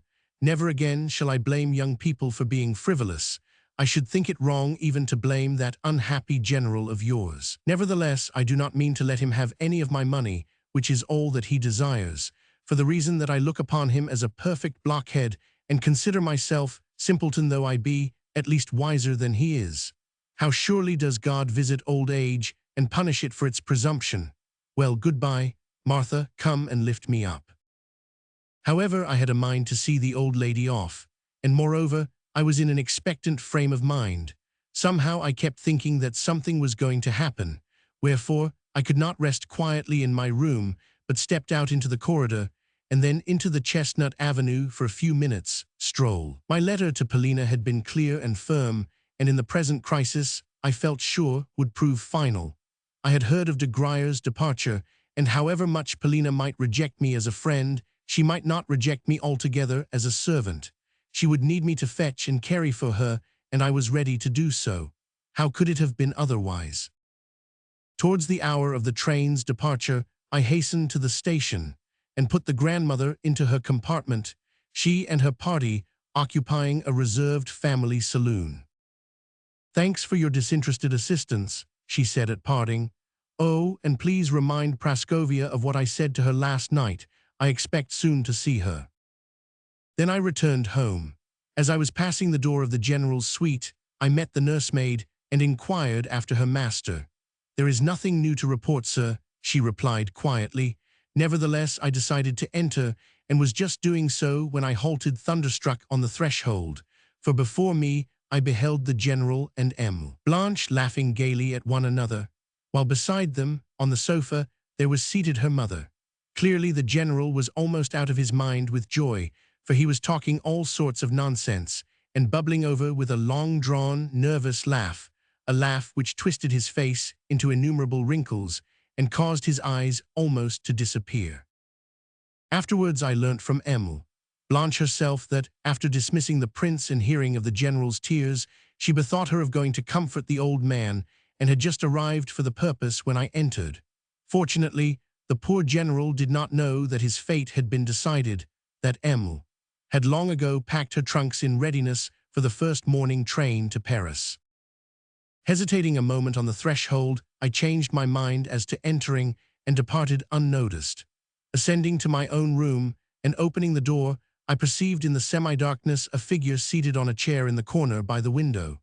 The figure did not rise when I entered, so I approached it swiftly, peered at it closely, and felt my heart almost stop beating. The figure was Polina. Chapter 14. The shock made me utter an exclamation. "What is the matter? What is the matter?" she asked in a strange voice. She was looking pale and her eyes were dim. "What is the matter?" I re-echoed. "Why, the fact that you are here."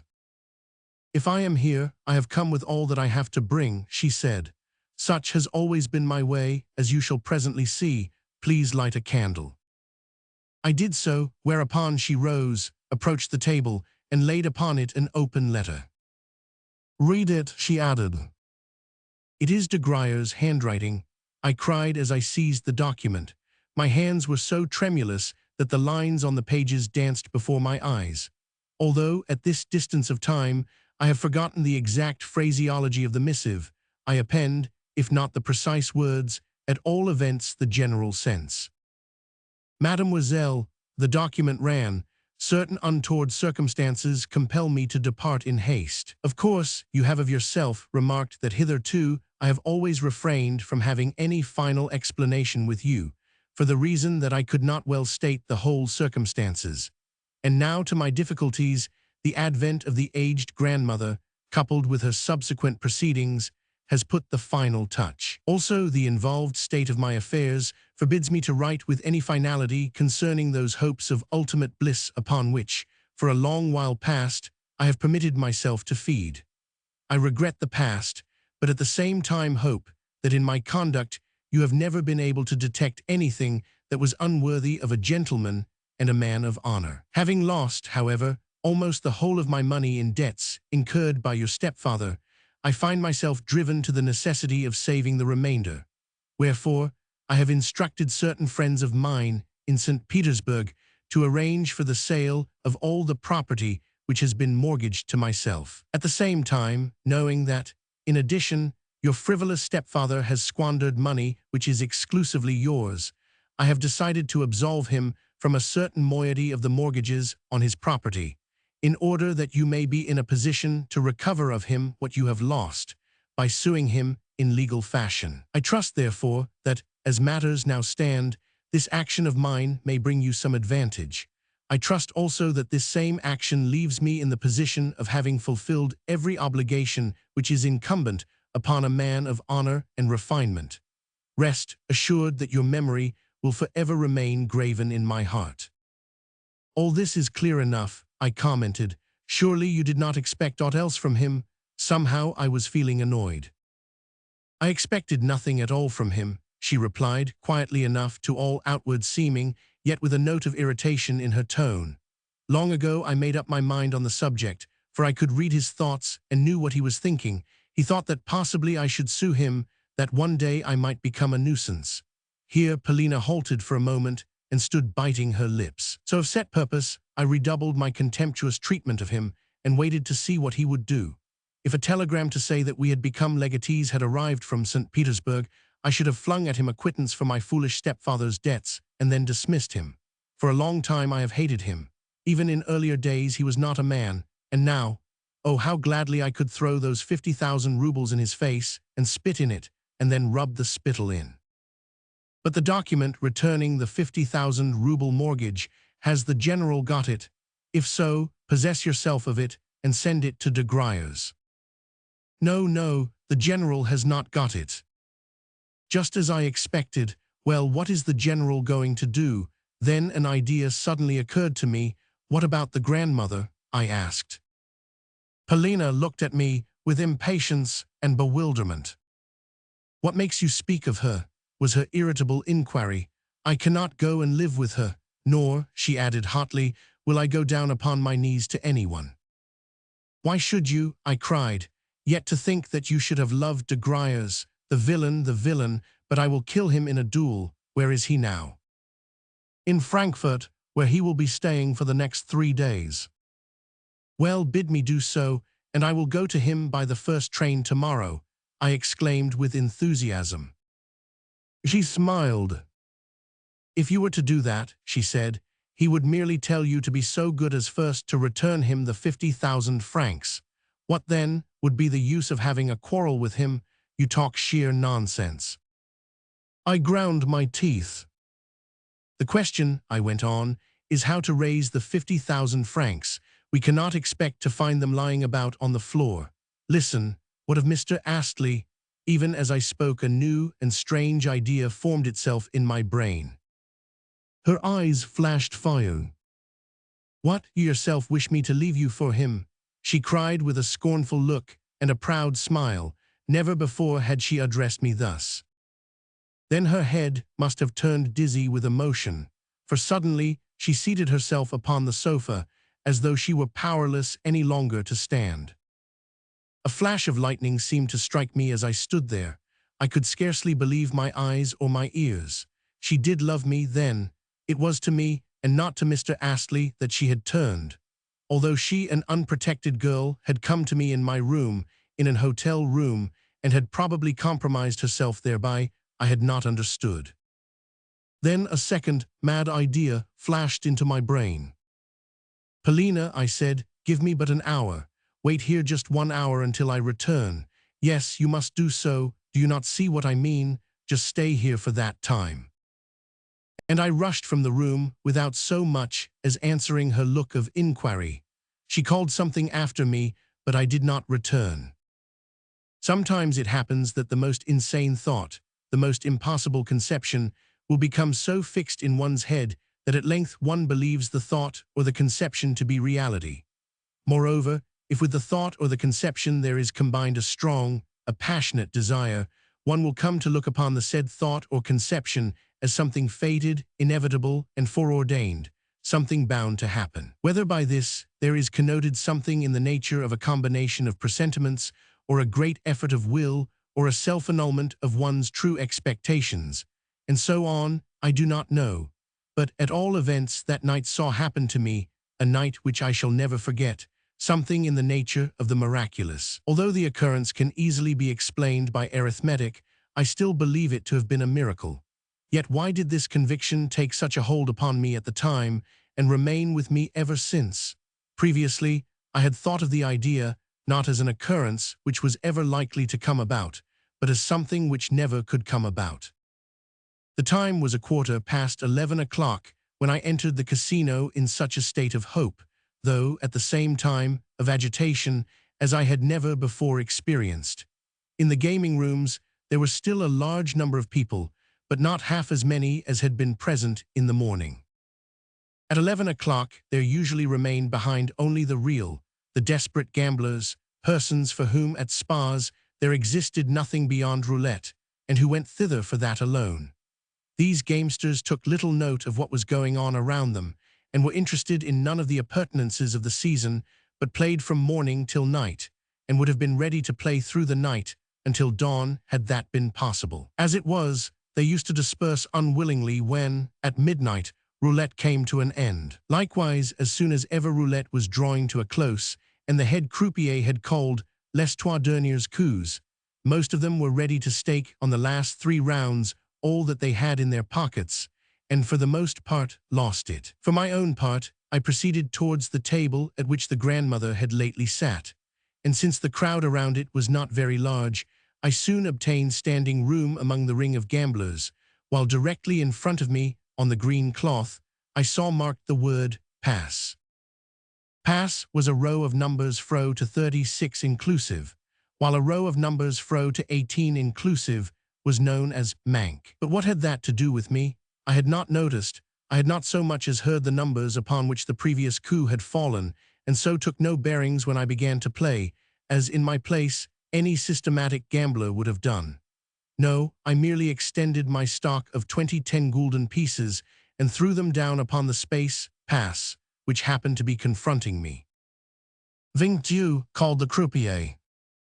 I had won. I staked upon the same again, both my original stake and my winnings. "31," called the croupier. Again I had won, and was now in possession of 80 10-gulden pieces. Next, I moved the whole 80 onto 12 middle numbers, a stake which, if successful, would bring me in a triple profit, but also involved a risk of 2 chances to 1. The wheel revolved and stopped at 24. Upon this I was paid out notes and gold until I had by my side a total sum of 2,000 gulden. It was as in a fever that I moved the pile, en bloc, onto the red. Then suddenly I came to myself, though that was the only time during the evening's play when fear cast its cold spell over me and showed itself in a trembling of the hands and knees. For with horror I had realized that I must win, and that upon that stake there depended all my life. "Rouge," called the croupier. I drew a long breath, and hot shivers went coursing over my body. I was paid out my winnings in banknotes, amounting, of course, to a total of 4,000 florins, 800 gulden. I could still calculate the amounts. After that, I remember, I again staked 2,000 florins upon 12 middle numbers and lost. Again I staked the whole of my gold, with 800 gulden in notes, and lost. Then madness seemed to come upon me, and seizing my last 2,000 florins, I staked them upon 12 of the first numbers, wholly by chance, and at random, and without any sort of reckoning. Upon my doing so there followed a moment of suspense, only comparable to that which Madame Blanchard must have experienced when, in Paris, she was descending earthwards from a balloon. "Quatre," called the croupier. Once more, with the addition of my original stake, I was in possession of 6,000 florins.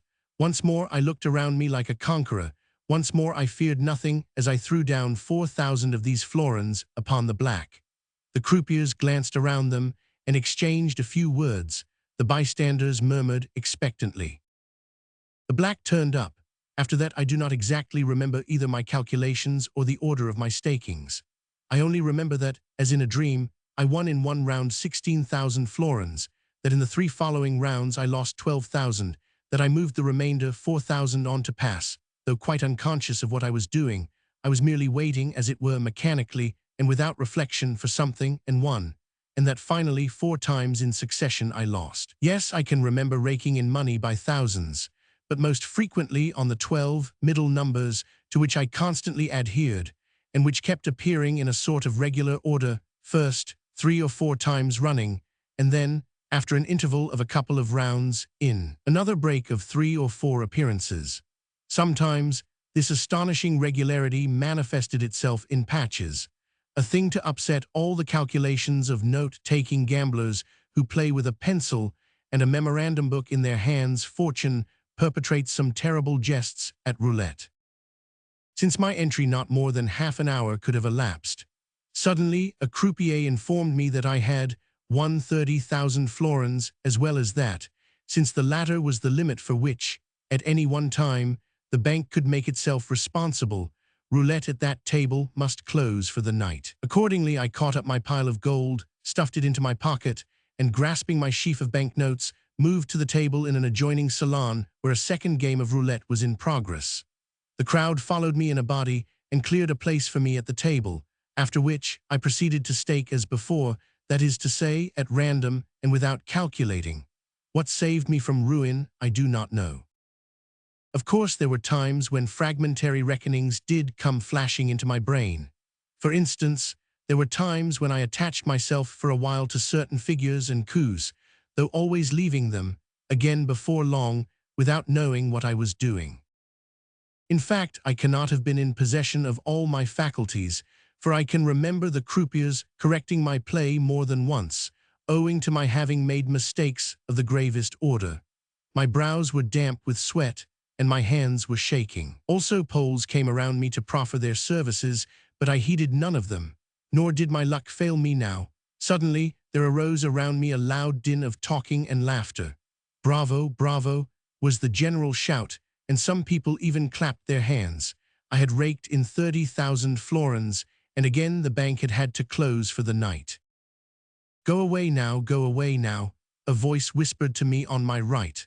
The person who had spoken to me was a certain Jew of Frankfurt, a man who had been standing beside me the whole while and occasionally helping me in my play.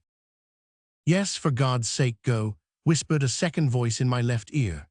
Glancing around, I perceived that the second voice had come from a modestly, plainly dressed lady of rather less than 30, a woman whose face, though pale and sickly-looking, bore also very evident traces of former beauty. At the moment, I was stuffing the crumpled banknotes into my pockets and collecting all the gold that was left on the table. Seizing up my last note for 500 gulden, I contrived to insinuate it, unperceived, into the hand of the pale lady. An overpowering impulse had made me do so, and I remember how her thin little fingers pressed mine in token of her lively gratitude. The whole affair was the work of a moment. Then, collecting my belongings, I crossed to where Trente et Quarante was being played, a game which could boast of a more aristocratic public, and was played with cards instead of with a wheel. At this diversion, the bank made itself responsible for 100,000 thalers as the limit, but the highest stake allowable was, as in roulette, 4,000 florins. Although I knew nothing of the game, and I scarcely knew the stakes, except those on black and red, I joined the ring of players, while the rest of the crowd massed itself around me.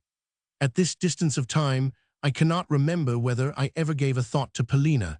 I seemed only to be conscious of a vague pleasure in seizing and raking in the banknotes which kept massing themselves in a pile before me. But as ever, fortune seemed to be at my back. As though of set purpose, there came to my aid a circumstance which not infrequently repeats itself in gaming. The circumstance is that not infrequently luck attaches itself to, say, the red, and does not leave it for a space of, say, 10 or even 15 rounds in succession. 3 days ago I had heard that, during the previous week, there had been a run of 22 coups on the red, an occurrence never before known at roulette, so that men spoke of it with astonishment. Naturally enough, many deserted the red after a dozen rounds, and practically no one could now be found to stake upon it. Yet upon the black also, the antithesis of the red, no experienced gambler would stake anything, for the reason that every practiced player knows the meaning of capricious fortune. That is to say, after the 16th or so success of the red, one would think that the 17th coup would inevitably fall upon the black. Wherefore, novices would be apt to back the latter in the 17th round, and even to double or treble their stakes upon it, only, in the end, to lose. Yet some whim or other led me, on remarking that the red had come up consecutively for 7 times, to attach myself to that color. Probably this was mostly due to self-conceit, for I wanted to astonish the bystanders with the riskiness of my play. Also, I remember that, oh strange sensation, I suddenly, and without any challenge from my own presumption, became obsessed with a desire to take risks. If the spirit has passed through a great many sensations, possibly it can no longer be sated with them, but grows more excited and demands more sensations, and stronger ones, until at length it falls exhausted. Certainly, if the rules of the game had permitted even of my staking 50,000 florins at a time, I should have staked them. All of a sudden I heard exclamations arising that the whole thing was a marvel, since the red was turning up for the 14th time. Monsieur Agagni sent 1,000,000 florins, a voice exclaimed beside me. I awoke to my senses. What? I had won 100,000 florins. If so, what more did I need to win? I grasped the banknotes, stuffed them into my pockets, raked in the gold without counting it, and started to leave the casino. As I passed through the salons, people smiled to see my bulging pockets and unsteady gait, for the weight which I was carrying must have amounted to half a pood. Several hands I saw stretched out in my direction, and as I passed, I filled them with all the money that I could grasp in my own. At length 2 Jews stopped me near the exit. "You are a bold young fellow," one said, "but mind you depart early tomorrow, as early as you can, for if you do not you will lose everything that you have won." But I did not heed them. The avenue was so dark that it was barely possible to distinguish one's hand before one's face, while the distance to the hotel was half a verst or so, but I feared neither pickpockets nor highwaymen. Indeed, never since my boyhood have I done that. Also, I cannot remember what I thought about on the way. I only felt a sort of fearful pleasure, the pleasure of success, of conquest, of power. How can I best express it? Likewise, before me there flitted the image of Polina, and I kept remembering and reminding myself that it was to her I was going, that it was in her presence I should soon be standing, that it was she to whom I should soon be able to relate and show everything. Scarcely once did I recall what she had lately said to me, or the reason why I had left her, or all those varied sensations which I had been experiencing a bare hour and a half ago. No, those sensations seemed to be things of the past, to be things which had righted themselves and grown old, to be things concerning which we needed to trouble ourselves no longer, since, for us, life was about to begin anew. Yet I had just reached the end of the avenue when there did come upon me a fear of being robbed or murdered. With each step the fear increased until, in my terror, I almost started to run. Suddenly, as I issued from the avenue, there burst upon me the lights of the hotel, sparkling with a myriad lamps. Yes, thanks be to God, I had reached home. Running up to my room, I flung open the door of it. Polina was still on the sofa, with a lighted candle in front of her and her hands clasped. As I entered, she stared at me in astonishment, for, at the moment, I must have presented a strange spectacle. All I did, however, was to halt before her and fling upon the table my burden of wealth. Chapter 15. I remember, too, how, without moving from her place or changing her attitude, she gazed into my face. "I have won 200,000 francs, cried I as I pulled out my last sheaf of banknotes. The pile of paper currency occupied the whole table. I could not withdraw my eyes from it. Consequently, for a moment or two Polina escaped my mind. Then I set myself to arrange the pile in order, and to sort the notes, and to mass the gold in a separate heap. That done, I left everything where it lay, and proceeded to pace the room with rapid strides as I lost myself in thought. Then I darted to the table once more, and began to recount the money, until all of a sudden, as though I had remembered something, I rushed to the door, and closed and double-locked it. Finally, I came to a meditative halt before my little trunk. "Shall I put the money there until tomorrow?" I asked, turning sharply round to Polina as the recollection of her returned to me. She was still in her old place, still making not a sound, yet her eyes had followed every one of my movements. Somehow in her face there was a strange expression, an expression which I did not like. I think that I shall not be wrong if I say that it indicated sheer hatred. Impulsively, I approached her. "Polina," I said, "here are 25,000 florins, 50,000 francs or more. Take them, and tomorrow throw them in de Gruyer's face." She returned no answer. "Or if you should prefer," I continued, "let me take them to him myself tomorrow, yes, early tomorrow morning. Shall I?" Then all at once she burst out laughing, and laughed for a long while. With astonishment and a feeling of offense I gazed at her. Her laughter was too like the derisive merriment which she had so often indulged in of late, merriment which had broken forth always at the time of my most passionate explanations. At length she ceased, and frowned at me from under her eyebrows. "I am not going to take your money," she said contemptuously. "Why not?" I cried. "Why not, Polina?" "Because I am not in the habit of receiving money for nothing. But I am offering it to you as a friend, in the same way I would offer you my very life." Upon this, she threw me a long, questioning glance, as though she were seeking to probe me to the depths. "You are giving too much for me," she remarked with a smile. "The beloved of de Gruyers is not worth 50,000 francs.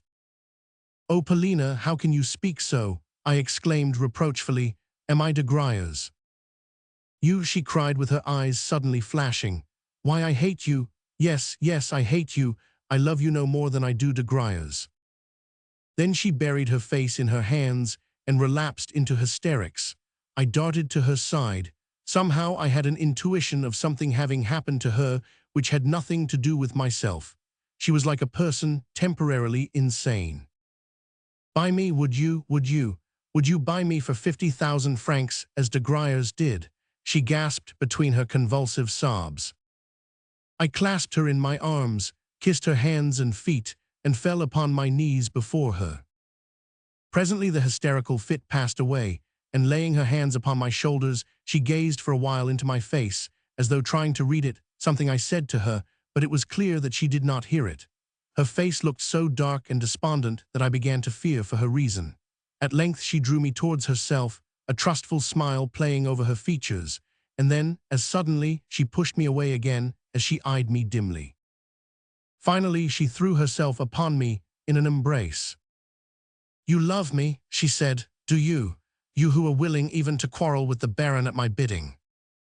Then she laughed as though something dear but laughable had recurred to her memory. Yes, she laughed and wept at the same time. What was I to do? I was like a man in a fever. I remember that she began to say something to me, though what I do not know, since she spoke with a feverish lisp, as though she were trying to tell me something very quickly. At intervals, too, she would break off into the smile which I was beginning to dread. "No, no," she kept repeating. "You are my dear one, you are the man I trust." Again she laid her hands upon my shoulders, and again she gazed at me as she reiterated, you love me, will you always love me?" I could not take my eyes off her. Never before had I seen her in this mood of humility and affection. True, the mood was the outcome of hysteria, but all of a sudden she noticed my ardent gaze and smiled slightly. The next moment, for no apparent reason, she began to talk of Astley. She continued talking and talking about him, but I could not make out all she said, more particularly when she was endeavoring to tell me of something or other which had happened recently. On the whole, she appeared to be laughing at Astley, for she kept repeating that he was waiting for her, and did I know whether, even at that moment, he was not standing beneath the window? "Yes, yes, he is there," she said. "Open the window and see if he is not." She pushed me in that direction, yet no sooner did I make a movement to obey her behest than she burst into laughter, and I remained beside her, and she embraced me. "Shall we go away tomorrow?" presently she asked, as though some disturbing thought had recurred to her recollection. "How would it be if we were to try and overtake Grandmamma? I think we should do so at Berlin. And what think you she would have to say to us when we caught her up, and her eyes first lit upon us?" What too, about Mr. Astley? He would not leap from the Schlangenberg for my sake. No, of that I am very sure. And she laughed. Do you know where he is going next year?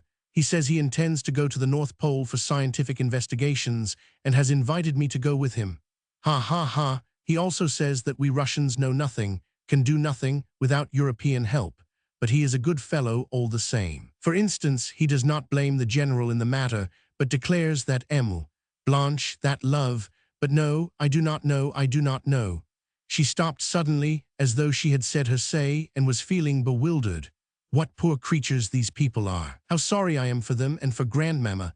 But when are you going to kill de Griers? Surely you do not intend actually to murder him? You fool, do you suppose that I should allow you to fight de Griers? Nor shall you kill the Baron. Here she burst out laughing. How absurd you looked when you were talking to the Bermergelms. I was watching you all the time, watching you from where I was sitting. And how unwilling you were to go when I sent you. Oh, how I laughed and laughed. Then she kissed and embraced me again. Again she pressed her face to mine with tender passion. Yet I neither saw nor heard her, for my head was in a whirl. It must have been about 7 o'clock in the morning when I awoke. Daylight had come, and Polina was sitting by my side, a strange expression on her face, as though she had seen a vision and was unable to collect her thoughts. She too had just awoken and was now staring at the money on the table. My head ached. It felt heavy. I attempted to take Polina's hand, but she pushed me from her and leapt from the sofa. The dawn was full of mist, for rain had fallen, yet she moved to the window, opened it, and leaning her elbows upon the windowsill, thrust out her head and shoulders to take the air. In this position did she remain for several minutes, without ever looking round at me or listening to what I was saying. Into my head there came the uneasy thought, what is to happen now? How is it all to end? Suddenly Polina rose from the window, approached the table, and looking at me with an expression of infinite aversion, said with lips which quivered with anger, "Well, are you going to hand me over my 50,000 francs?" "Polina, you say that again," I exclaimed. "You have changed your mind then. Ha ha ha, you are sorry you ever promised them." On the table where, the previous night, I had counted the money, there still was lying the packet of 25,000 florins. I handed it to her. "The francs are mine, then, are they?" "They are mine," she inquired viciously as she balanced the money in her hands. "Yes, they have always been yours," I said. "Then take your 50,000 francs," and she hurled them full in my face. The packet burst as she did so, and the floor became strewed with banknotes. The instant that the deed was done, she rushed from the room. At that moment she cannot have been in her right mind, yet what was the cause of her temporary aberration I cannot say. For a month past she had been unwell. Yet what had brought about this present condition of mind, above all things this outburst? Had it come of wounded pride? Had it come of despair over her decision to come to me? Had it come of the fact that, presuming too much on my good fortune, I had seemed to be intending to desert her, even as de Griers had done, when once I had given her the 50,000 francs? But on my honor, I had never cherished any such intention. What was at fault, I think, was her own pride, which kept urging her not to trust me, but rather to insult me, even though she had not realized the fact.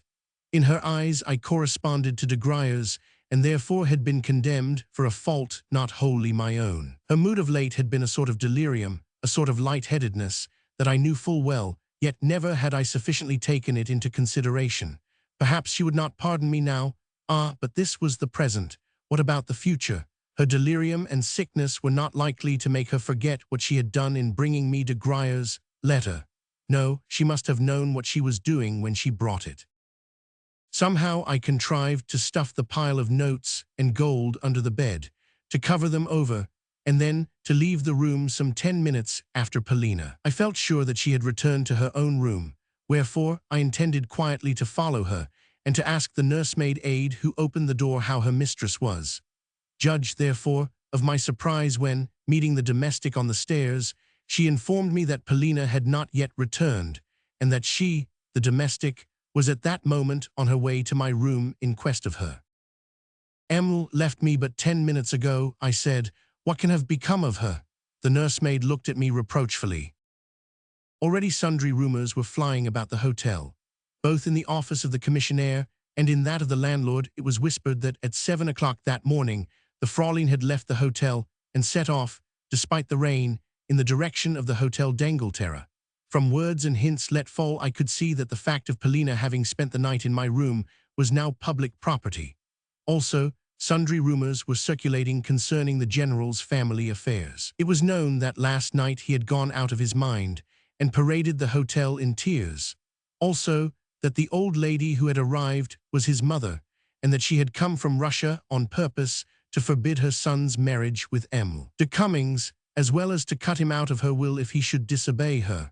Also that, because he had disobeyed her, she had squandered all her money at roulette in order to have nothing more to leave to him. "Oh, these Russians!" exclaimed the landlord with an angry toss of the head, while the bystanders laughed and the clerk betook himself to his accounts.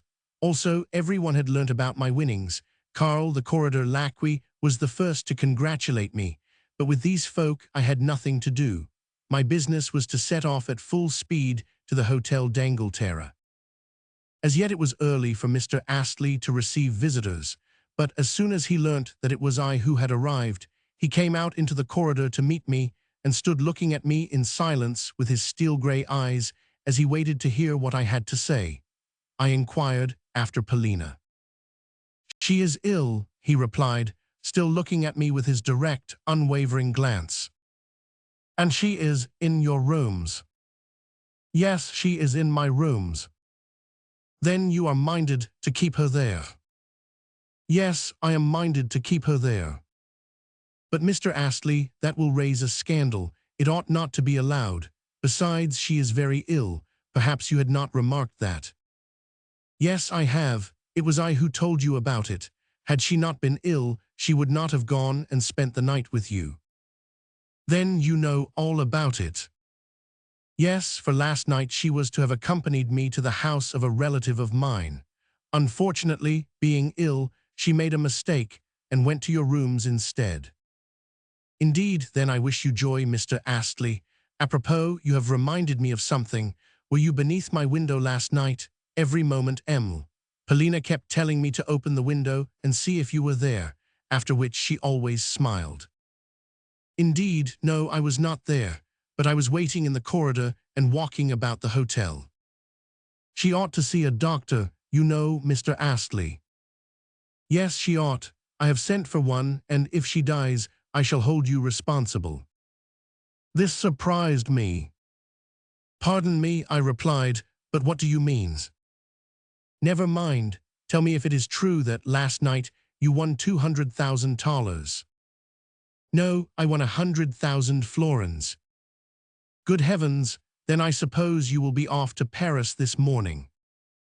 "Why?" "Because all Russians who have grown rich go to Paris," explained Astley, as though he had read the fact in a book. "But what could I do in Paris in summer time? I love her, Mr. Astley, surely you know that." "Indeed, I am sure that you do not. Moreover, if you were to stay here, you would lose everything that you possess and have nothing left with which to pay your expenses in Paris. Well, goodbye now. I feel sure that today will see you gone from here." "Goodbye, but I am not going to Paris. Likewise, pardon me, what is to become of this family? I mean that the affair of the General and Emil, Polina, will soon be all over the town." "I dare say, yet I hardly suppose that that will break the General's heart. Moreover, Emil, Polina has a perfect right to live where she chooses. In short, we may say that, as a family, this family has ceased to exist." I departed and found myself smiling at the Englishman's strange assurance that I should soon be leaving for Paris. I suppose he means to shoot me in a duel should Polina die. Yes, that is what he intends to do. Now, although I was honestly sorry for Polina, it is a fact that, from the moment when, the previous night, I had approached the gaming table and begun to rake in the packets of banknotes, my love for her had entered upon a new plane. Yes, I can say that now, although at the time I was barely conscious of it. Was I then, at heart, a gambler? Did I, after all, love Polina not so very much? No, no, as God is my witness, I loved her. Even when I was returning home from Mr. Astley's, my suffering was genuine and my self-reproach sincere. But presently I was to go through an exceedingly strange and ugly experience. I was proceeding to the general's rooms when I heard a door near me open and a voice call me by name. It was Emile's mother, the widow de Cummings, who was inviting me, in her daughter's name, to enter. I did so, whereupon I heard a laugh and a little cry proceed from the bedroom. The pair occupied a suite of 2 apartments, where Blanche was just arising. Ah, c'est lui, vins donc bete. Is it true that you have won a mountain of gold and silver? J'aimerais mia elor. Yes, I replied with a smile. How much? 100,000 florins. Bibai comet tu is bete. Come in here, for I can't hear you where you are now. Nous ferons bombance nsc pas. Entering her room, I found her lolling under a pink satin coverlet and revealing a pair of swarthy, wonderfully healthy shoulders. Shoulders such as one sees in dreams. Shoulders covered over with a white cambric nightgown which, trimmed with lace, stood out, in striking relief, against the darkness of her skin. Mon fils as-tu du cœur, she cried when she saw me, and then giggled. Her laugh had always been a very cheerful one, and at times it even sounded sincere. Tout otter, I began, paraphrasing Corneille. See here, she prattled on, please search for my stockings and help me to dress. Aussi, si tu n'es pas trop bete prends à Paris. I am just off, let me tell you. This moment. In half an hour. True enough, everything stood ready packed, trunks, portmanteaus and all. Coffee had long been served. Eh bien, tu verras Paris. Dis donc, questi quan uchitel, tu etais bien bete quan tu etais uchitel. Where are my stockings? Please help me to dress. And she lifted up a really ravishing foot, small, swarthy, and not misshapen like the majority of feet which look dainty only in bottines. I laughed and started to draw on to the foot a silk stocking, while Blanche sat on the edge of the bed and chattered. Eh bien, que feras-tu cgt prends avec moi? First of all, I must have 50,000 francs, and you shall give them to me at Frankfurt. Then we will go on to Paris, where we will live together, et gt ferai voir des étoiles en plein jour. Yes, you shall see such women as your eyes have never lit upon. Stop a moment. If I were to give you those 50,000 francs, what should I have left for myself? Another 100,000 francs, please to remember. Besides, I could live with you in your rooms for a month, or even for 2, or even for longer. But it would not take us more than 2 months to get through 50,000 francs. For look you, je suis bon enfant, et tu verras des étoiles, you may be sure. What, you mean to say that we should spend the whole in 2 months? Certainly, does that surprise you very much? Ah, vil esclave, why 1 month of that life would be better than all your previous existence. 1 month, et après le déluge, mais tu n'y peux comprendre. Va away, away, you are not worth it. Ah, que fais-tu? For while drawing on the other stocking, I had felt constrained to kiss her. Immediately she shrunk back, kicked me in the face with her toes, and turned me neck and crop out of the room. Eh bien, mon uchitel, she called after me, gt attends si tu veux. I start in a quarter of an hour's time. I returned to my own room with my head in a whirl. It was not my fault that Polina had thrown a packet in my face and preferred Mr. Astley to myself. A few banknotes were still fluttering about the floor, and I picked them up. At that moment the door opened, and the landlord appeared, a person who until now had never bestowed upon me so much as a glance. He had come to know if I would prefer to move to a lower floor, to a suite which had just been tenanted by Count. For a moment, I reflected. No, I shouted, my account please, for in 10 minutes I shall be gone. To Paris, I added to myself, every man of birth must make her acquaintance. Within a quarter of an hour, all 3 of us were seated in a family compartment, Blanche, the widow de Cummings, and myself. Kept laughing hysterically as she looked at me, and Madame re-echoed her, but I did not feel so cheerful. My life had broken in two, and yesterday had infected me with a habit of staking my all upon a card. Although it might be that I had failed to win my stake, that I had lost my senses, that I desired nothing better, I felt that the scene was to be changed only for a time. Within a month from now, I kept thinking to myself, I shall be back again in Roulettenburg, and then I mean to have it out with you, Mr. Astley. Yes, as now I look back at things, I remember that I felt greatly depressed, despite the absurd gigglings of the egregious Blanche. What is the matter with you? How dull you are, she cried at length, as she interrupted her laughter to take me seriously to task. Come, come, we are going to spend your 200,000 francs for you, et tu seras heureux comme un petit roi. I myself will tie your tie for you and introduce you to Hortense. And when we have spent your money, you shall return here and break the bank again. What did those two Jews tell you?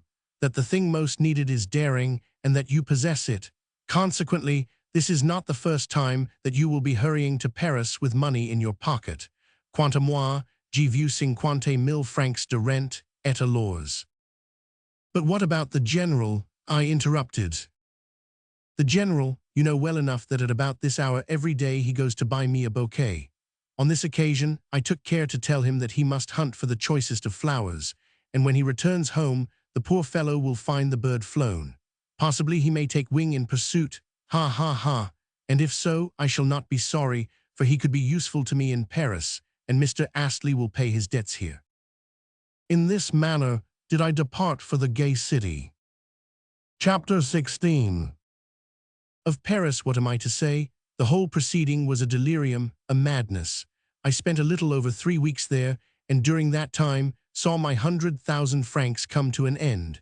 I speak only of the 100,000 francs, for the other 100,000 I gave to Emile, Blanche in pure cash. That is to say, I handed her 50,000 francs at Frankfurt, and 3 days later in Paris, advanced her another 50,000 on note of hand. Nevertheless, a week had not elapsed ere she came to me for more money. Et les 100,000 francs qui nous restent, she added, tu les mangeras avec moi, mon Uchtel. Yes, she always called me her Uchtel, a person more economical, grasping, and mean than Emile. Blanche one could not imagine, but this was only as regards her own money. My 100,000 francs, as she explained to me later, she needed to set up her establishment in Paris, so that once and for all I may be on a decent footing, and proof against any stones which may be thrown at me, at all events for a long time to come. Nevertheless, I saw nothing of those 100,000 francs, for my own purse, which she inspected daily, never managed to amass in it more than 100 francs at a time, and generally the sum did not reach even that figure. What do you want with money? She would say to me with air of absolute simplicity, and I never disputed the point. Nevertheless, though she fitted out her flat very badly with the money, the fact did not prevent her from saying when later she was showing me over the rooms of her new abode, see what care and taste can do with the most wretched of means. However, her wretchedness had cost 50,000 francs, while with the remaining 50,000 she purchased a carriage and horses. Also, we gave a couple of balls, evening parties attended by Hortense and Lisette and Cleopatra, who were women remarkable both for the number of their liaisons and, though only in some cases, for their good looks. At these reunions, I had to play the part of host, to meet and entertain fat mercantile parvenus who were impossible by reason of their rudeness and braggadocio, colonels of various kinds, hungry authors, and journalistic hacks, all of whom disported themselves in fashionable tailcoats and pale yellow gloves, and displayed such an aggregate of conceit and gasconade as would be unthinkable even in St. Petersburg, which is saying a great deal. They used to try to make fun of me, but I would console myself by drinking champagne and then lolling in a retiring room. Nevertheless, I found it deadly work. 100 est un Uchtel, Blanche would say of me, qui a gagné du 100,000 francs, and but for me would have had not a notion how to spend them. Presently he will have to return to his tutoring. Does any one know of a vacant post? You know, one must do something for him. I had the more frequent recourse to champagne in that I constantly felt depressed and bored, owing to the fact that I was living in the most bourgeois commercial milieu imaginable, a milieu wherein every sou was counted and grudged. Indeed, 2 weeks had not elapsed before I perceived that Blanche had no real affection for me, even though she dressed me in elegant clothes and herself tied my tie each day. In short, she utterly despised me, but that caused me no concern. Blasé and inert, I spent my evenings generally at the Château des Fleurs, where I would get fuddled and then dance the can-can, which, in that establishment, was a very indecent performance with éclat. At length, the time came when Blanche had drained my purse dry. She had conceived an idea that, during the term of our residence together, It would be well if I were always to walk behind her with a paper and pencil in order to jot down exactly what she spent, what she had saved, what she was paying out, and what she was laying by. Well, of course, I could not fail to be aware that this would entail a battle over every 10 francs. So, although for every possible objection that I might make she had prepared a suitable answer, she soon saw that I made no objections, and therefore had to start disputes herself. That is to say, she would burst out into tirades which were met only with silence as I lolled on a sofa and stared fixedly at the ceiling.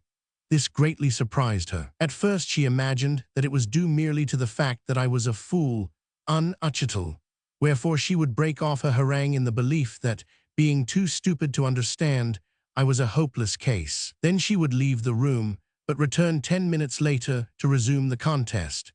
This continued throughout her squandering of my money, a squandering altogether out of proportion to our means. An example is the way in which she changed her first pair of horses for a pair which cost 16,000 francs. "Bibi," she said on the latter occasion as she approached me, "surely you are not angry?" "No, oh, I am merely tired," was my reply as I pushed her from me. This seemed to her so curious that straightway she seated herself by my side. "You see," she went on, "I decided to spend so much upon these horses only because I can easily sell them again. They would go at any time for 20,000 francs. Yes, yes, they are splendid horses, and you have got a splendid turnout. I am quite content. Let me hear no more of the matter." "Then you are not angry?" "No, why should I be? You are wise to provide yourself with what you need, for it will all come in handy in the future. Yes, I quite see the necessity of your establishing yourself on a good basis, for without it you will never earn your million. My 100,000 francs I look upon merely as a beginning, as a mere drop in the bucket." Blanche, who had by no means expected such declarations from me, but rather an uproar and protests, was rather taken aback. "Well, well, what a man you are," she exclaimed. "Mais tu as l'esprit pour comprendre. Sais tu, mon garçon, although you are a tutor, you ought to have been born a prince. Are you not sorry that your money should be going so quickly?" "No, the quicker it goes the better." "Mais sais tu, mais dis donc, are you really rich? Mais sais tu, you have too much contempt for money. Qu'est-ce que tu feras après dis donc?" "Après I shall go to Hamburg and win another 100,000 francs." "Oui, oui, c'est magnifique. Ah, I know you will win them and bring them to me when you have done so. Dis donc, you will end by making me love you. Since you are what you are, I mean to love you all the time, and never to be unfaithful to you. You see, I have not loved you before parce que j'y crois, que tu n'es qu'un utchital, quelque chose que mais un likewise n'sc pas. Yet all the time I have been true to you, parce que j'y suis bon fil." "You lie," I interrupted. "Did I not see you the other day with Albert, with that black-jowled officer?" Oh, mais tu es." "Yes, you are lying right enough. But what makes you suppose that I should be angry? Rubbish. Il faut que jeunesse s'y passe.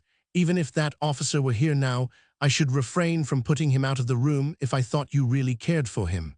Only, mind you, do not give him any of my money. You hear?" "You say, do you, that you would not be angry? Mais tu es un vrai philosophe, sais tu? Oui, un vrai philosophe. Eh bien, gta marai. Tu verras tu seras content." True enough, from that time onward she seemed to attach herself only to me, and in this manner we spent our last 10 days together. The promised Ettles I did not see, but in other respects she, to a certain extent, kept her word. Moreover, she introduced me to Hortense, who was a remarkable woman in her way, and known among us as Therese Philosophe. But I need not enlarge further, for to do so would require a story to itself, and entail a coloring which I am loth to impart to the present narrative. The point is that with all my faculties, I desired the episode to come to an end as speedily as possible. Unfortunately, our 100,000 francs lasted us, as I have said, for very nearly a month, which greatly surprised me. At all events, Blanche bought herself articles to the tune of 80,000 francs, and the rest sufficed just to meet our expenses of living. Towards the close of the affair, Blanche grew almost frank with me. At least, she scarcely lied to me at all. declaring, amongst other things, that none of the debts which she had been obliged to incur were going to fall upon my head. "I have purposely refrained from making you responsible for my bills or borrowings," she said, "for the reason that I am sorry for you. Any other woman in my place would have done so and have let you go to prison. See, then, how much I love you and how good-hearted I am. Think, too, what this accursed marriage with the general is going to cost me." True enough, the marriage took place. It did so at the close of our month together, and I am bound to suppose that it was upon the ceremony that the last remnants of my money were spent. With it the episode, that is to say, my sojourn with the Frenchwoman, came to an end, and I formally retired from the scene. It happened thus: a week after we had taken up our abode in Paris, there arrived thither the general. He came straight to see us, and thenceforward lived with us practically as our guest, though he had a flat of his own as well. Blanche met him with merry badinage and laughter, and even threw her arms around him. In fact, she managed it so that he had to follow everywhere in her train, whether when promenading on the boulevards, or when driving, or when going to the theatre, or when paying calls, and this use which she made of him quite satisfied the general. Still of imposing appearance and presence, as well as of fair height, he had a dyed moustache and whiskers, he had formerly been in the cuirassiers, and a handsome, though a somewhat wrinkled, face. Also his manners were excellent, and he could carry a frock-coat well, the more so since, in Paris, he took to wearing his orders. To promenade the boulevards with such a man was not only a thing possible, but also, so to speak, a thing advisable, and with this programme the good but foolish general had not a fault to find. The truth is that he had never counted upon this programme when he came to Paris to seek us out. On that occasion he had made his appearance nearly shaking with terror, for he had supposed that Blanche would at once raise an outcry and have him put from the door. Wherefore he was the more enraptured at the turn that things had taken, and spent the month in a state of senseless ecstasy. Already I had learnt that, after our unexpected departure from Roulettenburg, he had had a sort of a fit, that he had fallen into a swoon, and spent a week in a species of garrulous delirium. Doctors had been summoned to him, but he had broken away from them, and suddenly taken a train to Paris. Of course, Blanche's reception of him had acted as the best of all possible cures, but for long enough he carried the marks of his affliction, despite his present condition of rapture and delight. To think clearly, or even to engage in any serious conversation, had now become impossible for him. He could only ejaculate after each word and then nod his head in confirmation. Sometimes, also, he would laugh, but only in a nervous, hysterical sort of a fashion, while at other times he would sit for hours looking as black as night, with his heavy eyebrows knitted. Of much that went on he remained wholly oblivious, for he grew extremely absent-minded and took to talking to himself. Only Blanche could awake him to any semblance of life. His fits of depression and moodiness in corners always meant either that he had not seen her for some while, or that she had gone out without taking him with her, or that she had omitted to caress him before departing. When in this condition, he would refuse to say what he wanted, nor had he the least idea that he was thus sulking and moping. Next, after remaining in this condition for an hour or two, this I remarked on 2 occasions when Blanche had gone out for the day, probably to see Albert, he would begin to look about him, and to grow uneasy, and to hurry about with an air as though he had suddenly remembered something, and must try and find it. After which, not perceiving the object of his search, nor succeeding in recalling what that object had been, he would as suddenly relapse into oblivion, and continue so until the reappearance of Blanche, merry, wanton, half-dressed, and laughing her strident laugh as she approached to pet him, and even to kiss him, though the latter reward he seldom received. Once, he was so overjoyed at her doing so that he burst into tears. Even I myself was surprised.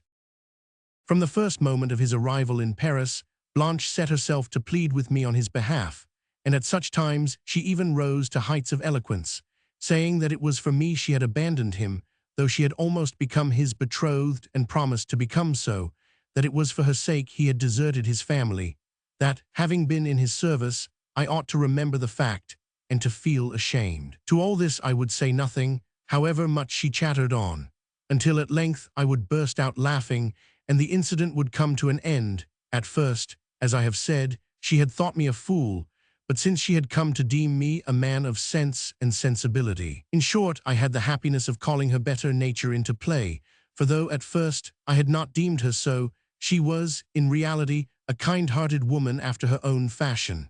"You are good and clever," she said to me towards the finish, "and my one regret is that you are also so wrong-headed. You will her be a rich man." Unvry Russ, Kalmuk, she usually called me. Several times she sent me to give the general an airing in the streets, even as she might have done with a lacquey and her spaniel, but I preferred to take him to the theatre, to the bal mabel, and to restaurants. For this purpose, she usually allowed me some money, though the general had a little of his own and enjoyed taking out his purse before strangers. Once I had to use actual force to prevent him from buying a phaeton at a price of 700 francs, after a vehicle had caught his fancy in the Palais Royal as seeming to be a desirable present for Blanche. What could she have done with a 700-franc phaeton? And the general possessed in the world but 1,000 francs. The origin even of those francs I could never determine, but imagined them to have emanated from Mr. Astley, the more so since the latter had paid the family's hotel bill. As for what view the general took of myself, I think that he never divined the footing on which I stood with Blanche. True, he had heard, in a dim sort of way, that I had won a good deal of money, but more probably he supposed me to be acting as secretary or even as a kind of servant to his inamorata. At all events, he continued to address me, in his old haughty style, as my superior. At times, he even took it upon himself to scold me. One morning in particular, he started to sneer at me over our matutinal coffee. Though not a man prone to take offense, he suddenly, and for some reason of which to this day I am ignorant, fell out with me. Of course, even he himself did not know the reason. To put things shortly, he began a speech which had neither beginning nor ending, and cried out, a batons rompus, that I was a boy whom he would soon put to rights, and so forth, and so forth. Yet no one could understand what he was saying, and at length Blanche exploded in a burst of laughter. Finally, something appeased him, and he was taken out for his walk. More than once, however, I noticed that his depression was growing upon him, that he seemed to be feeling the want of somebody or something, that, despite Blanche's presence, he was missing some person in particular. Twice on these occasions did he plunge into a conversation with me, though he could not make himself intelligible, and only went on rambling about the service, his late wife, his home, and his property. Every now and then, also, some particular word would please him, whereupon he would repeat it 100 times in the day, even though the word happened to express neither his thoughts nor his feelings. Again, I would try to get him to talk about his children, but always he cut me short in his old snappish way and passed to another subject. Yes, yes, my children was all that I could extract from him. Yes, you are right in what you have said about them. Only once did he disclose his real feelings. That was when we were taking him to the theatre, and suddenly he exclaimed, "My unfortunate children." Yes, sir, they are unfortunate children. Once, too, when I chanced to mention Polina, he grew quite bitter against her. "She is an ungrateful woman," he exclaimed. "She is a bad and ungrateful woman. She has broken up a family. If there were laws here, I would have her impaled." Yes, I would. As for de Griers, the general would not have his name mentioned. "He has ruined me," he would say. "He has robbed me and cut my throat. For 2 years he was a perfect nightmare to me. For months at a time he never left me in my dreams. Do not speak of him again." It was now clear to me that Blanche and he were on the point of coming to terms, yet true to my usual custom, I said nothing. At length, Blanche took the initiative in explaining matters. She did so a week before we parted. "Il de la chance," she prattled, "for the grandmother is now really ill, and therefore bound to die. Mr. Astley has just sent a telegram to say so, and you will agree with me that the general is likely to be her heir. Even if he should not be so, he will not come amiss, since in the first place he has his pension, and in the second place he will be content to live in a back room, whereas I shall be Madame General and get into a good circle of society." She was always thinking of this, and become a Russian chatelaine. "Yes, I shall have a mansion of my own and peasants and 1,000,000 of money at my back." But suppose he should prove jealous, he might demand all sorts of things, you know. Do you follow me? Oh dear no, how ridiculous that would be of him. Besides, I have taken measures to prevent it. You need not be alarmed. That is to say, I have induced him to sign notes of hand in Albert's name. Consequently, at any time I could get him punished. Isn't he ridiculous? Very well then, marry him. And in truth she did so, though the marriage was a family one only, and involved no pomp or ceremony. In fact, she invited to the nuptials none but Albert and a few other friends. Hortense, Cleopatra, and the rest she kept firmly at a distance. As for the bridegroom, he took a great interest in his new position. Blanche herself tied his tie, and Blanche herself pomaded him, with the result that in his frock coat and white waistcoat, he looked quite comme il faut.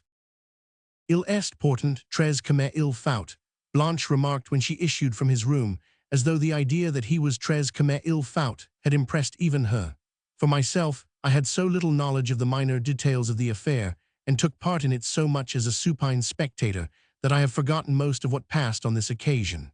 I only remember that Blanche and the widow figured at it, not as de Cummings, but as du Plessis. Why they had hitherto been de Cummings, I do not know. I only know that this entirely satisfied the general, that he liked the name du Plessis even better than he had liked the name de Cummings. On the morning of the wedding, he paced the salon in his gala attire and kept repeating to himself with an air of great gravity and importance, "Emile, Blanche du Plessis, Emile, Blanche du Plessis, du Plessis." He beamed with satisfaction as he did so. Both in the church and at the wedding breakfast, he remained not only pleased and contented, but even proud. She too underwent a change, for now she assumed an air of added dignity. "I must behave altogether differently," she confided to me with a serious air. "Yet, mark you, there is a tiresome circumstance of which I had never before thought, which is, how best to pronounce my new family name. Zagoriansky, Zagoziansky, Madame la Générale de Sago, Madame la Générale de 14 consonants. Oh, these infernal Russian names. The last of them would be the best to use, don't you think?" At length the time had come for us to part, and Blanche, the egregious Blanche, shed real tears as she took her leave of me. "Tu etais bon enfant," she said with a sob. "Gt cries bete et tu en avais l'air, but it suited you." Then, having given me a final handshake, she exclaimed, "Attends," whereafter, running into her boudoir, she brought me thence 2,000-franc notes. I could scarcely believe my eyes. "They may come in handy for you," she explained, "for though you are a very learned tutor, you are a very stupid man. More than 2,000 francs, however, I am not going to give you, for the reason that, if I did so, you would gamble them all away. Now goodbye. Nous serons taugers bons armies, and if you win again, do not fail to come to me, et tu seras heureux." I myself had still 500 francs left, as well as a watch worth 1,000 francs, a few diamond studs, and so on. Consequently, I could subsist for quite a length of time without particularly bestirring myself. Purposely I have taken up my abode where I am now partly to pull myself together and partly to wait for Mr. Astley, who, I have learnt, will soon be here for a day or so on business. Yes, I know that, and then I shall go to Hamburg. But to Roulettenburg I shall not go until next year, for they say it is bad to try one's luck twice in succession at a table. Moreover, Hamburg is where the best play is carried on. Chapter 17. It is a year and 8 months since I last looked at these notes of mine. I do so now only because, being overwhelmed with depression, I wish to distract my mind by reading them through at random. I left them off at the point where I was just going to Hamburg. My God, with what a light heart, comparatively speaking, did I write the concluding lines, though it may be not so much with a light heart as with a measure of self-confidence and unquenchable hope. At that time had I any doubts of myself, yet behold me now. Scarcely a year and a half have passed, yet I am in a worse position than the meanest beggar. But what is a beggar? A fig for beggary. I have ruined myself, that is all, nor is there anything with which I can compare myself. There is no moral which it would be of any use for you to read to me. At the present moment, nothing could well be more incongruous than a moral. O you self-satisfied persons who, in your unctuous pride, are forever ready to mouth your maxims, if only you knew how fully I myself comprehend the sordidness of my present state, you would not trouble to wag your tongues at me. What could you say to me that I do not already know? Well, wherein lies my difficulty? It lies in the fact that by a single turn of a roulette wheel everything for me has become changed. Yet had things befallen otherwise, these moralists would have been among the first, yes, I feel persuaded of it, to approach me with friendly jests and congratulations. Yes, they would never have turned from me as they are doing now. A fig for all of them. What am I? I am zero, nothing. What shall I be tomorrow? I may be risen from the dead and have begun life anew. For still, I may discover the man in myself, if only my manhood has not become utterly shattered. I went, I say, to Hamburg, but afterwards went also to Roulettenburg, as well as to Spa and Baden, in which latter place, for a time, I acted as valet to a certain rascal of a privy councillor, by name Heinze, who until lately was also my master here. Yes, for 5 months I lived my life with laqueys. That was just after I had come out of Roulettenburg prison, where I had lain for a small debt which I owed. Out of that prison I was bylaid by whom? By Mr. Astley, by Polina, I do not know. At all events, the debt was paid to the tune of 200 thalers, and I sallied forth a free man. But what was I to do with myself?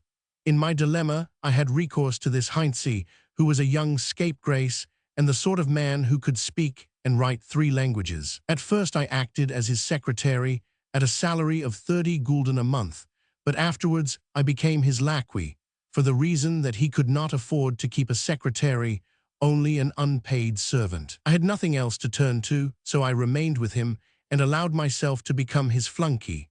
But by stinting myself in meat and drink I saved, during my 5 months of service, some 70 gulden, and one evening, when we were at Baden, I told him that I wished to resign my post, and then hastened to betake myself to roulette. Oh, how my heart beat as I did so! No, it was not the money that I valued. What I wanted was to make all this mob of Heinzes, hotel proprietors, and fine ladies of Baden talk about me, recount my story, wonder at me, extol my doings, and worship my winnings.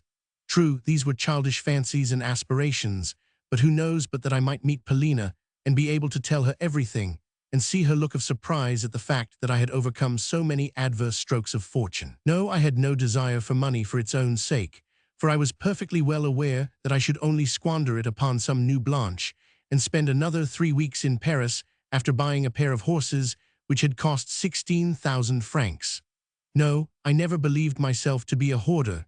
In fact, I knew only too well that I was a spendthrift. And already, with a sort of fear, a sort of sinking in my heart, I could hear the cries of the croupiers, Trent et un, rouge, impair et passe, quart noir, pair et manque. How greedily I gazed upon the gaming table, with its scattered louis d'or, 10 gulden pieces, and thalers, upon the streams of gold as they issued from the croupier's hands, and piled themselves up into heaps of gold scintillating as fire, upon the long rolls of silver lying around the croupier. Even at a distance of 2 rooms, I could hear the chink of that money, so much so that I nearly fell into convulsions. Ah, the evening when I took those 70 gulden to the gaming table was a memorable one for me. I began by staking 10 gulden upon pass. For pass, I had always had a sort of predilection, yet I lost my stake upon it. This left me with 60 gulden in silver. After a moment's thought, I selected 0, beginning by staking 5 gulden at a time. Twice I lost, but the 3rd round suddenly brought up the desired coup. I could almost have died with joy as I received my 175 gulden. Indeed, I have been less pleased when in former times I have won 100,000 gulden. Losing no time, I staked another 100 gulden upon the red, and won 200 upon the red, and won 400 upon the black, and won 800 upon manque, and won. Thus, with the addition of the remainder of my original capital, I found myself possessed, within 5 minutes, of 1,700 gulden. Ah, at such moments one forgets both oneself and one's former failures. This I had gained by risking my very life. I had dared so to risk, and behold, again I was a member of mankind. I went and hired a room, I shut myself up in it, and sat counting my money until 3 o'clock in the morning. To think that when I awoke on the morrow I was no laquey, I decided to leave at once for Hamburg. There I should neither have to serve as a footman nor to lie in prison. Half an hour before starting, I went and ventured a couple of stakes, no more, with the result that in all I lost 1,500 florins. Nevertheless, I proceeded to Hamburg, and have now been there for a month. Of course, I am living in constant trepidation, playing for the smallest of stakes, and always looking out for something, calculating, standing whole days by the gaming tables to watch the play, even seeing that play in my dreams.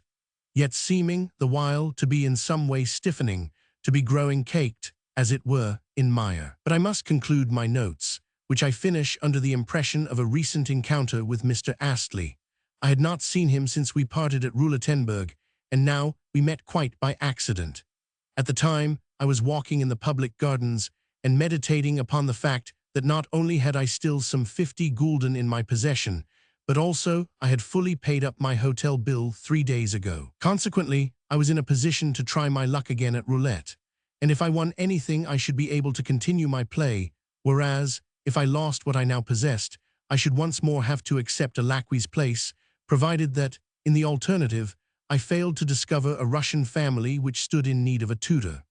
Plunged in these reflections, I started on my daily walk through the park and forest towards a neighboring principality. Sometimes, on such occasions, I spent 4 hours on the way and would return to Hamburg tired and hungry, but on this particular occasion, I had scarcely left the gardens for the park when I caught sight of Astley seated on a bench. As soon as he perceived me, he called me by name, and I went and sat down beside him. But on noticing that he seemed a little stiff in his manner, I hastened to moderate the expression of joy which the sight of him had called forth. "You here?" he said. "Well, I had an idea that I should meet you. Do not trouble to tell me anything, for I know all, yes, all. In fact, your whole life during the past 20 months lies within my knowledge. How closely you watch the doings of your old friends," I replied. "That does you infinite credit, but stop a moment. You have reminded me of something. Was it you who billeted me out of Roulettenburg prison when I was lying there for a debt of 200 gulden? Someone did so." "Oh dear no, though I knew all the time that you were lying there." "Perhaps you could tell me who did bail me out." "No, I am afraid I could not." "What a strange thing, for I know no Russians at all here, so it cannot have been a Russian who befriended me. In Russia, we Orthodox folk do go bail for one another, but in this case, I thought it must have been done by some English stranger who was not conversant with the ways of the country." Mr. Astley seemed to listen to me with a sort of surprise. Evidently, he had expected to see me looking more crushed and broken than I was. "Well," he said, not very pleasantly, "I am none the less glad to find that you retain your old independence of spirit, as well as your buoyancy." "Which means that you are vexed at not having found me more abased and humiliated than I am," I retorted with a smile. Astley was not quick to understand this, but presently did so and laughed. "Your remarks please me as they always did," he continued. "In those words I see the clever, triumphant, and above all things, cynical friend of former days. Only Russians have the faculty of combining within themselves so many opposite qualities. Yes, most men love to see their best friend in abasement, for generally it is on such abasement that friendship is founded. All thinking persons know that ancient truth. Yet, on the present occasion, I assure you, I am sincerely glad to see that you are not cast down. Tell me, are you never going to give up gambling?" "Damn the gambling, yes, I should certainly have given it up, were it not that." "That you are losing, I thought so. You need not tell me any more. I know how things stand, for you have said that last in despair, and therefore, truthfully. Have you no other employment than gambling?" "No, none whatever." Astley gave me a searching glance. At that time, it was ages since I had last looked at a paper or turned the pages of a book. "You are growing blasé," he said. "You have not only renounced life, with its interests and social ties, but the duties of a citizen and a man. You have not only renounced the friends whom I know you to have had, and every aim in life but that of winning money, but you have also renounced your memory. Though I can remember you in the strong, ardent period of your life, I feel persuaded that you have now forgotten every better feeling of that period, that your present dreams and aspirations of subsistence do not rise above pair, impair rouge, noir, the 12 middle numbers, and so forth." "Enough, Mr. Astley," I cried with some irritation, almost in anger. "Kindly do not recall to me any more recollections, for I can remember things for myself. Only for a time have I put them out of my head. Only until I shall have rehabilitated myself am I keeping my memory dulled. When that hour shall come, you will see me arise from the dead." Then you will have to be here another 10 years, he replied. Should I then be alive, I will remind you here, on this very bench, of what I have just said. In fact, I will bet you a wager that I shall do so. Say no more, I interrupted impatiently. And to show you that I have not wholly forgotten the past, may I inquire where Polina is? If it was not you who bylaid me out of prison, it must have been she. Yet never have I heard a word concerning her. No, I do not think it was she. At the present moment she is in Switzerland, and you will do me a favor by ceasing to ask me these questions about her. Astley said this with a firm and even an angry air. Which means that she has dealt you a serious wound. I burst out with an involuntary sneer. Polina, he continued, is the best of all possible living beings, but I repeat that I shall thank you to cease questioning me about her. You never really knew her, and her name on your lips is an offense to my moral feeling. Indeed, on what subject, then, have I a better right to speak to you than on this? With it are bound up all your recollections and mine. However, do not be alarmed. I have no wish to probe too far into your private, your secret affairs. My interest in Polina does not extend beyond her outward circumstances and surroundings. About them, you could tell me in 2 words. Well, on condition that the matter shall end there, I will tell you that for a long time Polina was ill and still is so. My mother and sister entertained her for a while at their home in the north of England, and thereafter Polina's grandmother, you remember the mad old woman, died and left Polina a personal legacy of £7,000 sterling. That was about 6 months ago, and now is traveling with my sister's family, my sister having since married. His little brother and sister also benefited by the grandmother's will and are now being educated in London. As for the general, he died in Paris last month of a stroke. Blanche did well by him, for she succeeded in having transferred to herself all that he received from the grandmother. That, I think, concludes all that I have to tell. And de Griers, is he too traveling in Switzerland? No, nor do I know where he is. Also, I warn you once more that you had better avoid such hints and ignoble suppositions, otherwise you will assuredly have to reckon with me. What, in spite of our old friendship? Yes, in spite of our old friendship. Then I beg your pardon 1,000 times, Mr. Astley. I meant nothing offensive to Polina, for I have nothing of which to accuse her. Moreover, the question of there being anything between this Frenchman and this Russian lady is not one which you and I need discuss, nor even attempt to understand. If, replied Astley, you do not care to hear their names coupled together, may I ask you what you mean by the expressions, this Frenchman, this Russian lady, and there being anything between them? Why do you call them so particularly a Frenchman and a Russian lady? I see you are interested, Mr. Astley, but it is a long, long story and calls for a lengthy preface. At the same time, the question is an important one, however ridiculous it may seem at the first glance. A Frenchman, Mr. Astley, is merely a fine figure of a man. With this you, as a Britisher, may not agree. With it I also, as a Russian, may not agree, out of envy. Yet possibly our good ladies are of another opinion. For instance, one may look upon Racine as a broken-down, hobbledehoy, perfumed individual. One may even be unable to read him, and I too may think him the same, as well as, in some respects, a subject for ridicule.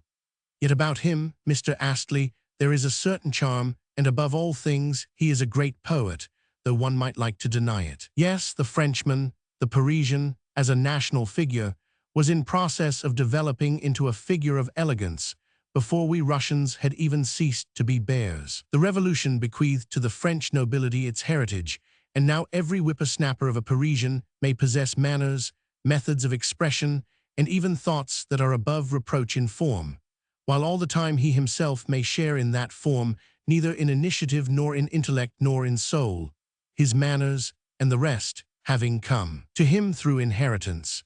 Yes, taken by himself, the Frenchman is frequently a fool of fools and a villain of villains. Per contra, there is no one in the world more worthy of confidence and respect than this young Russian lady. De Griers might so mask his face and play a part as easily to overcome her heart, for he has an imposing figure, Mr. Astley, and this young lady might easily take that figure for his real self, for the natural form of his heart and soul, instead of the mere cloak with which heredity has dowered him. And even though it may offend you, I feel bound to say that the majority also of English people are uncouth and unrefined, whereas we Russian folk can recognize beauty wherever we see it, and are always eager to cultivate the same. But to distinguish beauty of soul and personal originality, there is needed far more independence and freedom than is possessed by our women, especially by our younger ladies. At all events, they need more experience. For instance, this Polina, pardon me, but the name has passed my lips, and I cannot well recall it, is taking a very long time to make up her mind to prefer you to Monsieur de Griers. She may respect you, she may become your friend, she may open out her heart to you. Yet over that heart there will be reigning that loathsome villain, that mean and petty usurer, de Griers. This will be due to obstinacy and self-love, to the fact that de Griers once appeared to her in the transfigured guise of a marquis, of a disenchanted and ruined liberal who was doing his best to help her family and the frivolous old general. And although these transactions of his have since been exposed, you will find that the exposure has made no impression upon her mind. Only give her the de Griers of former days, and she will ask of you no more. The more she may detest the present de Griers, the more will she lament the de Griers of the past, even though the latter never existed, but in her own imagination. You are a sugar refiner, Mr. Astley, are you not? Yes, I belong to the well-known firm of Lovell and Co.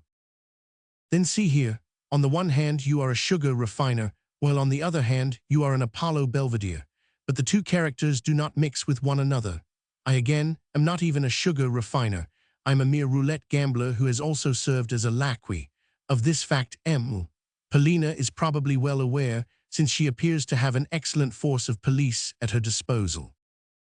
You are saying this because you are feeling bitter, said Astley with cold indifference. Yet there is not the least originality in your words. I agree, but therein lies the horror of it all, that, how trepidation, playing ever mean and farcical my accusations may be, they are none the less true, but I am only wasting words. Yes, you are, for you are only talking nonsense, exclaimed my companion, his voice now trembling and his eyes flashing fire. Are you aware, he continued, that wretched, ignoble, petty, unfortunate man though you are, it was at her request I came to Hamburg in order to see you and to have a long, serious talk with you and to report to her your feelings and thoughts and hopes. Yes, and your recollections of her too. Indeed, is that really so? I cried, the tears beginning to well from my eyes. Never before had this happened. Yes, poor unfortunate, continued Astley. She did love you, and I may tell you this now for the reason that now you are utterly lost. Even if I were also to tell you that she still loves you, you would none the less have to remain where you are. Yes, you have ruined yourself beyond redemption. Once upon a time, you had a certain amount of talent, and you were of a lively disposition, and your good looks were not to be despised. You might even have been useful to your country, which needs men like you. Yet you remained here, and your life is now over. I am not blaming you for this. In my view, all Russians resemble you or are inclined to do so. If it is not roulette, then it is something else. The exceptions are very rare, nor are you the first to learn what a taskmaster is yours, for roulette is not exclusively a Russian game. Hitherto you have honorably preferred to serve as a laquais rather than to act as a thief, but what the future may have in store for you I tremble to think.